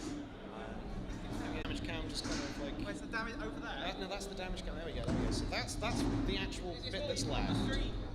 Oh, no, because there's a fight happening, that's why. We will return after this fight with Mr. Cat Damage Cam. In the red corner, we have Sprocket Raccoon! And in the blue corner, we have what's left of Luchador. I'm looking forward to this fight. Both of these robots have performed very well. Roboteers, get ready. This is going to be great. After Luchador's 3, shock win against Solu, 2, Sprocket Raccoon has been 1, pretty dominant so far. begin. Here we go. Straight in there. Got 2 flippers here. And so this could come down to driving. It could come down to timing. Sprocket Raccoon won his last fight against another flipper with excellent timing to get its opponent out of the arena. Is he going to be able to do it again? Oh, unable to quite get the lift on Luchador. Now, Luchador was very badly beaten up after his fight with Soul Loser, so it's a credit that it's able to get back into the arena in such short order, actually. There we go. Pit. The pit's now available. Ooh, Sprocket Raccoon going for the little taunting wiggle of the little face. This is what we like to see.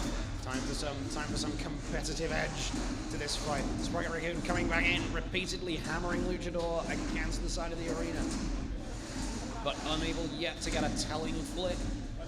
Luchador seems to just be clinging on here. It's being lifted up by Sprocket Raccoon and it's been turned onto its side. Can it right itself from there? That's the question. It's going to be counted down, I think, unless it shows it can move.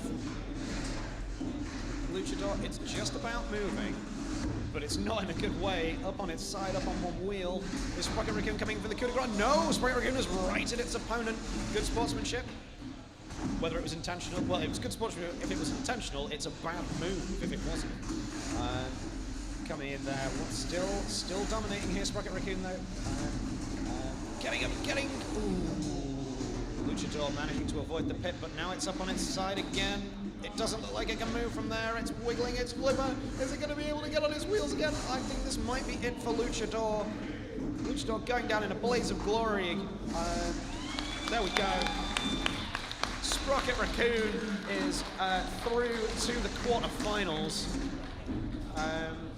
Luchador, after its heroic win against Soul Loser, is unfortunately out. Right, I think it's time for damage cam on Mr. Cat. Right, so what have we got here? Yeah, what do you want? Well, we've got, so these are like the bits of it. This is like we've got the feline groovy fork and the perfect fork, and we've got this bit, and it's quite sharp. And this is what's left of the actual robot. It's mostly still intact though. It's still like. Yeah, I'm gonna repair it. It's fine. So there we go. You heard it here first. Mr. Cat lives, and that's what's important. And I'm wearing the mouse house.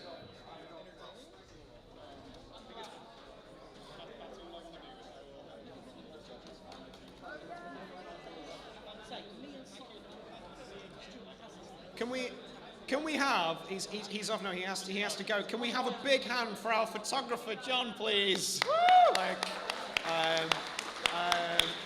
I look forward to seeing the action shots he's managed to get. It's good stuff. You can keep that one for now. For now. Why do you need it in your kitchen later? All right, our next fight, we've got Resistance up against End Boss. Now this could be a cracker.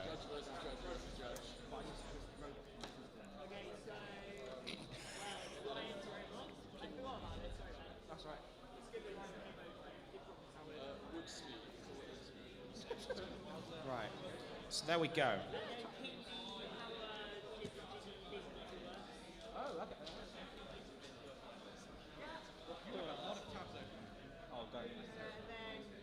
It's Tim's finger, everybody! Tim's finger?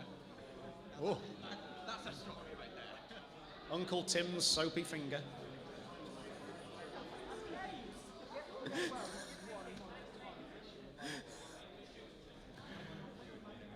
Alrighty. Okay, let's get back to some fighting. In the red corner, we have got End Boss. No response. In the blue corner, we have Resistance. I'm the one who's got to start the fight. I keep forgetting. Roboteers, get ready. It's time for a fight. 3, Between 2, a robot called End 1. Boss Begin. and a robot called Resistance. Resistance misses End Boss with its initial charge and goes powering into the arena wall, but has now managed to get a grip and is pushing End Boss back. End Boss landed some kind of hit. I think it just rolled over, hitting Resistance with the spinner. Resistance dominating the early portion of the fight, pushing End Boss up against the wall. Obviously, that's a great strategy against a spinner. You want the spinner to use its energy against itself. Pushing it against the wall is a great way to do that. The pit's not available yet, Resistance. Now it is. Enabled. The pit is coming down. End Boss is going up against the wall. This is tense now. They're coming very, very close to the pit.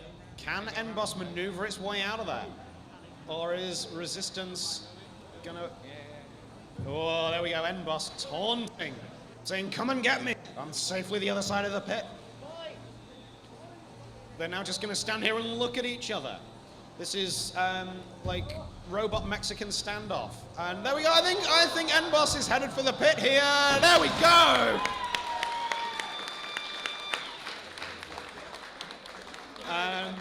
So there we go. Resistance is through to the quarterfinals. End Boss is out of the competition. The cat head is slipping again. May we please have contradiction and bad for the mucker to the ready area, please.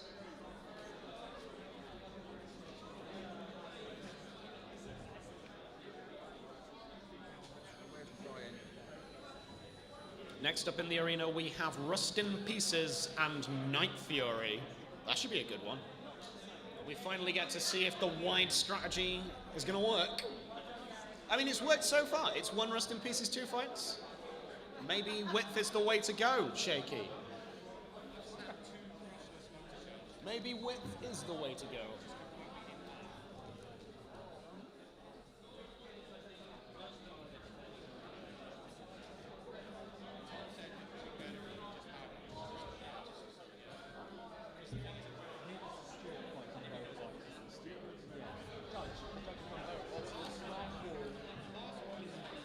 I'm looking forward to this fight. Rust in Pieces has been one of the good performers so far. 2 good dominant wins. I may have doubted it at the start, but it's still going. And then we have, of course, Night Fury, which, well, you saw what it did to the lobster. Is it going to be able to do it to Rust in Pieces? That's literally the point. That's what we're here to find out. That's why we're putting them in an arena together. Why are we speculating?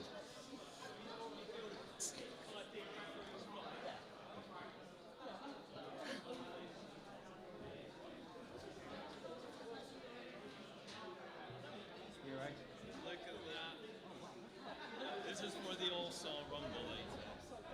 There's going to be the All-Star Rumble. Oh wow. Okay. I'm being presented with trophies here. This is like, look at these trophies. Like, look at this. Look at this. So if you lose, you have to add your blade. So for whoever wins this this competition, this is their trophy. It's a challenge trophy. I don't know who it's made out of. Anyone with a soul can. It's a great work of engineering, Tim. It was, you know, it's clearly been made with love. You know, you've really put yourself into it. Oh dear, right. In the red corner, we have Night Fury! And in the blue corner, we've got Rust in Pieces. Still in one piece. But for how long? Roboteers, get ready. I need to move my cat hat. I can't see what's going on. 3, 2, 1, begin. Night Fury spinning up. They've obviously repaired the spinner problem that they received against the lobster. But Rust in Pieces keeping them firmly pinned in the corner. Getting it up on its side now. That horrible noise that the spinner makes. Oh, I'm going to have nightmares about that noise. Rust in Pieces, however, keeping it pressed in the corner. And Night Fury deciding to just have a bit of a go at the arena wall. Maybe in revenge for the way Splody Boy exited the competition. On behalf of all horizontal spinners everywhere. Enable. Oh! I think the pit's going down there, and Night Fury is going into it! Another spinner exits the competition. Rust in Pieces with some very quick thinking to activate the pit button while Night Fury was just sitting there on it. Well, I don't know. No, I'm well aware Night Fury did not choose to sit there. But tell you what, if an opponent hits you as hard as Night Fury just hit Rust in Pieces, there's only one thing you can do with them, and that's just send them to the pit, you know? Good stuff. Rust in Pieces marches on to the quarterfinals. We unfortunately say goodbye to Night Fury. Next up in the arena, we're going to have Vertex and Beetle. This should be fun. Do you want to replay the right? Do you want to replay the right? Do you want to replay that you guys are okay with? Yeah, please.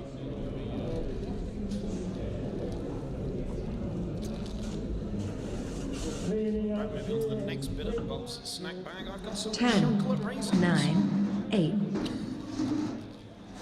I'm counting down to the chocolate raisins, apparently. I'm just so excited for these chocolate raisins, you know?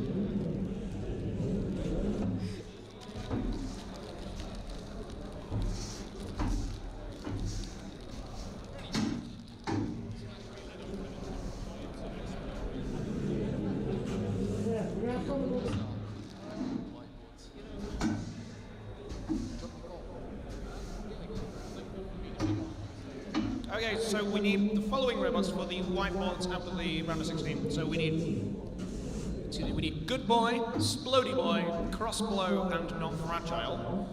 And we also need Lobster, AOB, Deja Vu, and New Sighting. There we go. New Sighting of Beast of Botman. There we go, that's what that one's called. No.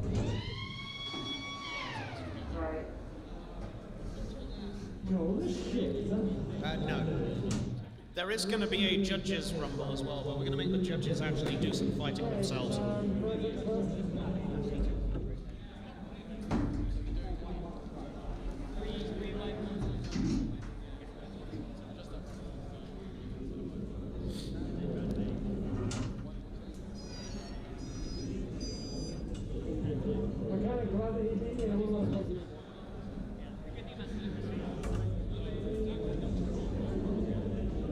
Since I put my hair in these pigtails, like more of my hair is going in my mouth.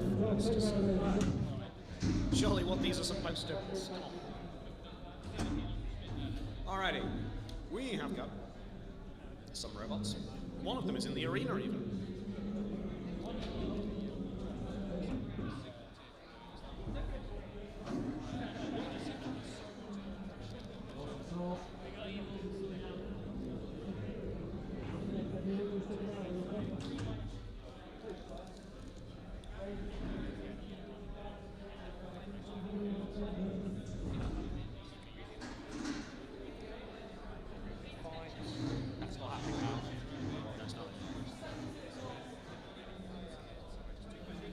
Alrighty. In the red corner, we have Vertex. Woo! And in the blue corner, they finally got there, is Oublé. It's time for some spinner on spinner action. Roboteers, get ready. I don't know how to call this. 3, very dominant robots so far. 2, delivering big hits. 1, begin. Oh, there we go. That's the first hit. It's upended Vertex. So Oublé getting the first telling hit. Something's come off. I think that's come off Vertex, that actually. It's one of the forks from the front of Vertex. Oublé is definitely delivering the bigger hits here. Can Vertex get a telling one on the Beetle spinner? There they go. A more cagey thing in the middle of the arena. Vertex sent flying again. Hit enabled. The pit's now available. But I don't think either of these robots are interested in that. They just want to hit each other. Certainly Oublé is doing the hitting right now. Can Vertex recover? That spinner is still going. If it could just get a hit, then maybe. All it takes is one hit, but it's definitely Vertex taking the air miles at the minute, taking the punishment, but holding firm. It's a very well-built robot. Oh no, the spinner has stopped on, but no, it's going again. The pit's now being brought into play. Can either robot end up in it? It's been Oublé dominant so far with that big beat-up spinner. But it's not yet dealt a knockout blow to Vertex as Vertex catches some more air miles. Oh, Oublé comes in on the side of Vertex. Now this is looking ominous for the little green robot. Vertex is staying near the pit, saying to Oublé, you come and get me. A risky strategy because I would reckon Oublé is probably ahead on the judges' scorecards at this point. How is Vertex gonna try and fight its way back into this? Oublé being driven nearer to the pit by Vertex, but there's only 10 seconds left to get a conclusion. I think these two are gonna go the distance. It's been a fantastic display of durability from Vertex. 1. But I think... Stop and deactivate robots. I think when it comes down to it, I think we know where that one's headed.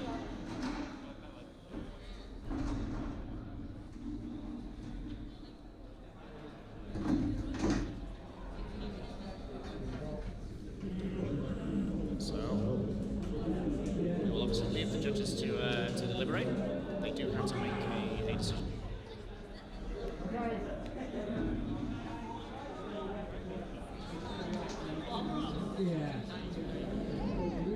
We have a unanimous decision from the judges. It probably does not come as a surprise. It's unanimous for Oublé!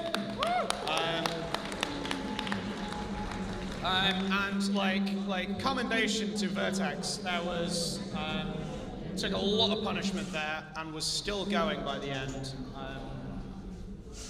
The cat was looking forward. I'm sorry. Yeah, the cat's biggest issue is the fact that it's not pointing at the camera. Oh dear, right. Next up in the arena, we've got Chak, an exciting bot. It's taken a mid-competition name change and has made me reevaluate his chances of winning the competition. There's a lovely smell of burning silicon coming from the arena.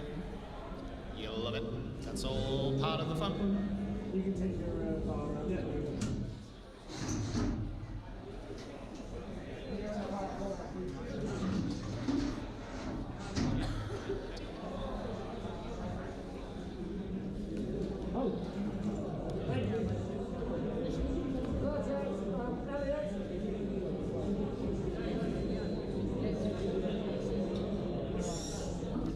Alright, so now we get to finally answer the question. Where has Exciting Bot been all day? Like, why is it suddenly entering the competition now? I don't understand this. This must be investigated with the FRA as to why a robot is just allowed to appear in the round of 16.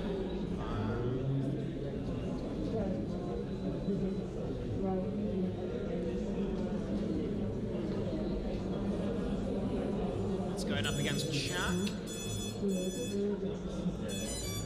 Chak's done very well actually with its sort of spinner fork arrangement type thing, running two weapons at once. We're ready to go. In the red corner we have Chak! And in the blue corner we have Exciting Bot! Hey! Roboteers, get ready. Oh, I can't wait for this fight. It's going to be so exciting.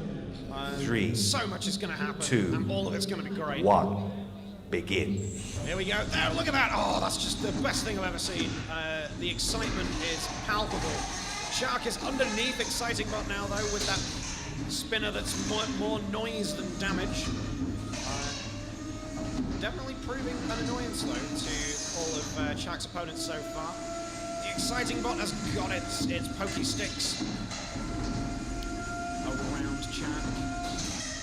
Pushing it up against the arena wall. Chak's really struggling to get a purchase in this fight. Hit, enable. Exciting Bot's ground clearance is proving to be troublesome for Chak. Exciting Bot backs into the pit. What an exciting maneuver. We just saw Night Fury get beaten by that.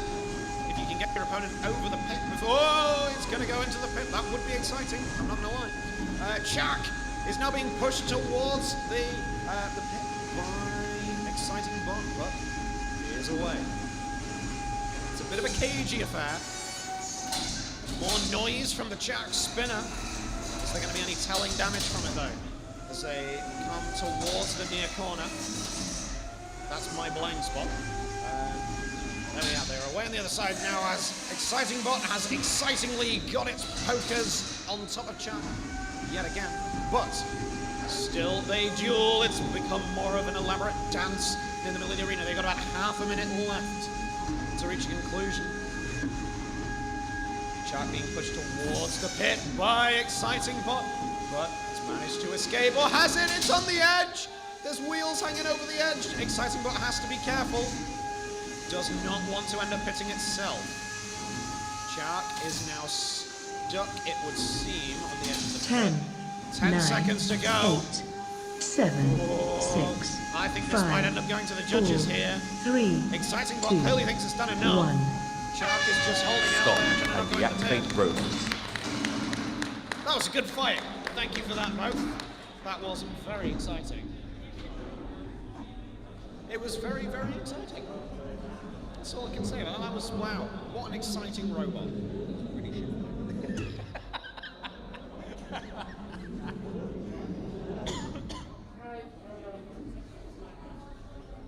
So then, the judges have a decision to make.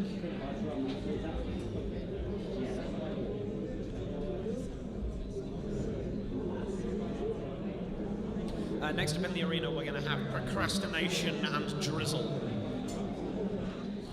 can we please have Cybertron, Let the Good Times Stroll, Swag Demon, and Gladius to the ready area, please? That's for a whiteboard.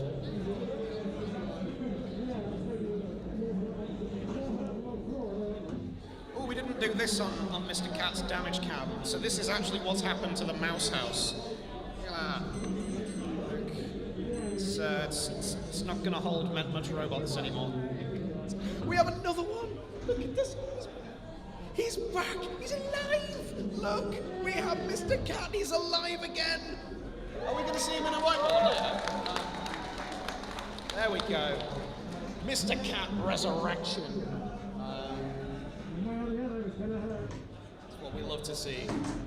A real comeback story there. It's Drizzle.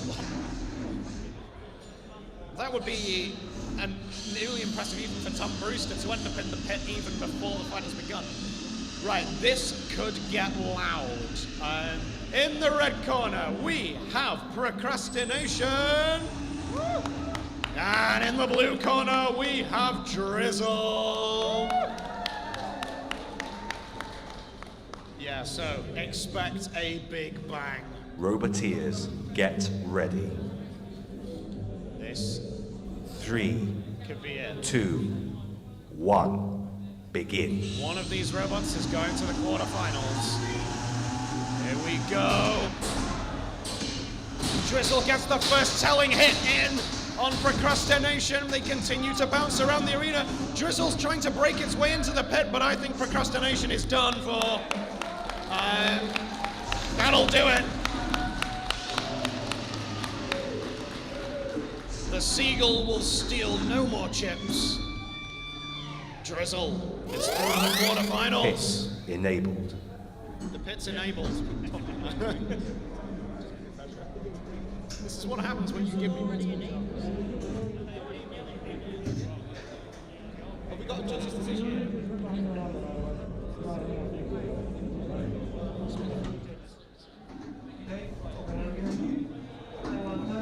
We have a result from the judges for the last fight. It was, however, a split decision. So I'm going to hand the microphone to Judge Ryan.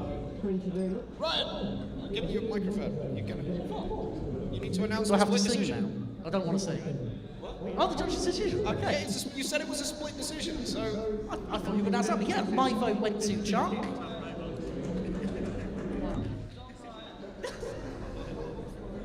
Stuart voted for.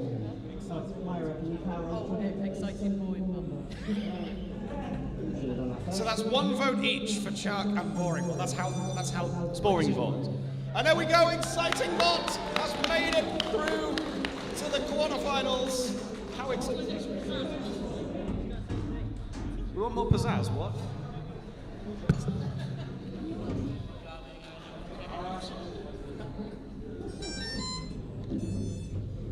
Goodness me! Right. This should be a good one. We've got Contradiction up against Bad Father Marco. Now, Bad Father Marco was pretty devastating in his last fight. Absolutely beat K1 around the place. Contradiction didn't too badly either. Alrighty. In the red corner, we have Contradiction.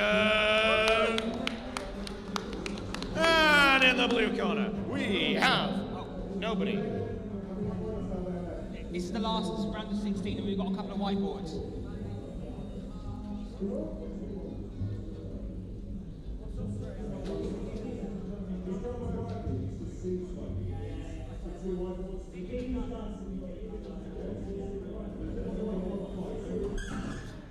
We're not getting this right now. We're going to have a couple of whiteboards. I'm going to give Contradiction time to fix up their spinner, which I think is only fair since Bad Father Marco was given that same opportunity last week.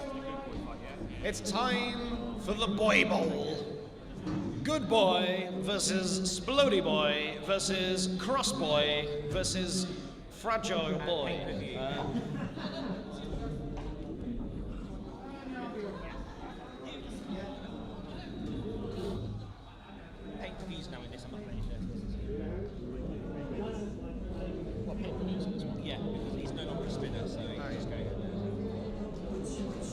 also got Pain Per Boy in this one as well.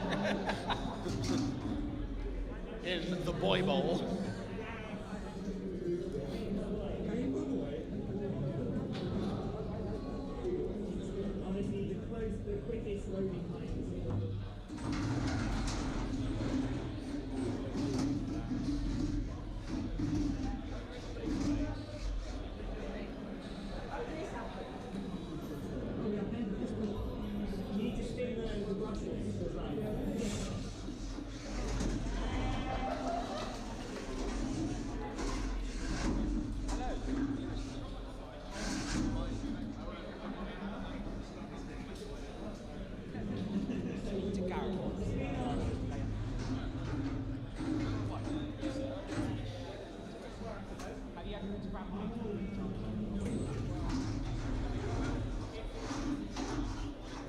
So this could be a fun fight. Lots of boys. All of boys, in fact.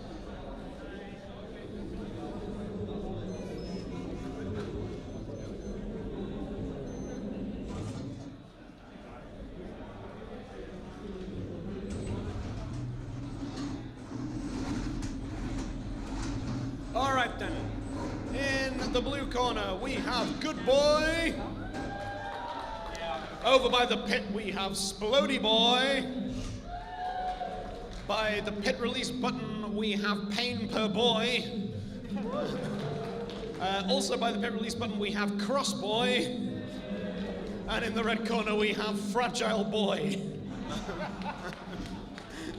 Roboteers, get ready. It's time for the Boy Bowl.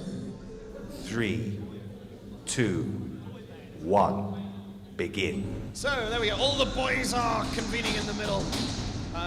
Insert here a me and the boys meme. Splody Boy is up on its end and spinning, and there's something come off somebody. I have no idea what. I cannot see. What on earth is going on? There's a boy pile up in the corner. So now they come away. Fragile Boy and Good Boy are staying away from the main fray, but Splody Boy and Cross Boy. Splody Boy is in Cross Boy's clutches here. Enabled. They're heading towards the pit release. I think that's the biggest. Splody Boy is stuck on the pit button. The pit's going down. Good Boy immediately heads towards it. No, you're not supposed to go in there, Good Boy.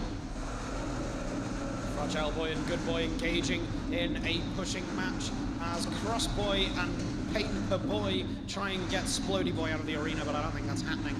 They try and flip it between them. Splody Boy's spinner looks to just basically be... No, it's going. Every time I say somebody's spinner is broken, it starts spinning again. It's a kind of commentator's blessing, I suppose. I just saw something come off Fragile Boy. That's not to be, you know, unexpected, because Fragile Boy is a fragile boy. Pain Per Boy isn't really doing it. He's got like half a wheel hanging off, sitting near the middle. Good Boy is also probably struggling with his drive. We got Splody Boy, Cross Boy, and Fragile Boy all in the corner. This is absolute madness. I have no idea what's happening here, really. Pain Per Boy is trying to get some kind of push in on Splody Boy, but it's not really working. Fragile Boy has been quite a good performer here for me in this fight. Cross Boy also doing very well. Splody Boy keeps trying to spin up. It's not sticking, though. As Cross Boy comes a little closer to the pit, Good Boy is just kind of doing whatever movement he can, I think, at this point. Fragile Boy coming up behind Splody Boy. This has been a great match. And Splody Boy gets his first hit and is going just around everywhere. Boing, boing, boing, boing, boing. Stop. And Cross Boy, robots. right at the death.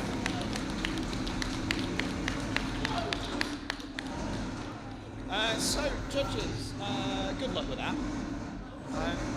So we've had someone in the chat say, is Boy Suit going to be made in the Boy Bowl? Well, in which case it would be a Bouillabaisse, wouldn't it?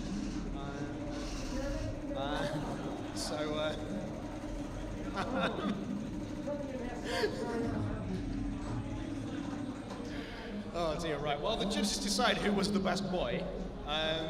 We've got to get them all out of the arena, because then we've got another fight to go on. We're going to see Lobster versus AOB versus Deja Vu versus New Sighting of the Beast of Bodmin. Which one, Tim? Which whiteboard? Next one. Okay. decision. Yeah, no, not yet. Not yet. Oh, sorry. There's a lot to pick through in that fight.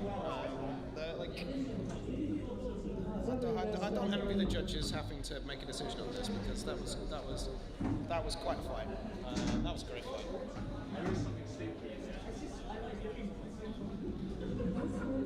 I know what I'll do. Right, I'll stick one of the pigtails through this hole in the cat. No, because then it will stay on my head. No, it's alright, there was a ready-made one. There we go, it's going to stay on now.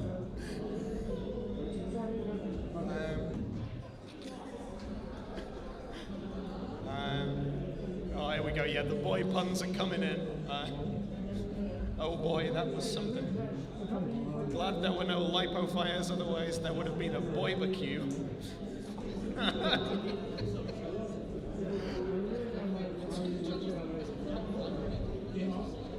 Okay, so only 2 judges were actually watched all of that.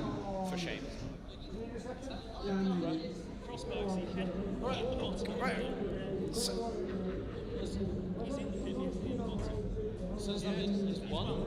So the winner and the best boy is Crossboy.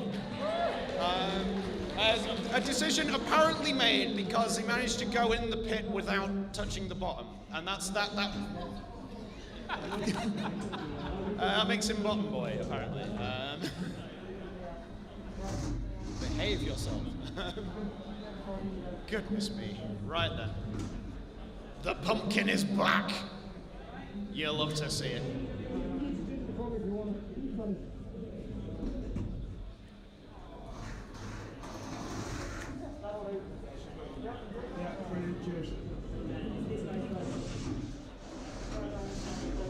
The pumpkin is back for more action.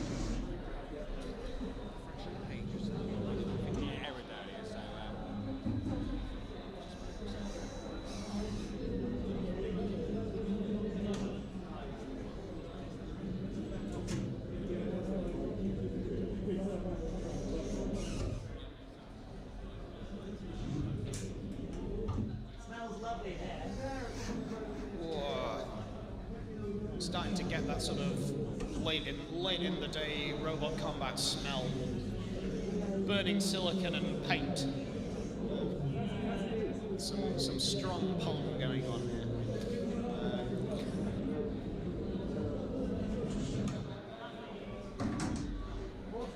We ready? Right. In the red corner, we have Deja Vu. In the blue corner, we have, I never actually learned what that one was called. What's that? That's the new sighting of the Beast of Bodmin. Cool, that's in the blue corner. By the pits, we have the Lobster. On the wall nearest the door, we have AOB. And on the far wall, we have Wacko Lantern. That's a good name, we like that. Right, let's actually start this fight. Roboteers, get ready. It's time for the spookiest fight. 3, 2, 1, begin. Wacko Lantern is probably not, it's been immediately lifted up by Deja Vu, but the Lobster has decided to, oh my goodness, that might be it for Deja Vu. It's been lifted up against the arena wall by Lobster. The Pumpkin is trying to do something with the Lobster. Is that a dish? Do you reckon that's a culinary combination that would work? Pumpkin and lobster? I'm not convinced. AOB and the new sighting of the Beast of Bodmin are up against the arena wall. Oh, AOB is being turned upside down. See, that lifter spinner thing on the lobster, that is quite a powerful weapon. You can see what it's doing in lifting up the other robots with ease. Now the pit's available. I think Deja Vu's out of there. AOB doesn't look very healthy either. The new sighting of the Beast of Bodmin doesn't look very healthy. It's the Pumpkin versus the Lobster. And I think the Pumpkin's out of there. I think the Lobster's gonna claim a win here. And that doesn't merit a cheer, apparently. So there we go. I think, yeah, the Lobster wins, whatever that was. That was a fight. Thank you all for watching. So yeah, Pumpkin and Lobster. If anyone can find me a recipe that involves both of those things, I might try and make it at some point. Lobster and pumpkin ravioli. That's not a bad idea, actually.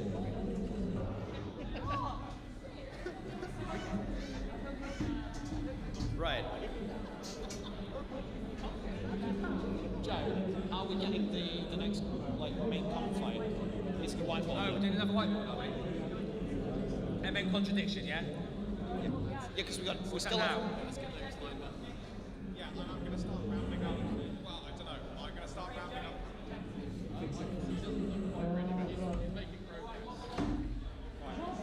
It's time for the next whiteboard. It's going to be between Cybertron, Let the Good Times Stroll, Swag Demon, and Gladius.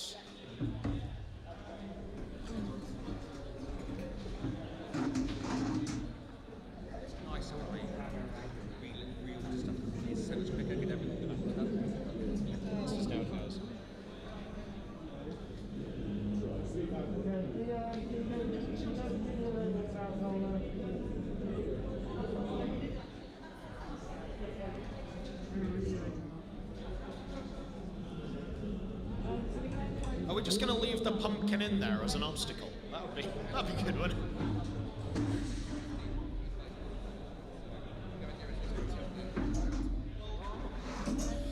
Oh, very good. Whoever made the smashing pumpkins pun there, that's pretty good. That's pretty good. Craig Danby suggests lobster and pumpkin risotto. Yeah, I suppose, if you've got ingredients you want to mix, stick them in a risotto, stick them in a pasta dish. What can go wrong? Aside from everything. I will report back. I love how I keep getting nods from the vegans in the audience who are like, oh yeah, I'm sure that'll be great with lobster.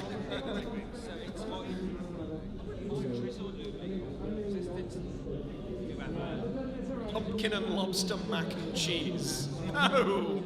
No! That's a terrible idea. Oh dear. Right, so that's Swag Demon going in there, the blue one with the vertical spinner. Look at this. Look at that. That is my favourite robot of the day. Look at that. That's just perfect. I'm going to assume that's Cybertron, based on the names I've got over. So that's Gladius going in there, and the Legionnaires get up. Milo's wiggling at me. We're getting to see Let the Good Times vibe again. Let the good vibes stroll.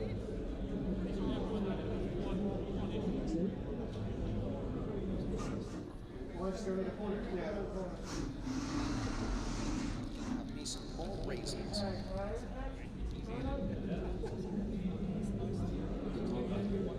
Yes.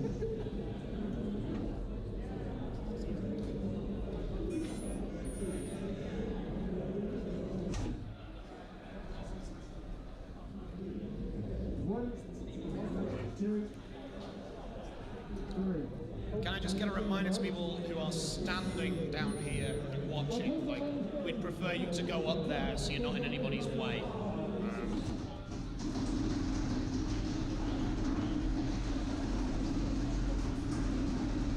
Oh yes, there we go.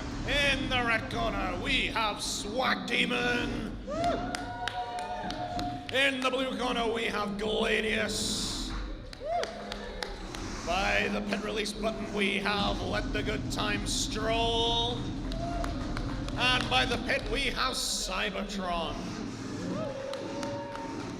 Roboteers, get ready. Come on, Cybertron. Do it for the book boys. 3, 2, 1, begin. Gladius has immediately gone for Swag Demon and is sent airborne by that spinner.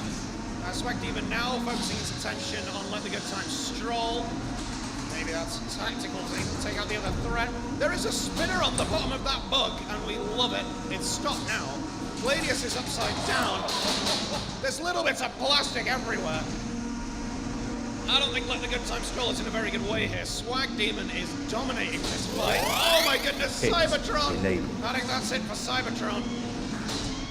Right, we're ending it there. We're ending it. Oh no, the pit's going down. We're not ending it there. Gladius and Swag Demon towards the pit they go.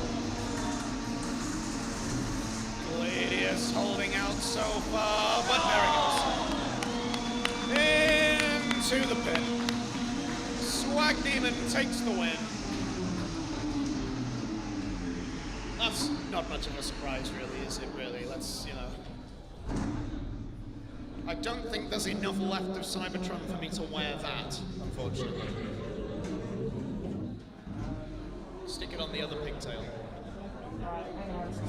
Are you doing the judge trouble now, are you? I don't know. Oh, no, okay. I thought you were just getting up. It's after the bad motherfucker. It's called? No, it's called Bad for the Money.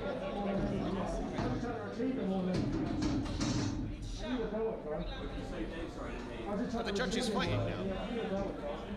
It's time for the judges to fight. Can I get 3 volunteers to judge the judges' fight? Right, we got Rob, we got James, and go on, Greg, come on. Yeah. Get in the judges' seats. We've got a new set of judges. Hello, Judge Rob. We've got Judge Greg. Nice. And we got Judge James.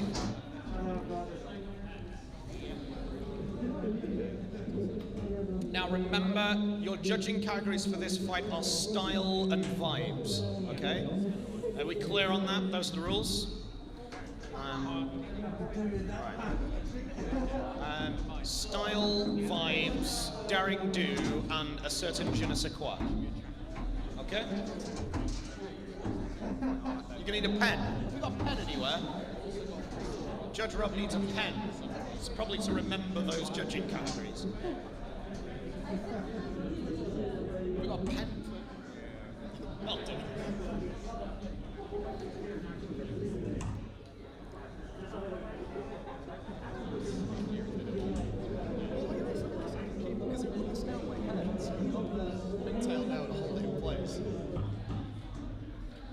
What on earth is that? I love it. That's amazing. That's truly fantastic. So we've got style, vibes, daring do, and a certain je ne sais quoi are your judging categories. A certain je ne sais quoi. The judging categories are piling up here. This is so the judges are going to be, well, our real judges are going to be judging the fake judges on the categories of style, vibes, daring do, a certain je ne sais quoi, and hats.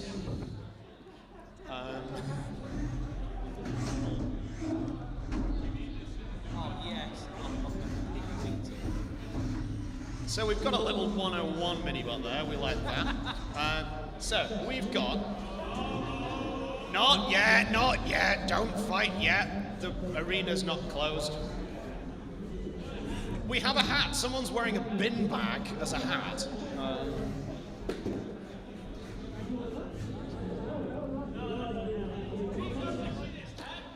So the robots we have in this fight, oh my goodness. This is...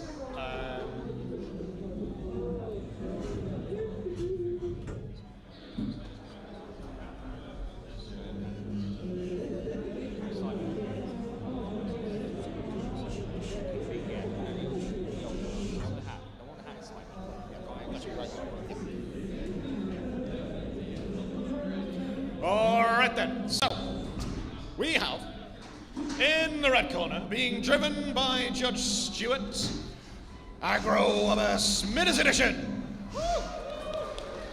We have in the blue corner, being driven by Judge Simon, King Beetle Powerworks. And we have, by the pit release button, being driven by Judge Ryan, Darth Wall. Which has already won the name competition. That was fantastic. All right, so just a reminder. So yeah, so we got style, vibes, daring do, certain je ne sais quoi, and hats. That's what you're being judged on? Let's do this. Roboteers, get ready. Here we go. 3, Some strong hats 2, from the 1, judges here. begin. Bring on the wall! And the wall hasn't really done a great deal so far. It's turned around. A phenomenal achievement as King B goes over the top of it. Wubba Wubba, no, that's not what it's called. Aggro Wubba is also going underneath it. That little 101 mini-bot is just kind of sitting there, really. This is an intriguing thing. Darth Wall is just being logical here, I Pit think. enabled. The pit's ready. Let's get the wall in the pit. The pit's going, but I think the wall's going to be okay. The wall is just about survived. King B drives itself into the pit, and Aggro Wubba Wubba Madouche has gone to push the wall. I don't think the wall is going to fit. It's perched up. I think the wall has done it. The wall is gone, and then I think that is going to be a win by knockout for Aggro Wubba Smithers edition, driven by Judge Simon. No, Judge Stewart even. Two judges. So that was a fight. So then, judges. So who wins on style, first of all? The 101 Minibot wins on style. What about vibes? What wins on vibes? Darth Wall wins on vibes. Daring Do. What wins on Daring Do? King Beetle Powerworks wins on Daring Do. A certain je ne sais quoi. Darth Wall wins on certain je ne sais quoi. And lastly, hats. They all win on hats. So that means it's actually a win for Darth Wall!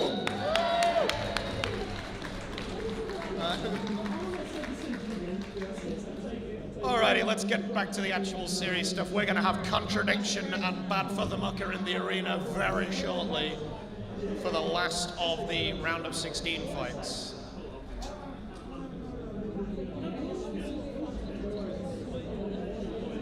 Can we have a big hand for our stand-in judges, Rob, Greg, and James?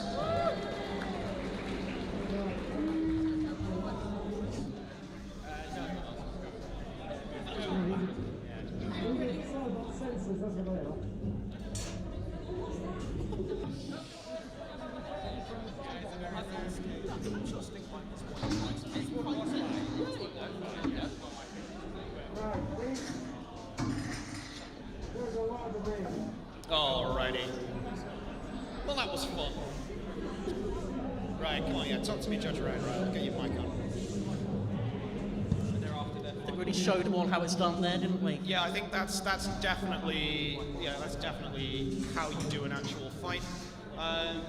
So did Rust in Pieces steal the idea from you, from Darth Wall, or did you steal the idea from them? I mean, we've all stolen from Smee anyway, so I think we can really Alright, claim fair too enough. much. I'm not exactly ex-current affairs, am I? Right. Oh, sorry, yeah. Like, would you have reached the same conclusion as a judge had you been judging that fight? Oh, of course, yeah. Darth Wall dominated that start to finish. Absolutely. It had the style, it had the drive power, it had the left wheel definitely touching the floor all of the time. Yep. So yeah, no, I think fair enough. You heard it there from the real judges. Real Judge Ryan says that he would have won that fight in his own opinion. Just hearing about here as well that Stewart and Cy would definitely have made the same decision. I'm seeing no denial from Stewart there. I think Stewart's in agreement that Darth Wall won that. That's why he's such a great judge. That is why he's such a great judge. Well, there we go. Always makes the right See, calls. this is just improving our faith in our judging panel. Thank you to the trash mob in the chat who said that I actually won on hats. Thank you, that means a lot. You stealing my raisins? It's okay, you can have my raisins. Okay, it's time for spinner, chicken spinner. Yeah, go ahead, yes, we're ready to have a go on.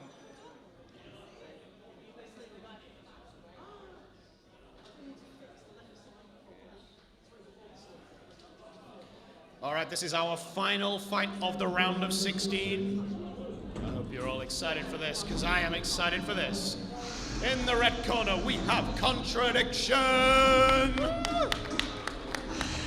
And in the blue corner, we have Bad for the Mucker.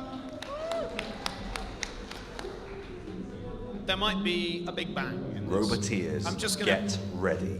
put that out there as a prediction. 3, Something might make a loud noise. 2, 1, begin. There they go, spinning up. Oh no, contradiction spinner looks to not be working. After all that time to get it working again. Oh, this is tragic. And Bad for the Mugger is showing no mercy here. Slow, ominous crawl. Oh, there we go. Contradictions out of there, out of the arena in 19 seconds. So that's that then. Bad for the Mucker is into the quarterfinals, which I believe are starting pretty shortly. Can we have the following robots to the ready area? Drizzle versus Ouble. Inferno versus Exciting Bot. Sprocket Raccoon versus Rust in Pieces. Widgley U's Resistance will be against Bad for the Mucker. So if you're in the quarterfinals, get to the ready area. We might let Bad for the Mucker have a bit more time to charge it up and so on. We're having difficulties getting Contradiction out of the arena. There we go.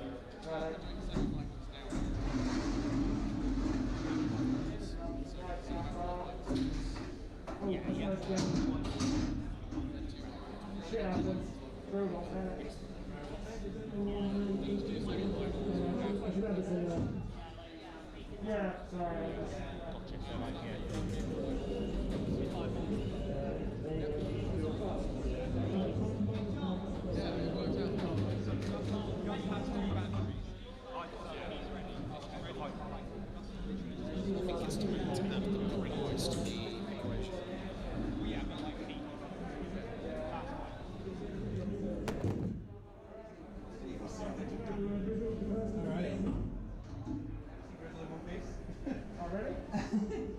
I'm quite noobly.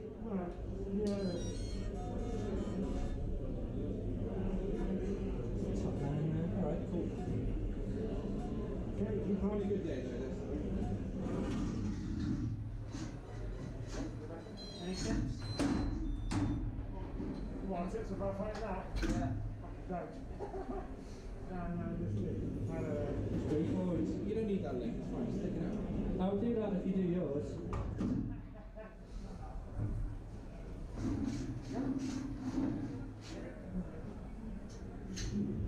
Let's make it all.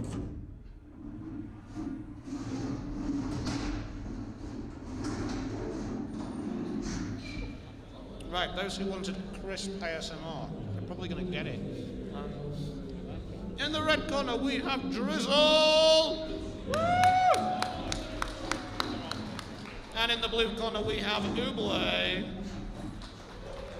This could be good. Ouble's been quite resilient so far. Roboteers, get ready. 3, 2, 1, begin. There we go, spinning up. Oh my goodness! Well, that's the hit of the day so far. Drizzle hitting the ceiling with itself. And up goes Ouble. Drizzle, however, it's well known for being difficult to control. Up goes Ouble. I think both robots hit the ceiling then. What a fight so far. Drizzle looking the worst for wear, maybe. Oh my goodness! Straight up into the ceiling again. The noise coming out of this arena right now as these two huge spinners just sit there. Oh my goodness, Ouble's in a vulnerable position here as Drizzle comes in and doesn't get the knockout blow. It's now... Is Ouble dead? Is Ouble gone? It's not driving. It looks stuck driving backwards. That could be it. Drizzle!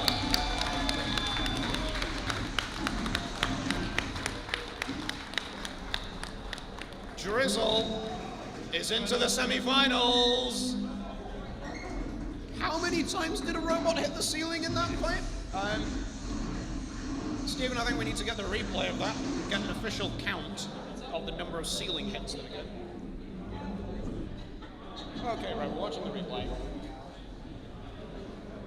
So that first hit wasn't much to write home about, but then... Just look at the state of this. Look at the state of this. I think that was the killing blow.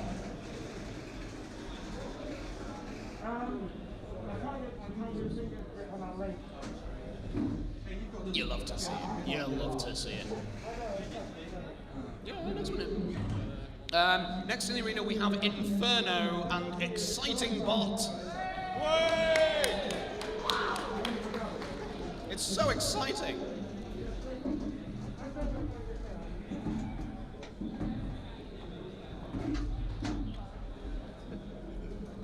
I'm firmly in Exciting Bot's camp here. A, because it's exciting, and B, because I can't forgive Inferno for this new headgear I've got.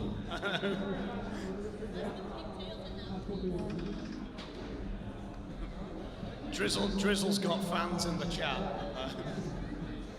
Not that that's a surprise, really. No.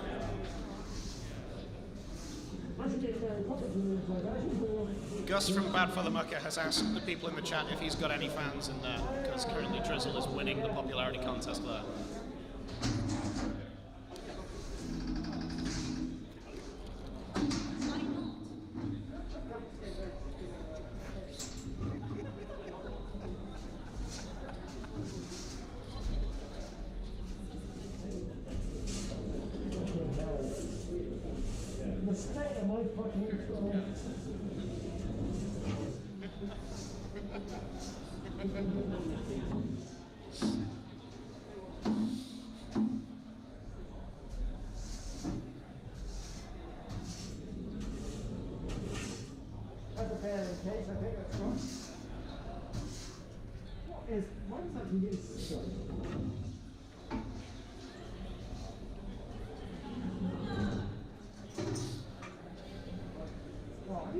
I don't know if you're expecting me to say anything, my mouth's full.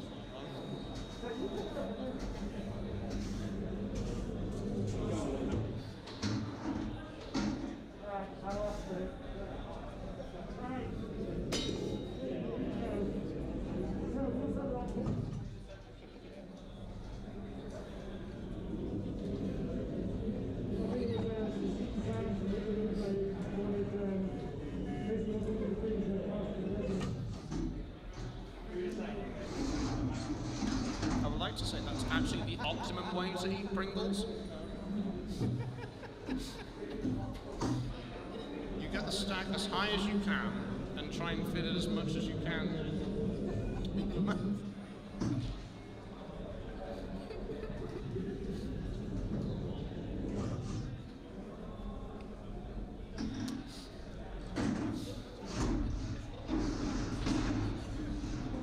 Alrighty. I think we're ready to get fighting once the pit's in place.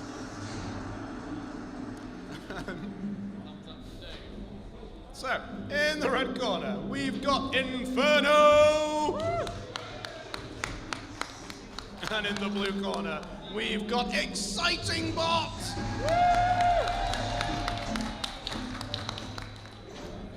Let's fight. Roboteers, get ready. 3, 2, 1, begin. Inferno spinning up. That's not nearly as exciting as whatever Exciting Bot is doing, which is mostly being hit. I think he's dead. I think Exciting Bot's already dead. I think that's it. Yeah, without going again. That's the commitment to the excitement. Another big hit from Inferno on the Exciting Bot. I think this might be where Exciting Bot's run comes to an end here, unless something ferocious happens to Inferno.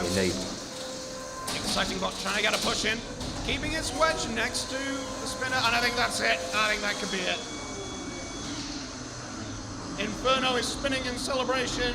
Exciting Bot has only actually been in the competition for 2 rounds. Falls at the second hurdle.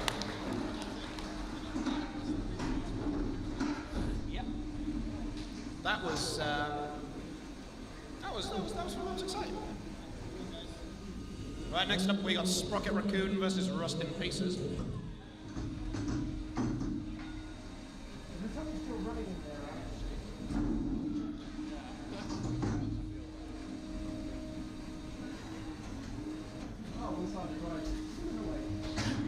So to Rob Weston in the chat, no, that wasn't a dab after the Pringles inhale.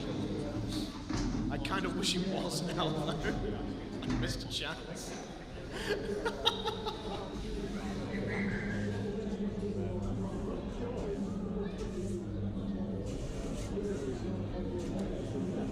It's a substantial sweeping jump going on.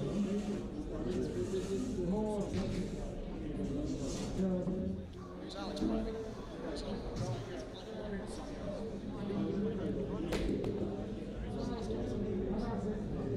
What's in the box?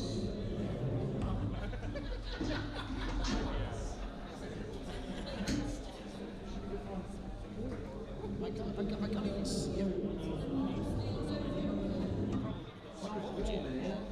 What's in the box?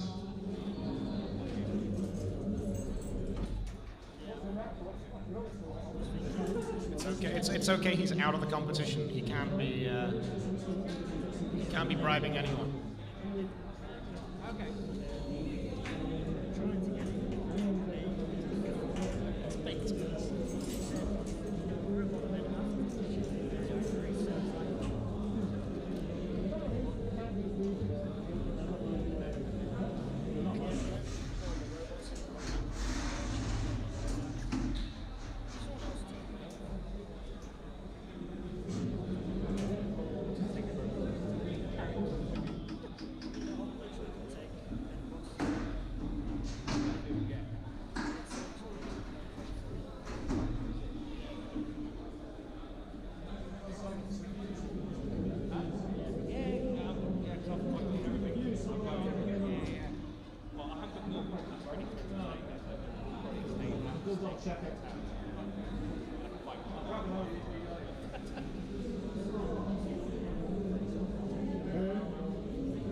You good?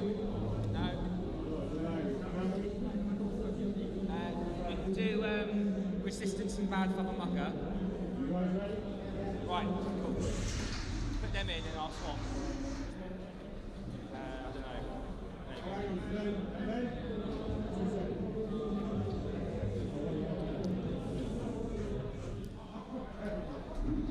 Yeah, carry on.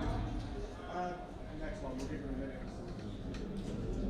All right, there is being a change to the scheduled programming.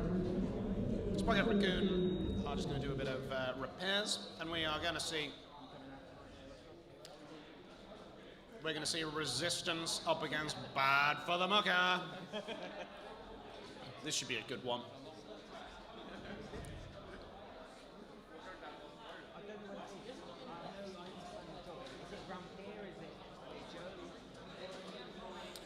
I'm apparently supposed to announce to the world via the stream that Skarasaki's spinner has stopped working. Cool. I think I'm supposed to try and commentator's curse the spinner back into working. I don't think it really works like that. It only makes bad things happen.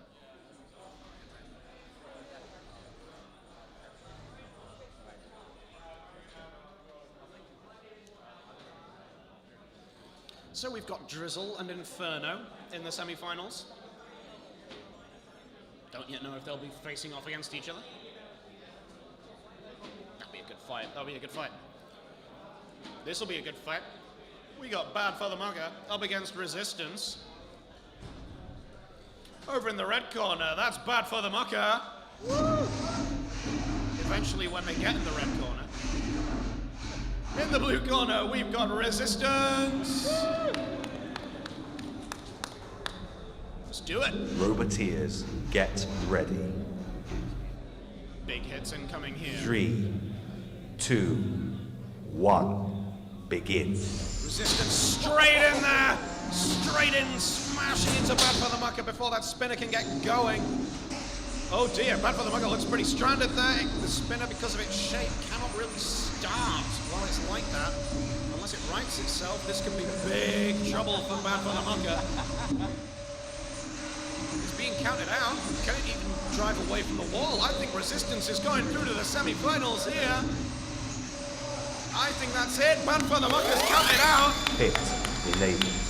Resistance is through to the semi-finals. Bad for the Mucker is out of the quarterfinal stage. Not a bad performance for a robot that's literally had to rebuild its weapon during the day today.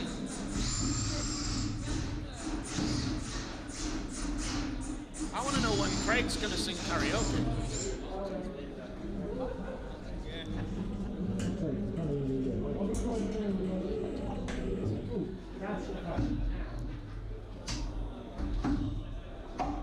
Right then, it's time for our final quarterfinal fight, which will be Sprocket Raccoon against Rust in Pieces.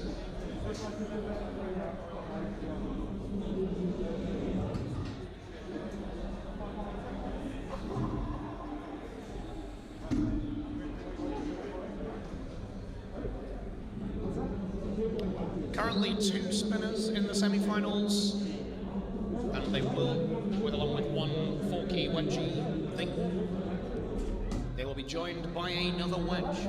That is no. Sprocket Raccoon up against Rust in Pieces, 2 wedges, 2 flippers. 2 strong performers so far, both got through relatively unscathed.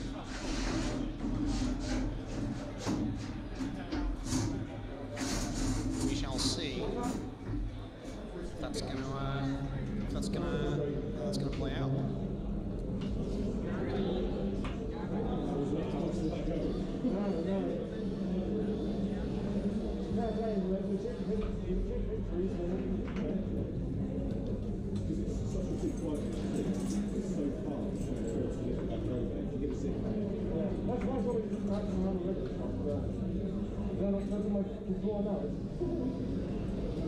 There's a lot of setting up happening to Rust in Pieces here in the arena.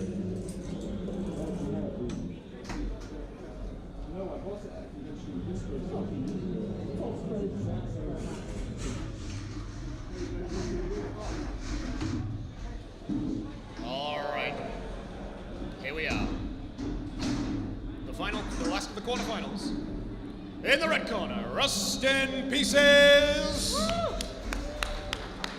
And in the blue corner, Sprocket Raccoon. Good stuff.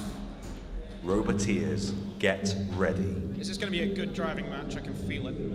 3, 2, 1, begin. Sprocket Raccoon straight out of the blocks and getting underneath Rust in Pieces. That bizarre floppy flipper wedge panel thing in between the 2 Rust in Pieces robots.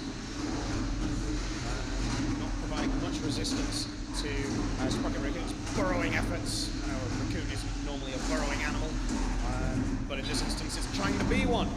You've got to adapt to survive in the robots arena. As Rust in Pieces has got Sprocket Raccoon on top of it in the Pit corner. enabled. Rust in Pieces seems to have sort of been curiously flipped over. Now that is a side effect of having that weird panel between the 2 robots, is that one of them can end up flipped over and the other isn't. It's back on its right ways up there. Sprocket Raccoon being lifted up there by Rust in Pieces. It's stuck underneath that lifter wedge thing. Can Sprocket Raccoon get free? Drama near to the pit edge. Sprocket Raccoon looks to have recovered control of the situation. Oh! Commentator's curse strikes again.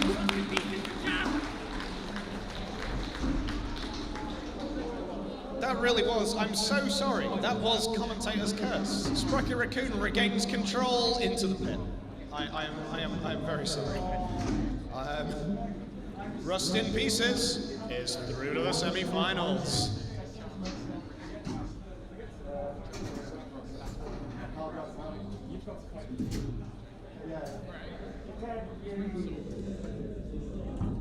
I guess it's still the gladiator. Yeah.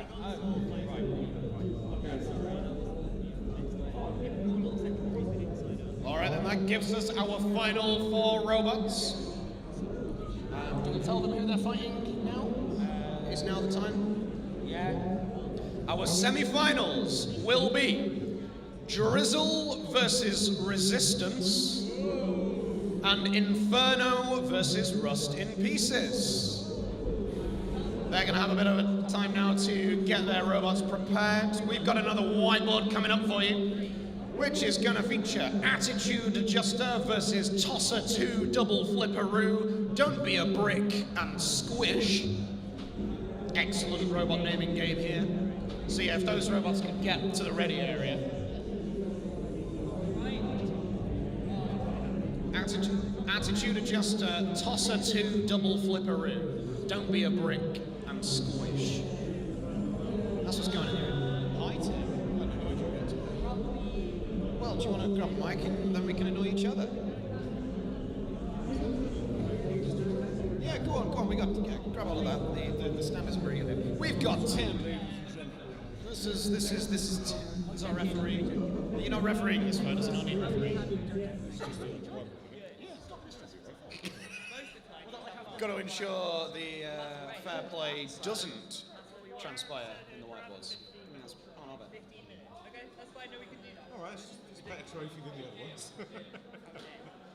No self-diss, Tim. So there's a good trophy. These high quality items.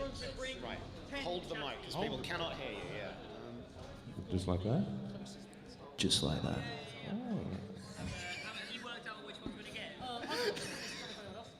I think we're having double commentary here for this whiteboard. For my 10 points. Who do we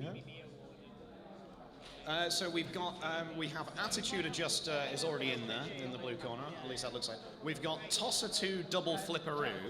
I think that's Squish though, so that's Squish. I think a better name would be Cable Tie.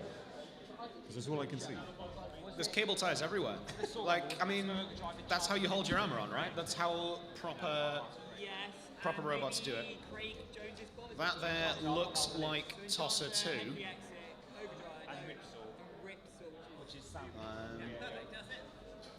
Is this? Oh no, this is a Gareth Barnaby brushless special right here. I hope all of our assembled viewers are ready for this. You're about to see the magic of Tosser. So, Ian, do you want to do the announcements? In the red corner, we have Tosser 2. No, you said you didn't know which ones. In the pit corner, we have That's Don't Be a Brick. Don't Be a Brick. And in the blue corner, we have Attitude Adjuster. And then by the pit button, we have Squish. There we go. So professional. See, this is why. Yeah, okay. I need to reset the timer. Are we ready, everybody? Roboteers, get ready. 3, 2, 1, begin. And there we go. Attitude Adjustment straight in on Tosser. While Squish and Don't Be a Brick engage each other. Tosser's got quite a toss on it. That's its weapon. It's named after what it does. It's gonna look to toss off some robots out of the arena. Attitude Adjustment with that little hammer. That's very exciting. I'm loving that. Squish looks to be upside down and not really able to move much. Don't Be a Brick for a tiny robot has got a lot of pushing power. Tosser is tossing Squish back into Hit, enable. right ways up, but it's not doing much to help. Squish looks down and out. Don't Be a Brick has pushed Squish onto the pit button. It's going to hit the pit button, and is that going to send Tosser into it? Tosser has escaped. There we go. He's pushing Attitude Adjustment around. Don't Be a Brick is a slippery customer. Now then, how is Tosser going to get out of that? It's not. Tosser's gone. We have Don't Be a Brick and Attitude Adjustment left. Look at the power on that axe on Attitude Adjustment. It's an impressive little machine. Don't Be a Brick is teeny tiny, but it's packing a lot of a punch here. Attitude Adjustment is mostly wildly flailing now, but Don't Be a Brick, don't go in the pit. No, you've already pushed the pit button. That's not going to help doing it again. Attitude Adjustment is now focusing its efforts on the arena wall. It's trying to break out. It wants out of there. It's now pummeling Don't Be a Brick. Don't Be a Brick is really taking this. Oh my goodness, I can see some panel has come off. There's the link is there. Is Attitude Adjustment going to dig the link out of Don't Be a Brick here? Look at that. I think that's it. I think it's gone. I think Don't Be a Brick's gone.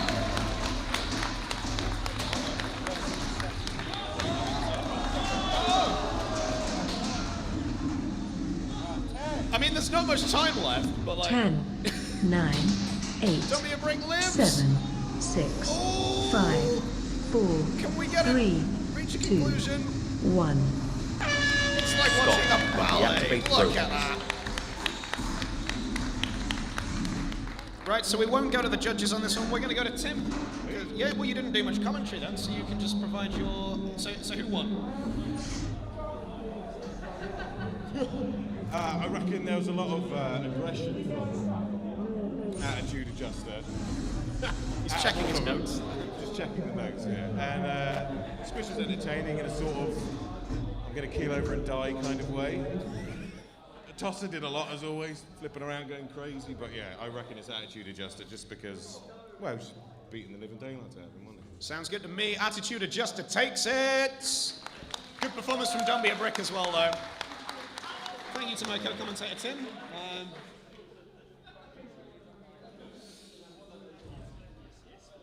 Right then. Oh my goodness. Is that really what... Okay, so our next whiteboard features Chak, Soul Loser, K1, and Baba Yaga. So this will be fun, won't it? K1? K1? Are you mocking my accent, Joseph? I've come down here and I'm surrounded by southern fairies. Northerners unite. I knocked the cat off.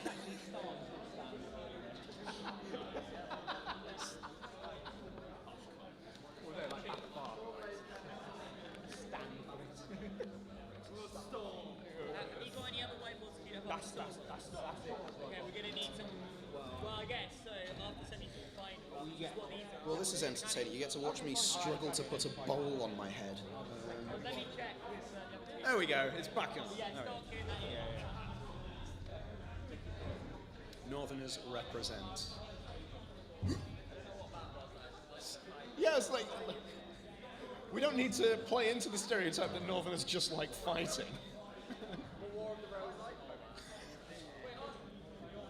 I live in York, but I am actually from Manchester. So, yeah. My mum's a Lancastrian, so...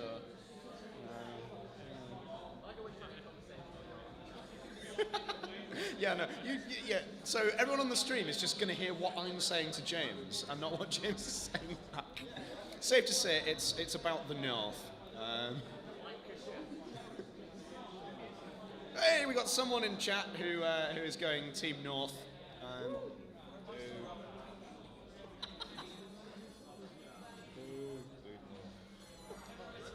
I was born in the Midlands, so that's more for me.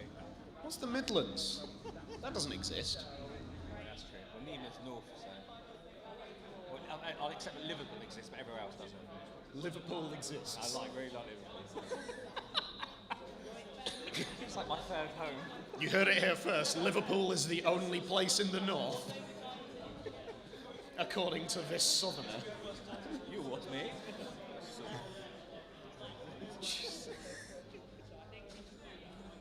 We've definitely taken this this event to places where it wouldn't have otherwise gone. Thank you all for sticking with me, for your patience.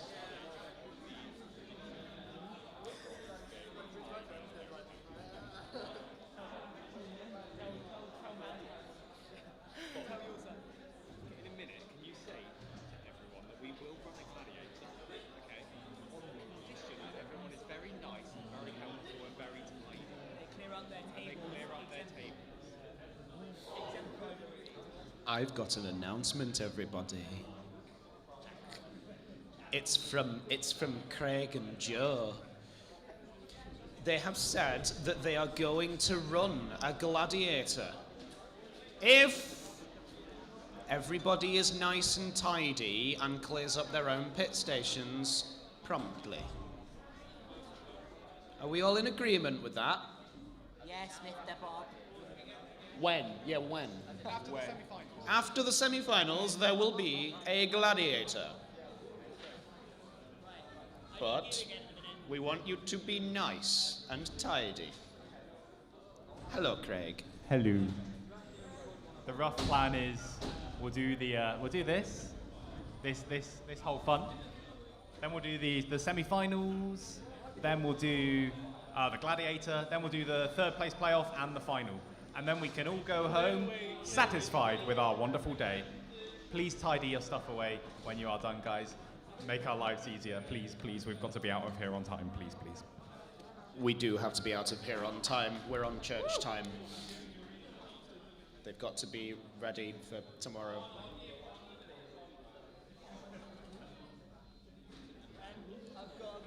There's confusion on the side of the arena. K1 has no weapon. Well, that's not surprising given what bad Father Mucker did to it. That was close. That was close. I saved it. In the red corner, we've got Chuck. In the blue corner, who's that? We've got Baba Yaga. By the pit release button, we've got Soul Loser. And by the pit, we've got K1 with no weapon. This is going to be Roboteers, get ready. Yes, K1 has a 2, weapon. 1, begin. It's got a weapon but no drive. And in comes Soul Loser, smashing K1. Shaq's also spinning up, I think. K1 is working perhaps more even than Mark thought it would. Soul Loser trying to push everyone into the corner. There's quite sparing use from the saw on Soul Loser. A bit disappointed in that, to be honest. Bobby Yaga underneath K1. Oh, there we go. Baba Yaga pushes the pit button. Is somebody going to get sent flying into it? It's going to be Baba Yaga as it does. It manages to escape. K1 has just chipped something off of Baba Yaga. Soul Loser's mostly jumping on top of Chuck. I think Chuck might be gone. Just a sneaking suspicion. So it's between these three now. K1 is upside down, being pushed around by Soul Loser. Baba Yaga is applying itself very well here. Soul Loser brings its sword down on K1, which looks to be stuck on the arena wall there. Soul Loser is just trying to bounce around, flip itself over. I think Baba Yaga might win this just through surviving. Oh, that Soul Loser sword's ready to come down again. Oh my! It's got stuck. Of course it's got stuck. No, it's back out again. Baba Yaga's underneath Soul Loser, but missed the pit. Oh! Rookie error, pushing towards the pit and just missing it. Soul Loser's weapon spinning up again. Is it gonna make a difference though? Soul Loser's already been in the pit once in the main competition. This is a great tussle between Baba Yaga and Soul Loser. Only 10 seconds of it remain. 7, 6, 5, Baba Yaga 4, just taking everything 3, clear there. 2, 1. Brilliant stuff. And deactivate Brilliant. robots.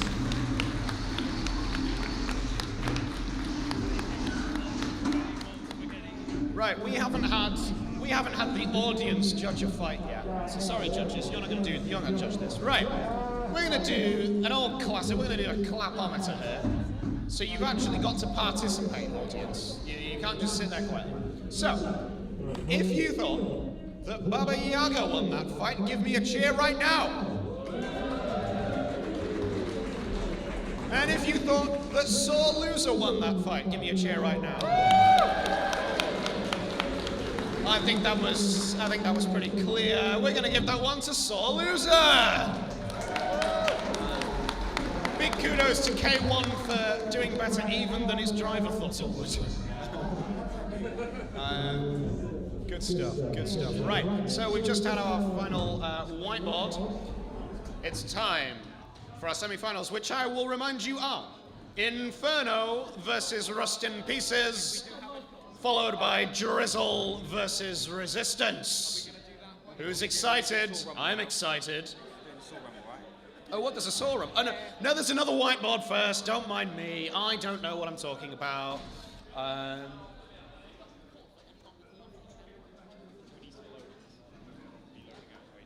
Okay, so my last request was a bit weird. This is even weirder. The judges have asked anyone with lovely handwriting to come to the judges' table, please.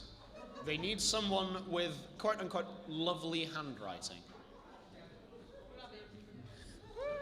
I think It's not the only lovely thing. it's going to be so lovely.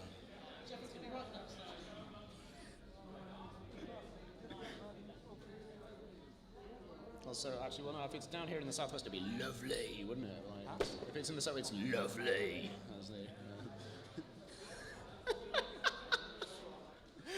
oh dear. I hope that any of my friends who are watching I've got some good screenshots here because I've given them plenty of material.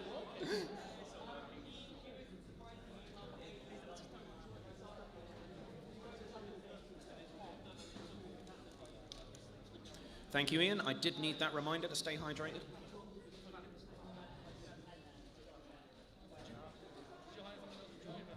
Staying hydrated. Fine. Yeah. Gotta stay hydrated. Otherwise they'll kill me.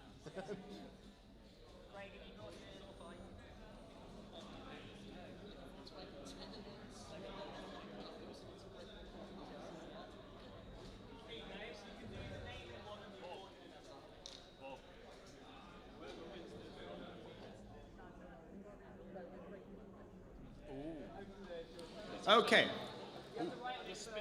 We've had some extra spice added to this next fight. So this is the Saw Rumble. We've got Maximum Ogre Drive, Enchanter, Head for the Exit, and Ripsaw. Now, kindly donated by Team Health and Safety, we have this. This is the trophy, and the wager all of these robots have made in entering the arena is that if they don't win, they have to add their saw to this trophy, which will then be presented to the winner. So yeah, don't lose, people.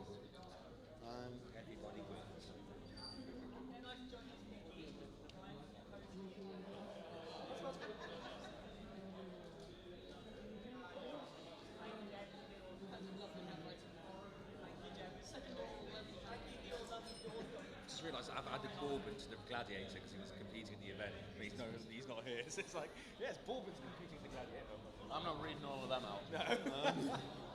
Like Steve, when he's trying to render the graphics, it's just like.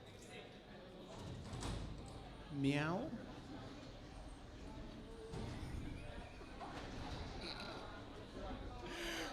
Alrighty. How long till Drizzle? It'll be Inferno Rust in Pieces, and I've moved Drizzle down one, so. In the red corner, we have Head for the Exit. Over by the pits, we have Maximum Ogre Drive. One of the other two is Enchanter. Please identify yourself. There we go. By the pit button, that's Enchanter. And in the blue corner, that means we have Ripsaw. Remember, you are playing for this trophy, which will contain the souls of your defeated opponents. Roboteers, get ready. 3, 2, 1, begin. Okay, it's a cagey affair to start. As Enchanter engages with Head for the Exit and Maximum Overdrive and Ripsaw. It's quite nice, actually. It's like a boring dance class. Everybody's partnered up. There we go. Swords. Yeah, this is going to sound horrible. Oh, there we go. There's the first screeching of saw on material. Ripsaw isn't looking too healthy right now after Head for the Exit's attack. Oh dear. I hope that's not an expensive saw you've got at the end of that arm there.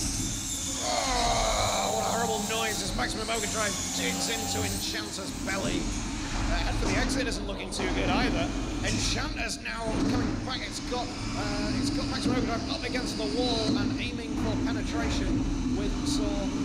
That is, Maximum Ogre Drive has now got hold of Enchanter. So, then there were two. Shrek and the Enchanter. Maximum Ogre Drive coming in on that front wedge of Enchanter. Oh, it's on. Don't want to stay too close to the pit while the pit button's available. Enchanter escaping. Now, this could be interesting. If after the exit ends up in the pit, it could serve as a blockage. There's not been much soul screeching. I don't think they can reach each other, these two. As Maximum Overdrive pushes Enchanter up against the wall again. The sword to dance. Ooh, that was an sound of sword on sword. That's obviously what they're here to hear. It's got very quick. As these two robots dance around each other. It's going to be play some music. We got Enchanter and 10, Overdrive. Got 10 seconds left of this. 7, 6, 5, 4, 3, 2, 1. Stop and deactivate robots. So there we go. So judges, this is the most consequential decision you've had to make all day, because whoever you don't pick has to buy a new sword. So we're definitely going to have Ripsaw and Head for the Exit swords added to this here trophy.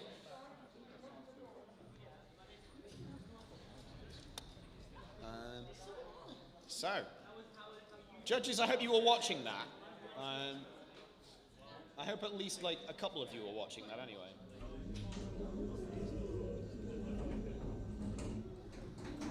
I'm not sure the judges were watching that fight. I think we're gonna have...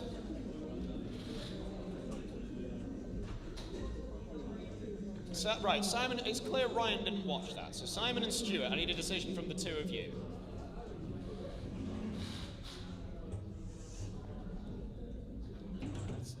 Yeah, add your sword to it. Come on.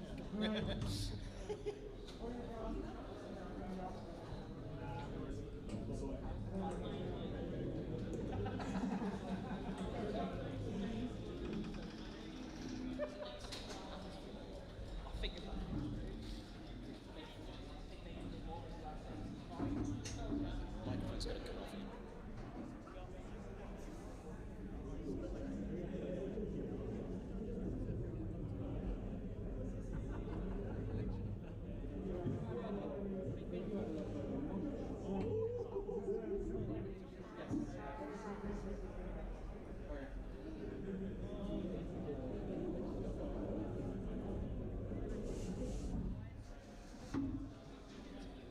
Right, now we're back.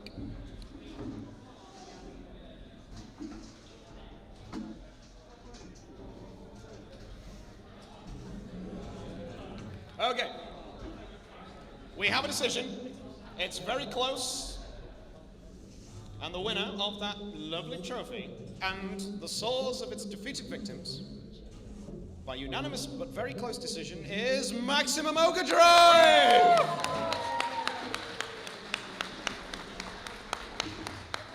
So there we go.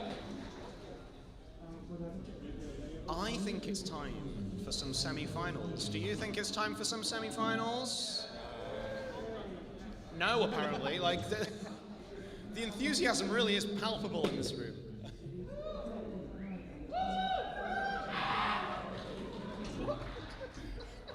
Who just screamed? What the?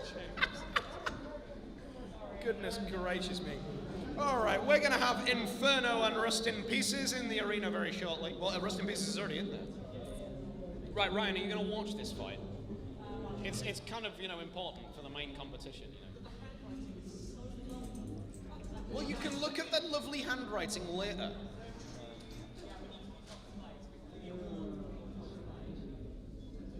Yeah. Okay, cool.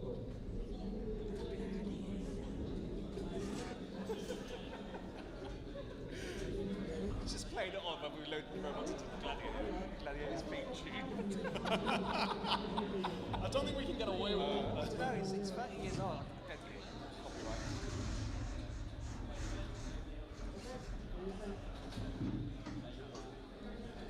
The arena floor has held up surprisingly well here. Are you not still discussing the crisps in the chat? That's...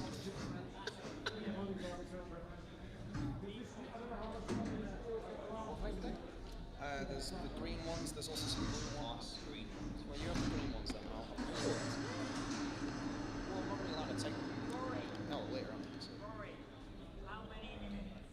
people who want Pringles, they are available, because I'm not going to get through all of them myself. Cool. We ready? Okay. Okie doke. In the red corner, we have Inferno! And in the blue corner, we have Rust in Pieces! These robots have fought their way to the semi-final, but only one can make it to the final. Roboteers, get ready. My timing wasn't great there, but that's fine.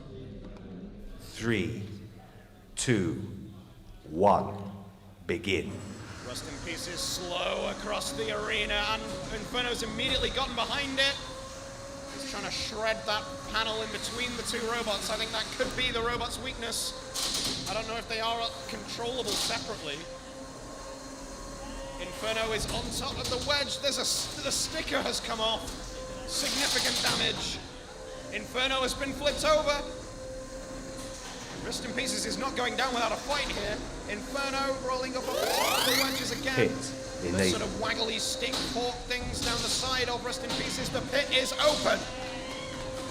Inferno is on its back. It's not dominating in the way it has done in previous fights in this competition. It's finding Rust in Pieces very difficult to damage. It's got behind Rust in Pieces a couple of times, but it's not quite been able to land that killer blow. But all it takes is one hit. We've seen that with Inferno.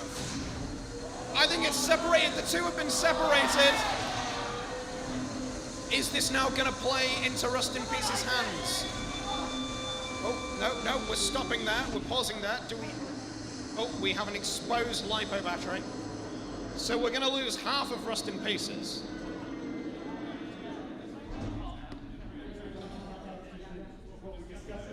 So, what's going to happen here?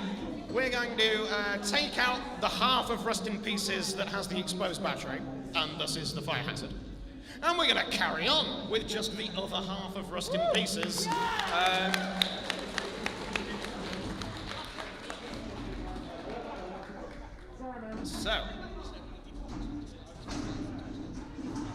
Okay, that had been previously agreed between judges and roboteers. Right, 3, 2, 1, resume. A quick spin up again from Inferno. How is Rust in Pieces going to handle only being half a robot now? Inferno coming in for another attack. Rust in Pieces is on its back. There's still about half a minute to go in this fight. Oh, that's a horrible screeching noise as Inferno is grinding against the arena floor. Rust in Pieces is wedged up against the side of the arena. Inferno comes in for another hit. Rust in Pieces is back. It's off the arena sidewall. Inferno, however, looks to be pretty home and hosed here as we come into the final 10 seconds. 8. Inferno has done all the damage here, and Rust in Pieces has just not been able to get a hold of Inferno. 1. But massive. Oh, there we go. It's into the pit anyway. Deactivate robots. Right at the last second. Like, big round of applause for Rust in Pieces for carrying on there with only half a robot. And congratulations to Inferno, which is going to the final. It will be facing either Drizzle or Resistance. What? Oh, they don't touch the button. It's going to be a judge's decision. Sorry, everybody. So judges, can you just confirm that Inferno won that? Ooh, okay. So yeah, so it's a split decision. We already are yeah. So I've just been told by the judges that like Rust in Pieces was winning right up until the point where it split in half, which, you know, fair enough. But it was not winning at the end. So Inferno is going to the grand final. Yeah, let's do this. So our Drizzle Resistance is going to fight before we do the water. So these two now know who their prospective opponent is.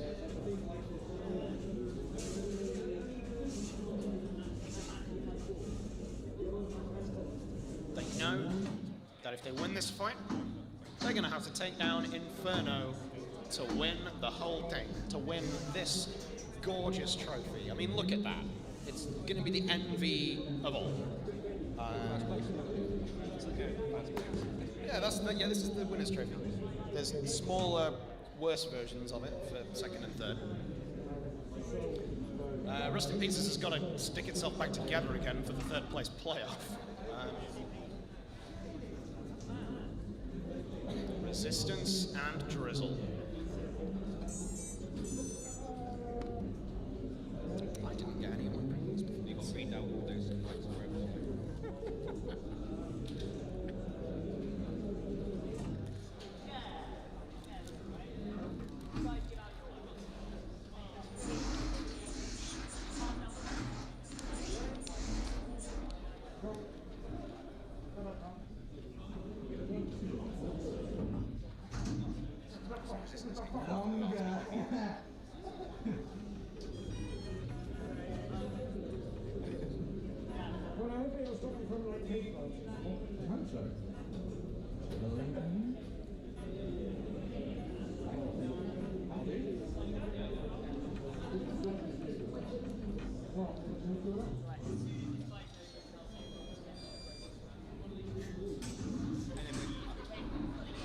Are we going to do like the awards on top of that as well? Second after Gladiator?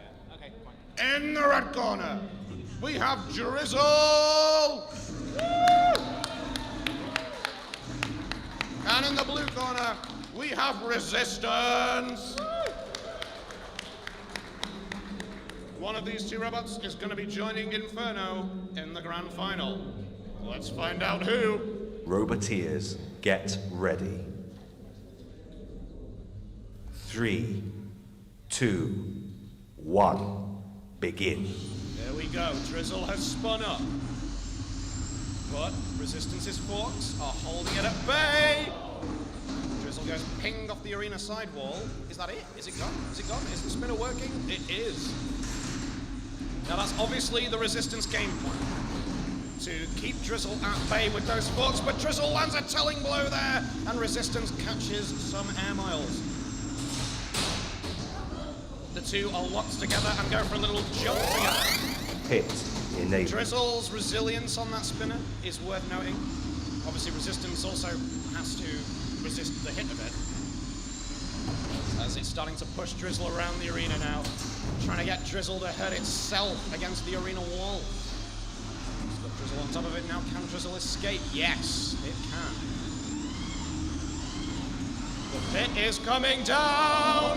Drizzle has managed to evade it, saved perhaps by the gyroscopic forces!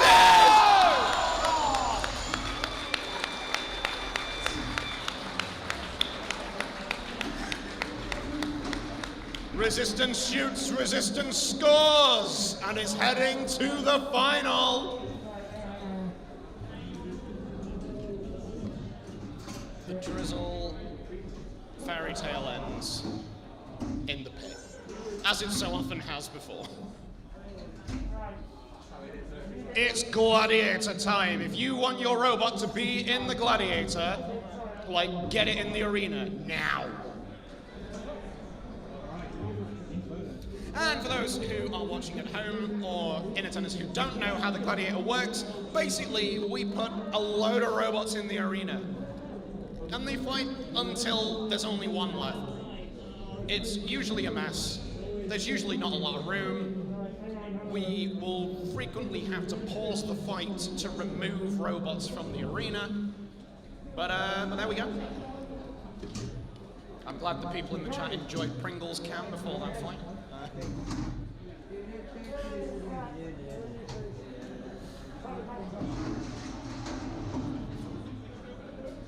There we go. I'll try and announce the robots. So that looks like exciting, but Mr. Cat's Mouse House is in! That's the lobster going in.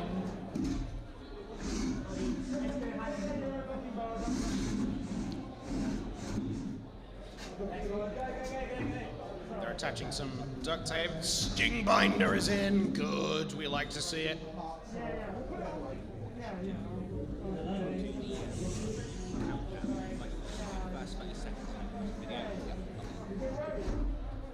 just there is no time limit on this fight.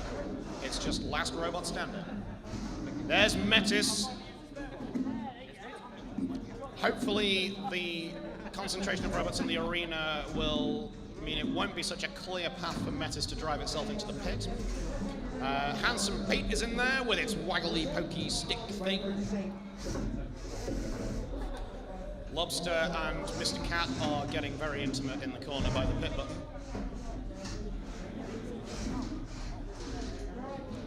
Who's next? Who's coming in? That looks like... goodness, it's been a while since I've said its name. Mamata Monet? No. Mamanot. It's on the list.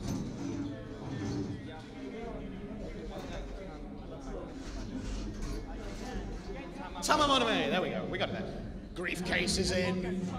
Griefcase is already falling apart.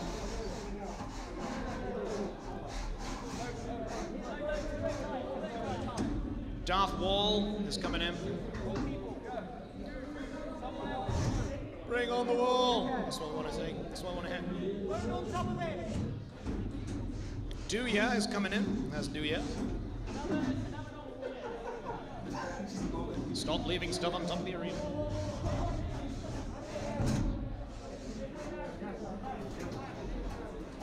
Griefcase is in. Or rather back in. We need to get like the incidental music from Smart. Do you remember? Well, sort of like filling in the arena. I cannot see anything right. So that is the wrong trousers, googly eyes and all. That's Wubba Smidders. Agril Wubba Smidder. Sprocket Raccoon's in there. I might have to stand up more to observe this because I can't see a thing. The audience up in the gallery are probably going to have to watch this on the screen because there's a wall of people. Gladius is in. I can spy pain per view. There's Not Fragile. There's the best boy, Crossboy. Crossblow. Oh, good.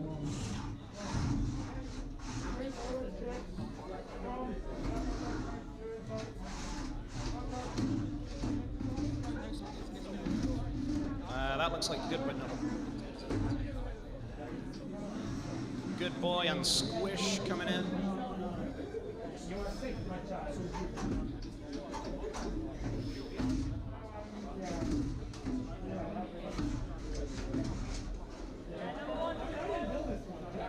We need more robots in. We need more robots. That's Igor.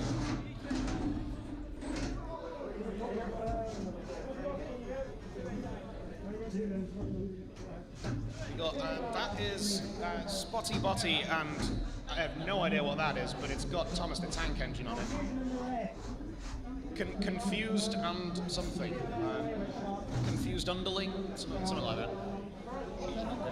Confusion and Delay, that's the one. That's Cascade entering.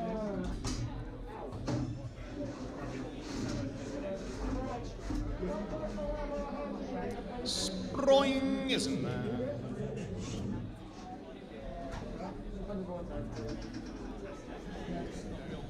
Basically, if there was a robot that you saw today, it's probably going to be in this fight, to be honest.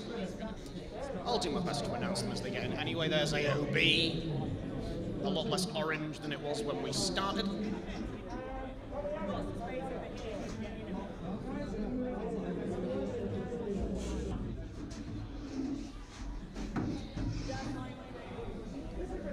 That looks like Baba Yaga.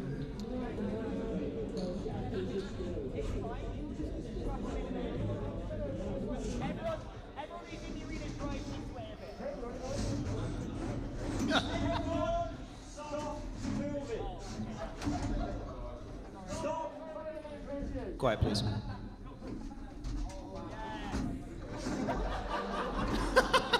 Just pile them all on Briefcase. There we go.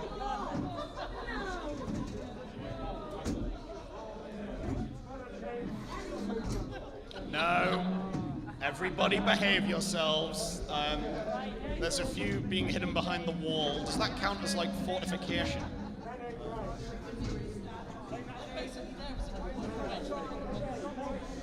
Okay, wow, there's more room in the arena for more robots. There's Swag Demon. I'm sure everyone will be delighted to know. There's Let the Good Times Stroll. Best vibes.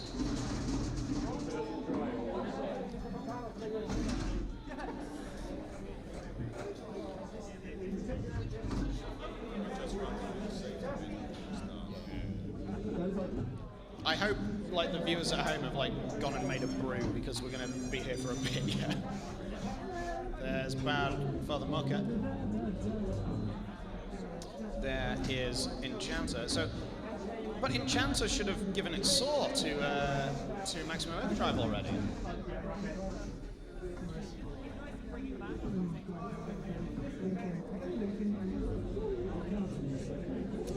I can see I don't recognize that robot.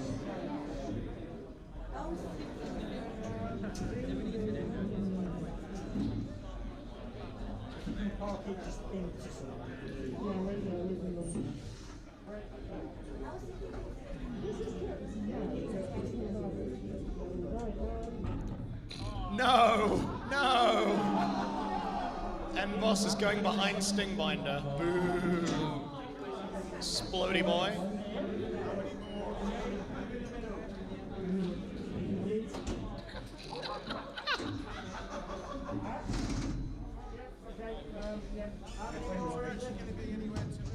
No, I don't think there is.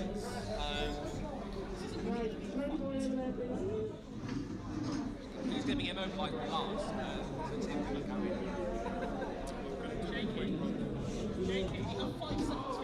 It's like fire. Night Fury! Oh no!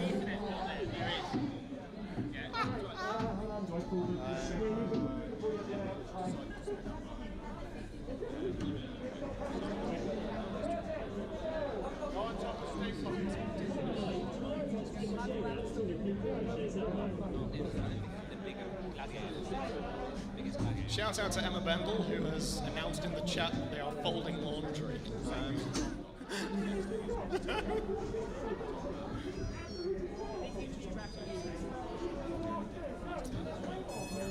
I think my money's on Stingbinder to win this.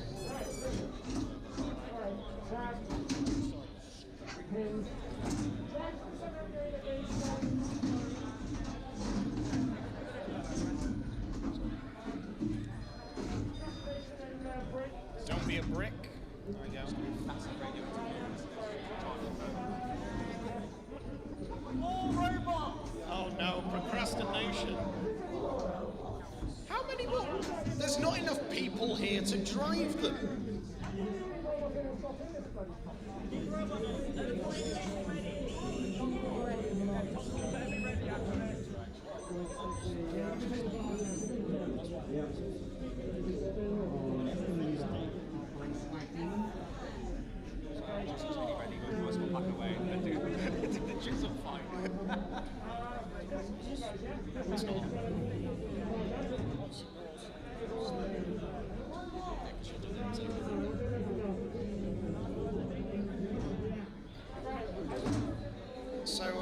So yeah, and still they come. Everybody's waiting for me. This is really awkward.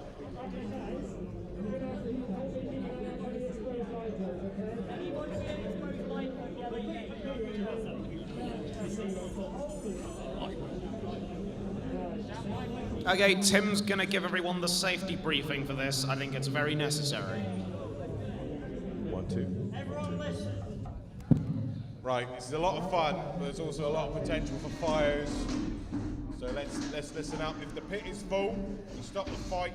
Everyone listen to Dave or myself. If me or Dave call out, or anyone else who sees a lifeboat, everybody stop. Right? There's a lot of spinners in there, a lot of potential for fire. So straight away, keep your ears open and eyes open. When the pit's full, we'll stop, empty the pit, carry on from where everyone is sitting. Okay? And we'll keep doing that, because I imagine it's going to happen more than once. Are we all clear on that? Have fun. All right, is everybody ready? Are we ready up in the gallery? Here we go. I'm not even going to try and commentate on this. Roboteers, get ready. I might just scream.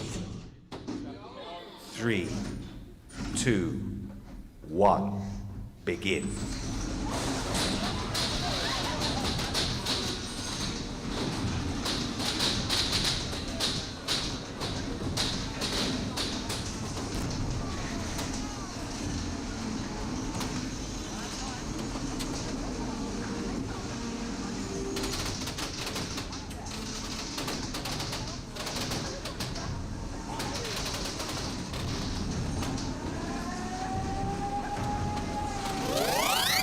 Hit enabled.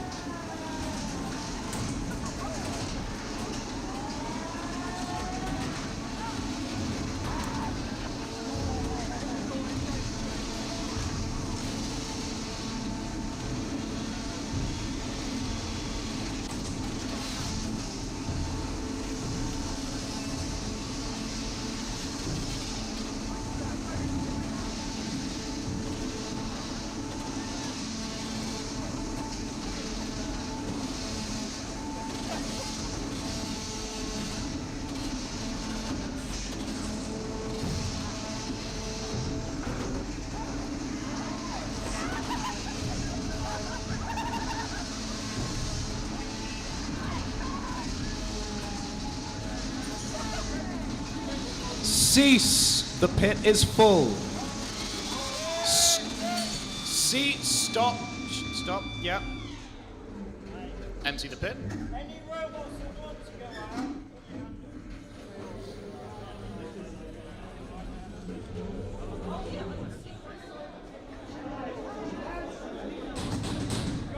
Quiet! Hands off transmitters. If I see any twitch, my robot's going out the door in a very fast fashion. Go that way. Right, let's see if you can handle this. I'm telling you, I'm threatening. I don't think it's Okay. So I'm not going to count the robots out as they leave. Yeah. Please, nobody, nobody touch their transmitters.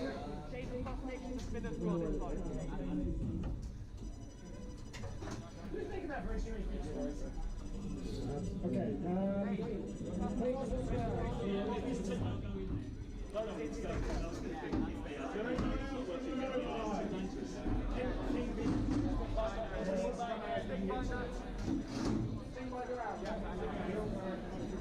Light Fury's dead as well. Okay, where is Light Fury? Well done, Stingbinder. You went in the arena. Mr. Cat's lost another head.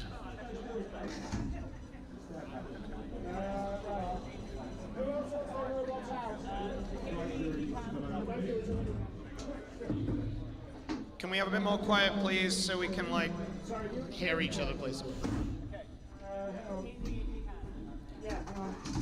Anyone else who wants their robot out, now is the time to make it clear.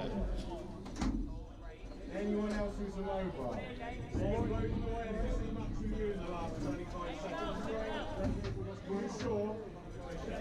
Anyone else who wants their robot out? Kind of say now. It doesn't have a bell on anyway. Right, Shane, get out of there.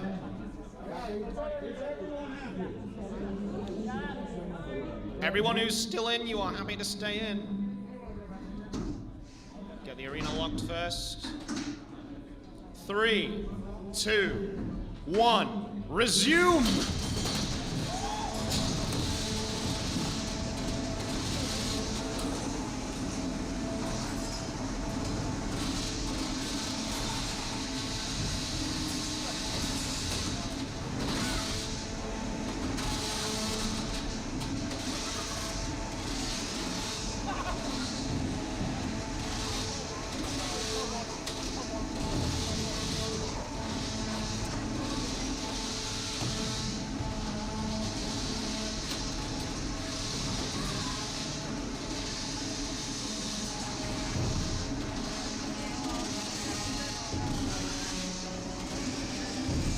Cease. We gotta get some more corpses out.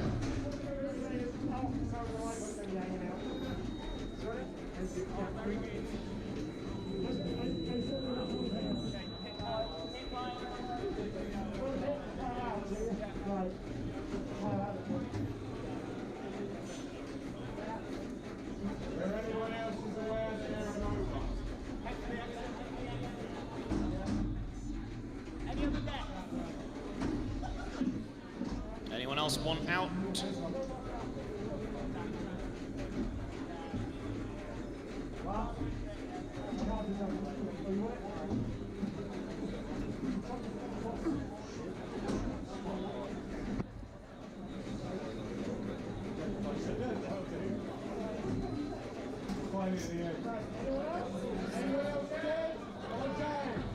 Everyone else who is still in the arena, you are happy to remain in the arena?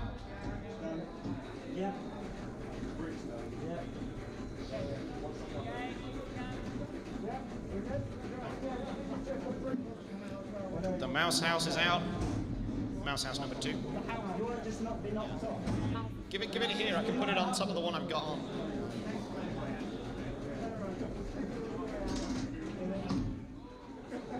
Oh my goodness! Splody Boy was sitting on a veritable treasure trove of debris.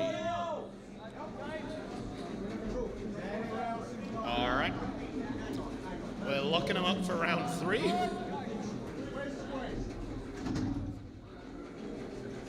I don't think there's enough of you left to say you're working. And away.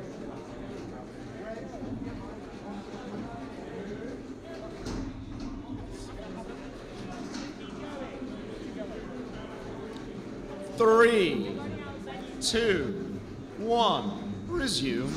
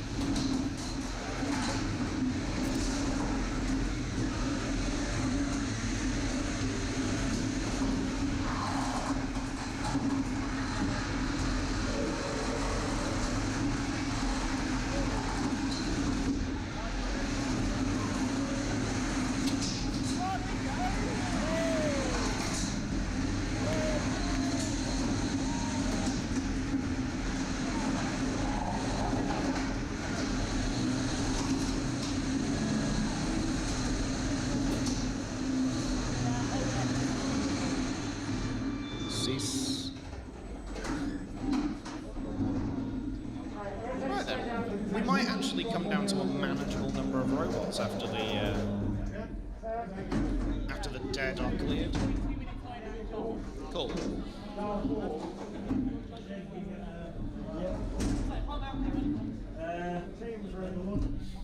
So, we're going to have one more round once we've cleared out the dead. You're going to have 2 more minutes, after which point the judges will somehow have to decide. That's what I've been told.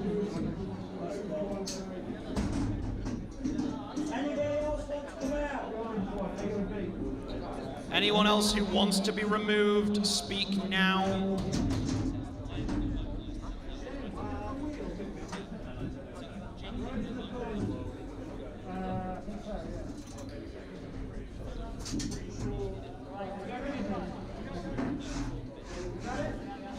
Crossblow, the door's open. Move again, you're out.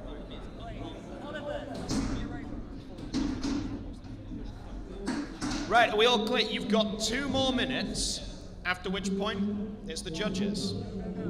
Roboteers, get ready. 3, 2, 1, begin.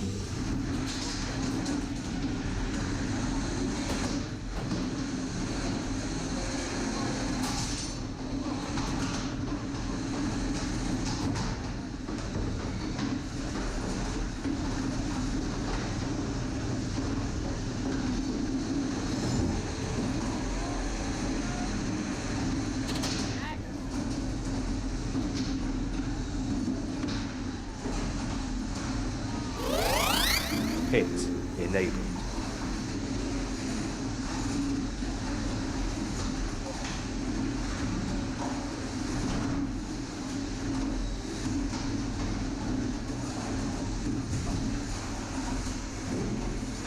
Stop, stop. Oh, I can smell it, yeah.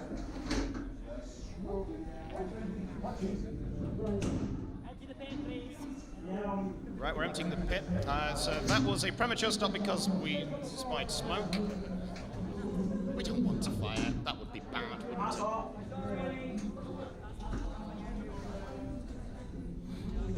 it? So we're down to our last, 7 or 8, I think. Mr. Cat's still going. Come on, Mr. Cat. Right, are we ready to resume? 3, 2, 1. You've got 1 minute and 5 seconds left. Come on, Mr. Cat.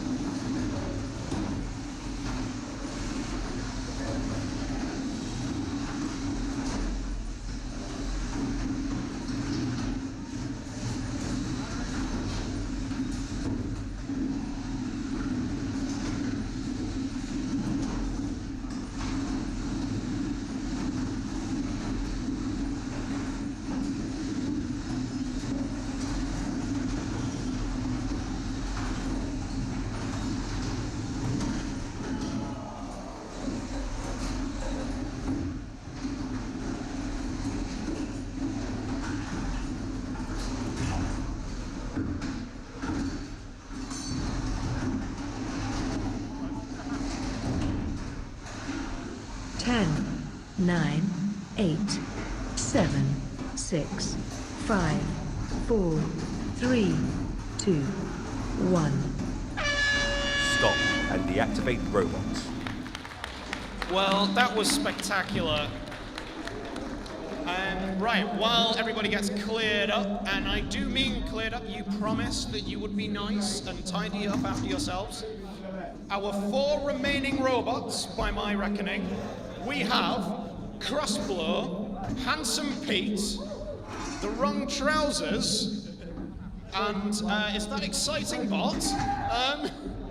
So judges, that's who you've got to... We've already got a unanimous decision. Based apparently only on the last 2 minutes of the fight. And the winner of the Gladiator is Crossblow!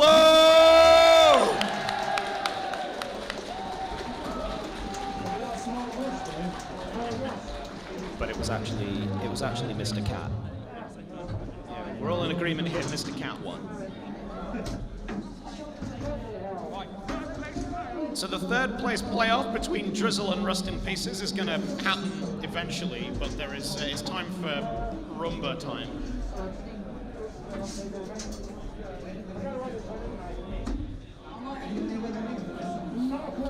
So people who no longer have any more fights to do, please start clearing up. We do need to be out of this venue like as soon as we can after we finish. So if you've got stuff that can be cleared up, clear it up.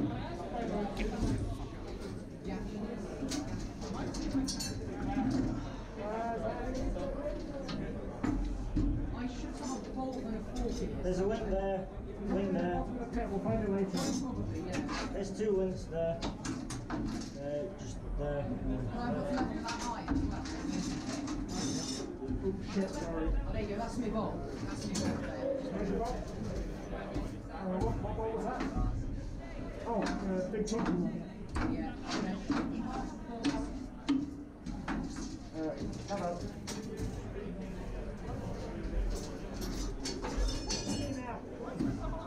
Can I look in the pit?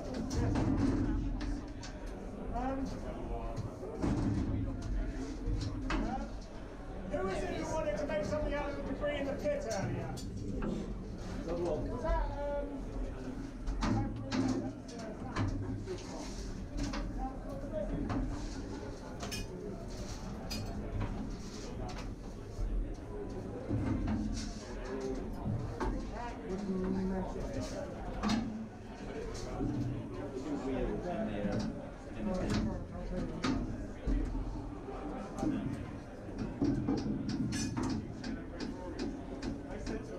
motor?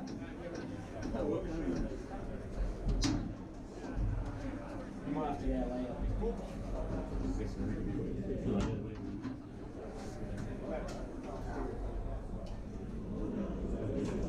Motor? Let me go in bed.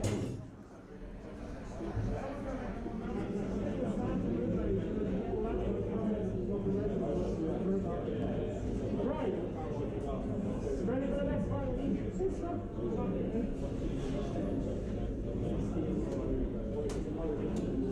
Right, hang on. Oh, do you want to have a look at the picture? I was just going to scoop some stuff. No, don't scoop too much out because someone's going to move it. No, I'm going to... Anything that you need back, go ahead. I was trying to find Dom's wheels.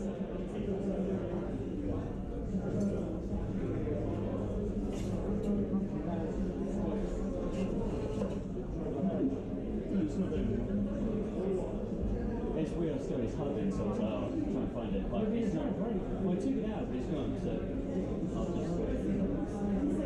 Still works. Still works. I think, well, yeah. One way like that's the wrong way. Yeah. No, whilst we've got 5 seconds, are we able to do the changeover now?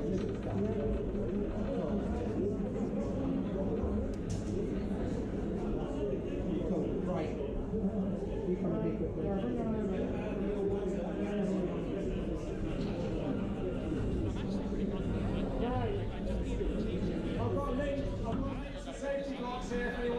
It's time, I think, for some awards.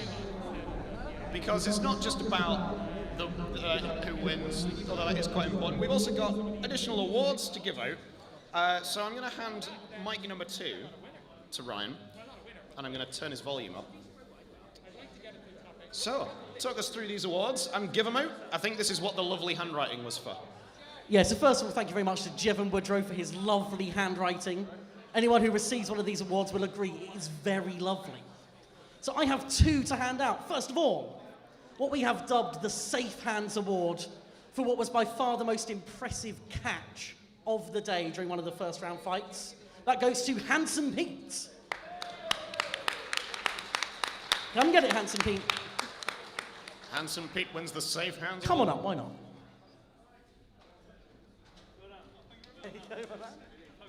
You didn't throw it to him. Next up, I have the Good Sports Award, and there was one fight in particular that stood out on that front, and has actually caused us to split this award in half. It will be going to 2 Roboteers, so can we please have Tamamano May and Metis.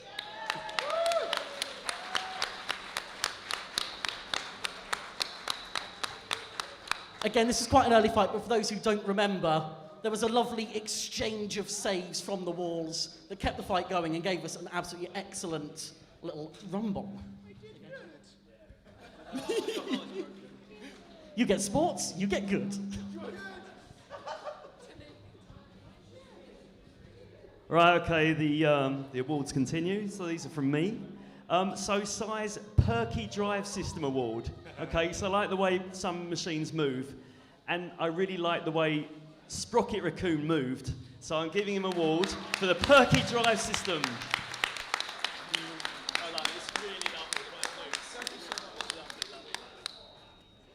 I also have Heroism in Defeat. And for Heroism in Defeat, we have Luchador. Very, very well deserved.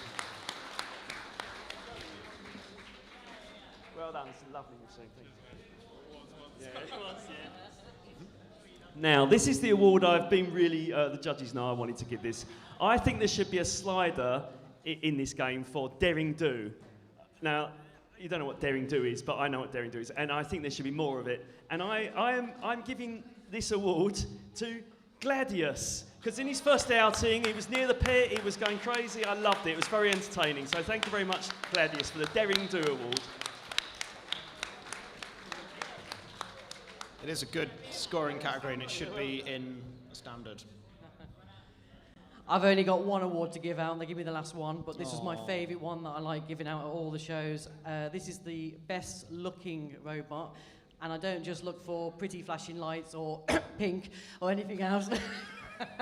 Ones with nice angles that look lovely. Everyone seems to love like Razor when it was back in the days, but for me, the one that made me go wow was Head for the Exit.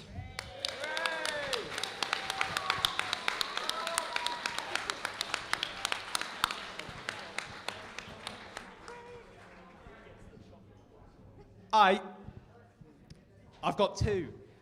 First off, best design. We are giving this to one that we think was really interesting and did something that nobody else is doing.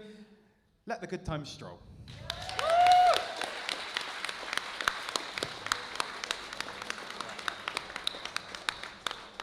Thank you very much. You're welcome.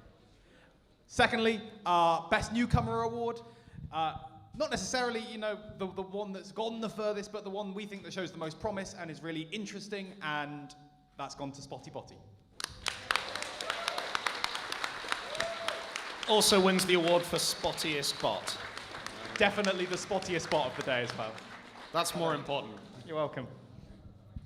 All right, I've got the Spirit of BBB award. We give this one out to someone who we think embodies the spirit of what it is we do. I'm not sure how to summarize that. We do things, and you did a thing.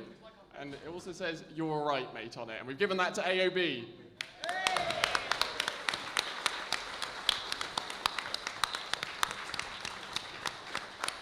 And finally, we're going for the Plot Twist Award. We had our money on this guy going far, but then he might have got a bit stuck on someone else and then ridden around and flopped in the pit. So we want to give it to Saw Loser 2, Saw Loser 2, loser there. What a cool robot. We love hammer saws. What was in the box, Alex? We saw you bribing him for that. And let's do the third place playoff, please. Thank you. It's time for Drizzle versus Rust in Pieces. Can we have another round of applause for all our award winners? And for all of our competitor robots today. They've all been fantastic. They've all put on a wonderful show for us all. I think while we're... Oh my goodness. Can we get the... Yeah, so I don't know if you can see it on the wide cam, what Simon has put on his head. It's ridiculous.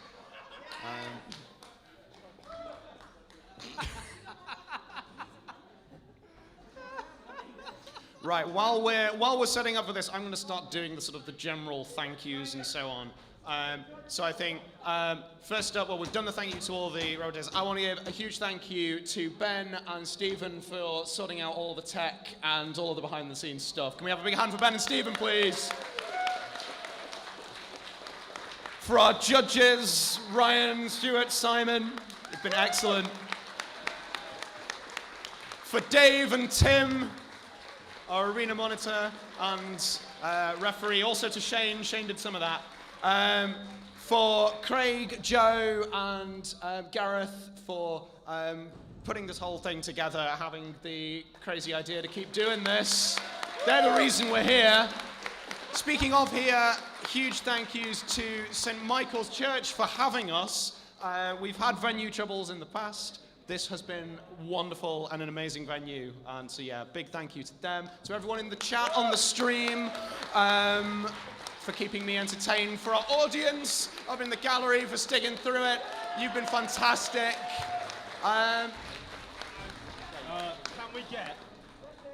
Can we get the biggest cheer of the day? No. For the man himself, Bob Horton. No.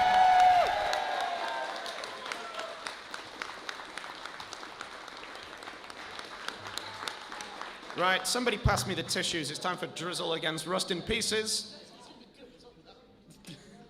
I don't know, I feel there's a drizzle coming.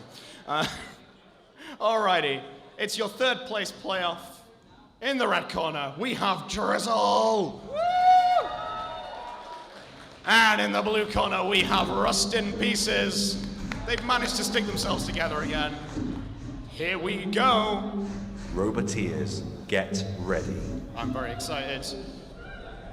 3. I'm back on comms. 2, 1, begin. Drizzle spins up. Is it going to try and get the gap between the Rust in Pieces robots? They're bouncing around. That spinner does not look to be as effective as it has been previously. It's trying to squeeze in, trying to get to that middle panel. I don't think it can reach. It's riding up there. There's a hit on one of the Rust in Pieces robots. There's a big gouge in the bottom of it. I don't know if that was caused by Drizzle or if that's just battle scars from the course of the day. It's almost sawed the whole way through the wedge. Look at this. Oh my goodness. Can Rust in Pieces do anything to stop Drizzle? Boing! As the robots go flying across the arena, that's the big risk, is that Drizzle is as much a hazard to itself as it is to its opponent. Nearly sending itself out of the arena. Rust in Pieces getting some more airtime there. Drizzle determined to separate the two. There they are, they've split. There's one of Rust in Pieces. I can see a hanging lipo, I think. No, I think we're all right. I don't know, I can't see. The pit is available. One of the Rust in Pieces is dead.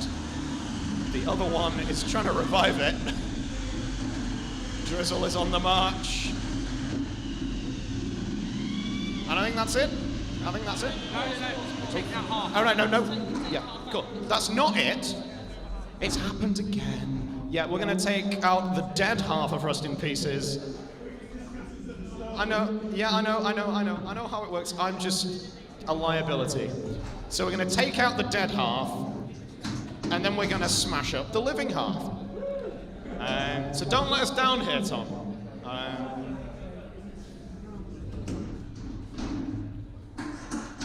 Are we all right? Are we all in? 3, 2, 1, Drizzle. There we go, Drizzle's coming up behind Rust in Pieces. The arena floor's taking a bit of a battering. There's more of a noticeable seam between the panels. The other half of Rust in Pieces is just fleeing at this point. Some panel has come off it. It's going into the pit. Oh! That's a crucial miss. I can see a link. I think a link's come out. Drizzle is going to take the bronze medal.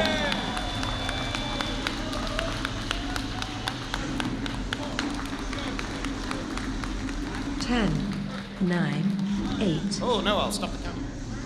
I've got it, it's here. Come on, Tom, come on, Tom. Come and get you, come and get you. I think it's a trophy. Come on, right. Come all the way up here. Get on interview cam. Interview cam. I need somebody to get these. Right, yeah. While we're doing this, get Resistance and Inferno into the thing. I can't get the link out of this thing. Hello, somebody can't get your ass over it. They're trying to get the link out of Drizzle.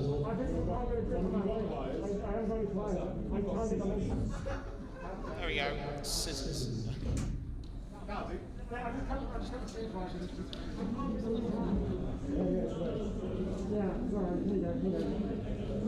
There's always some kind of technical interference.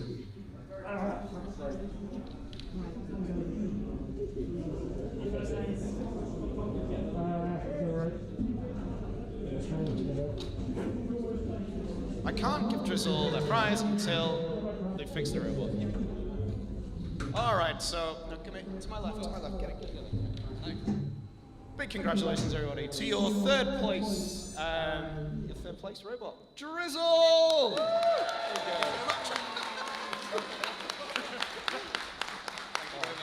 Thank you. Isn't he lovely? Alright, so now we got that out of the way. It's time for your grand final. K2 versus Thunderchild. K2 versus Thunderchild. No. No again. 66%. Alright. These two robots, they fought through many rounds, smashed up many robots, taken a lot of hits. It's your grand final. In the red corner, we have Inferno!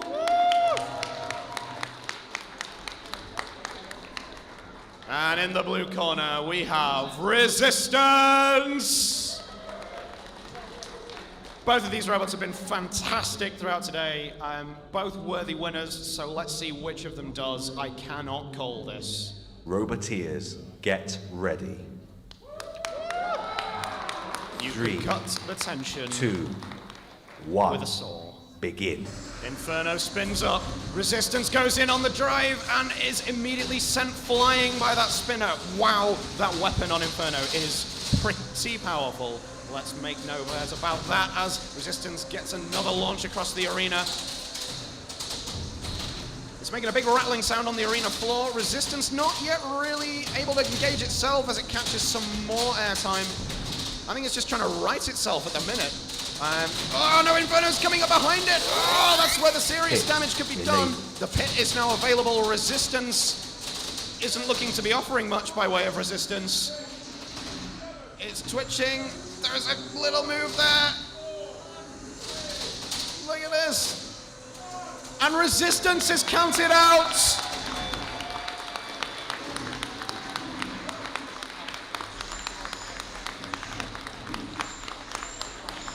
Your Bristol Bot Builders November 21 Beetleweight champion is Inferno!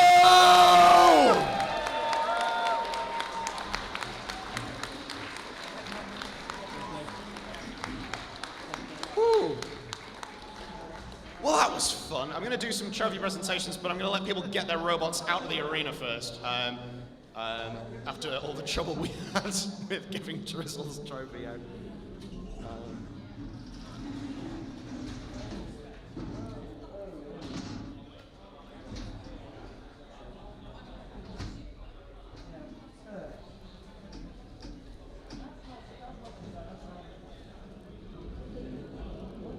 All right.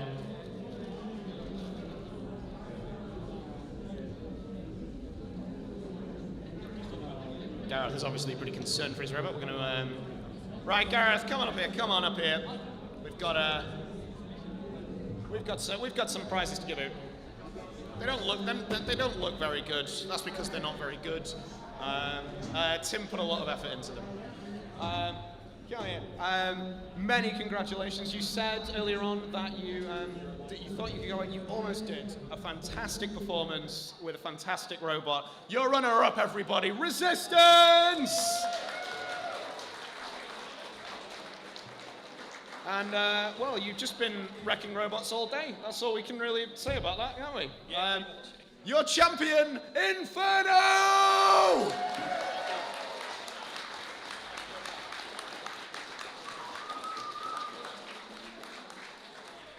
I already did all the thank yous, so that's, yeah, it's cleanup time.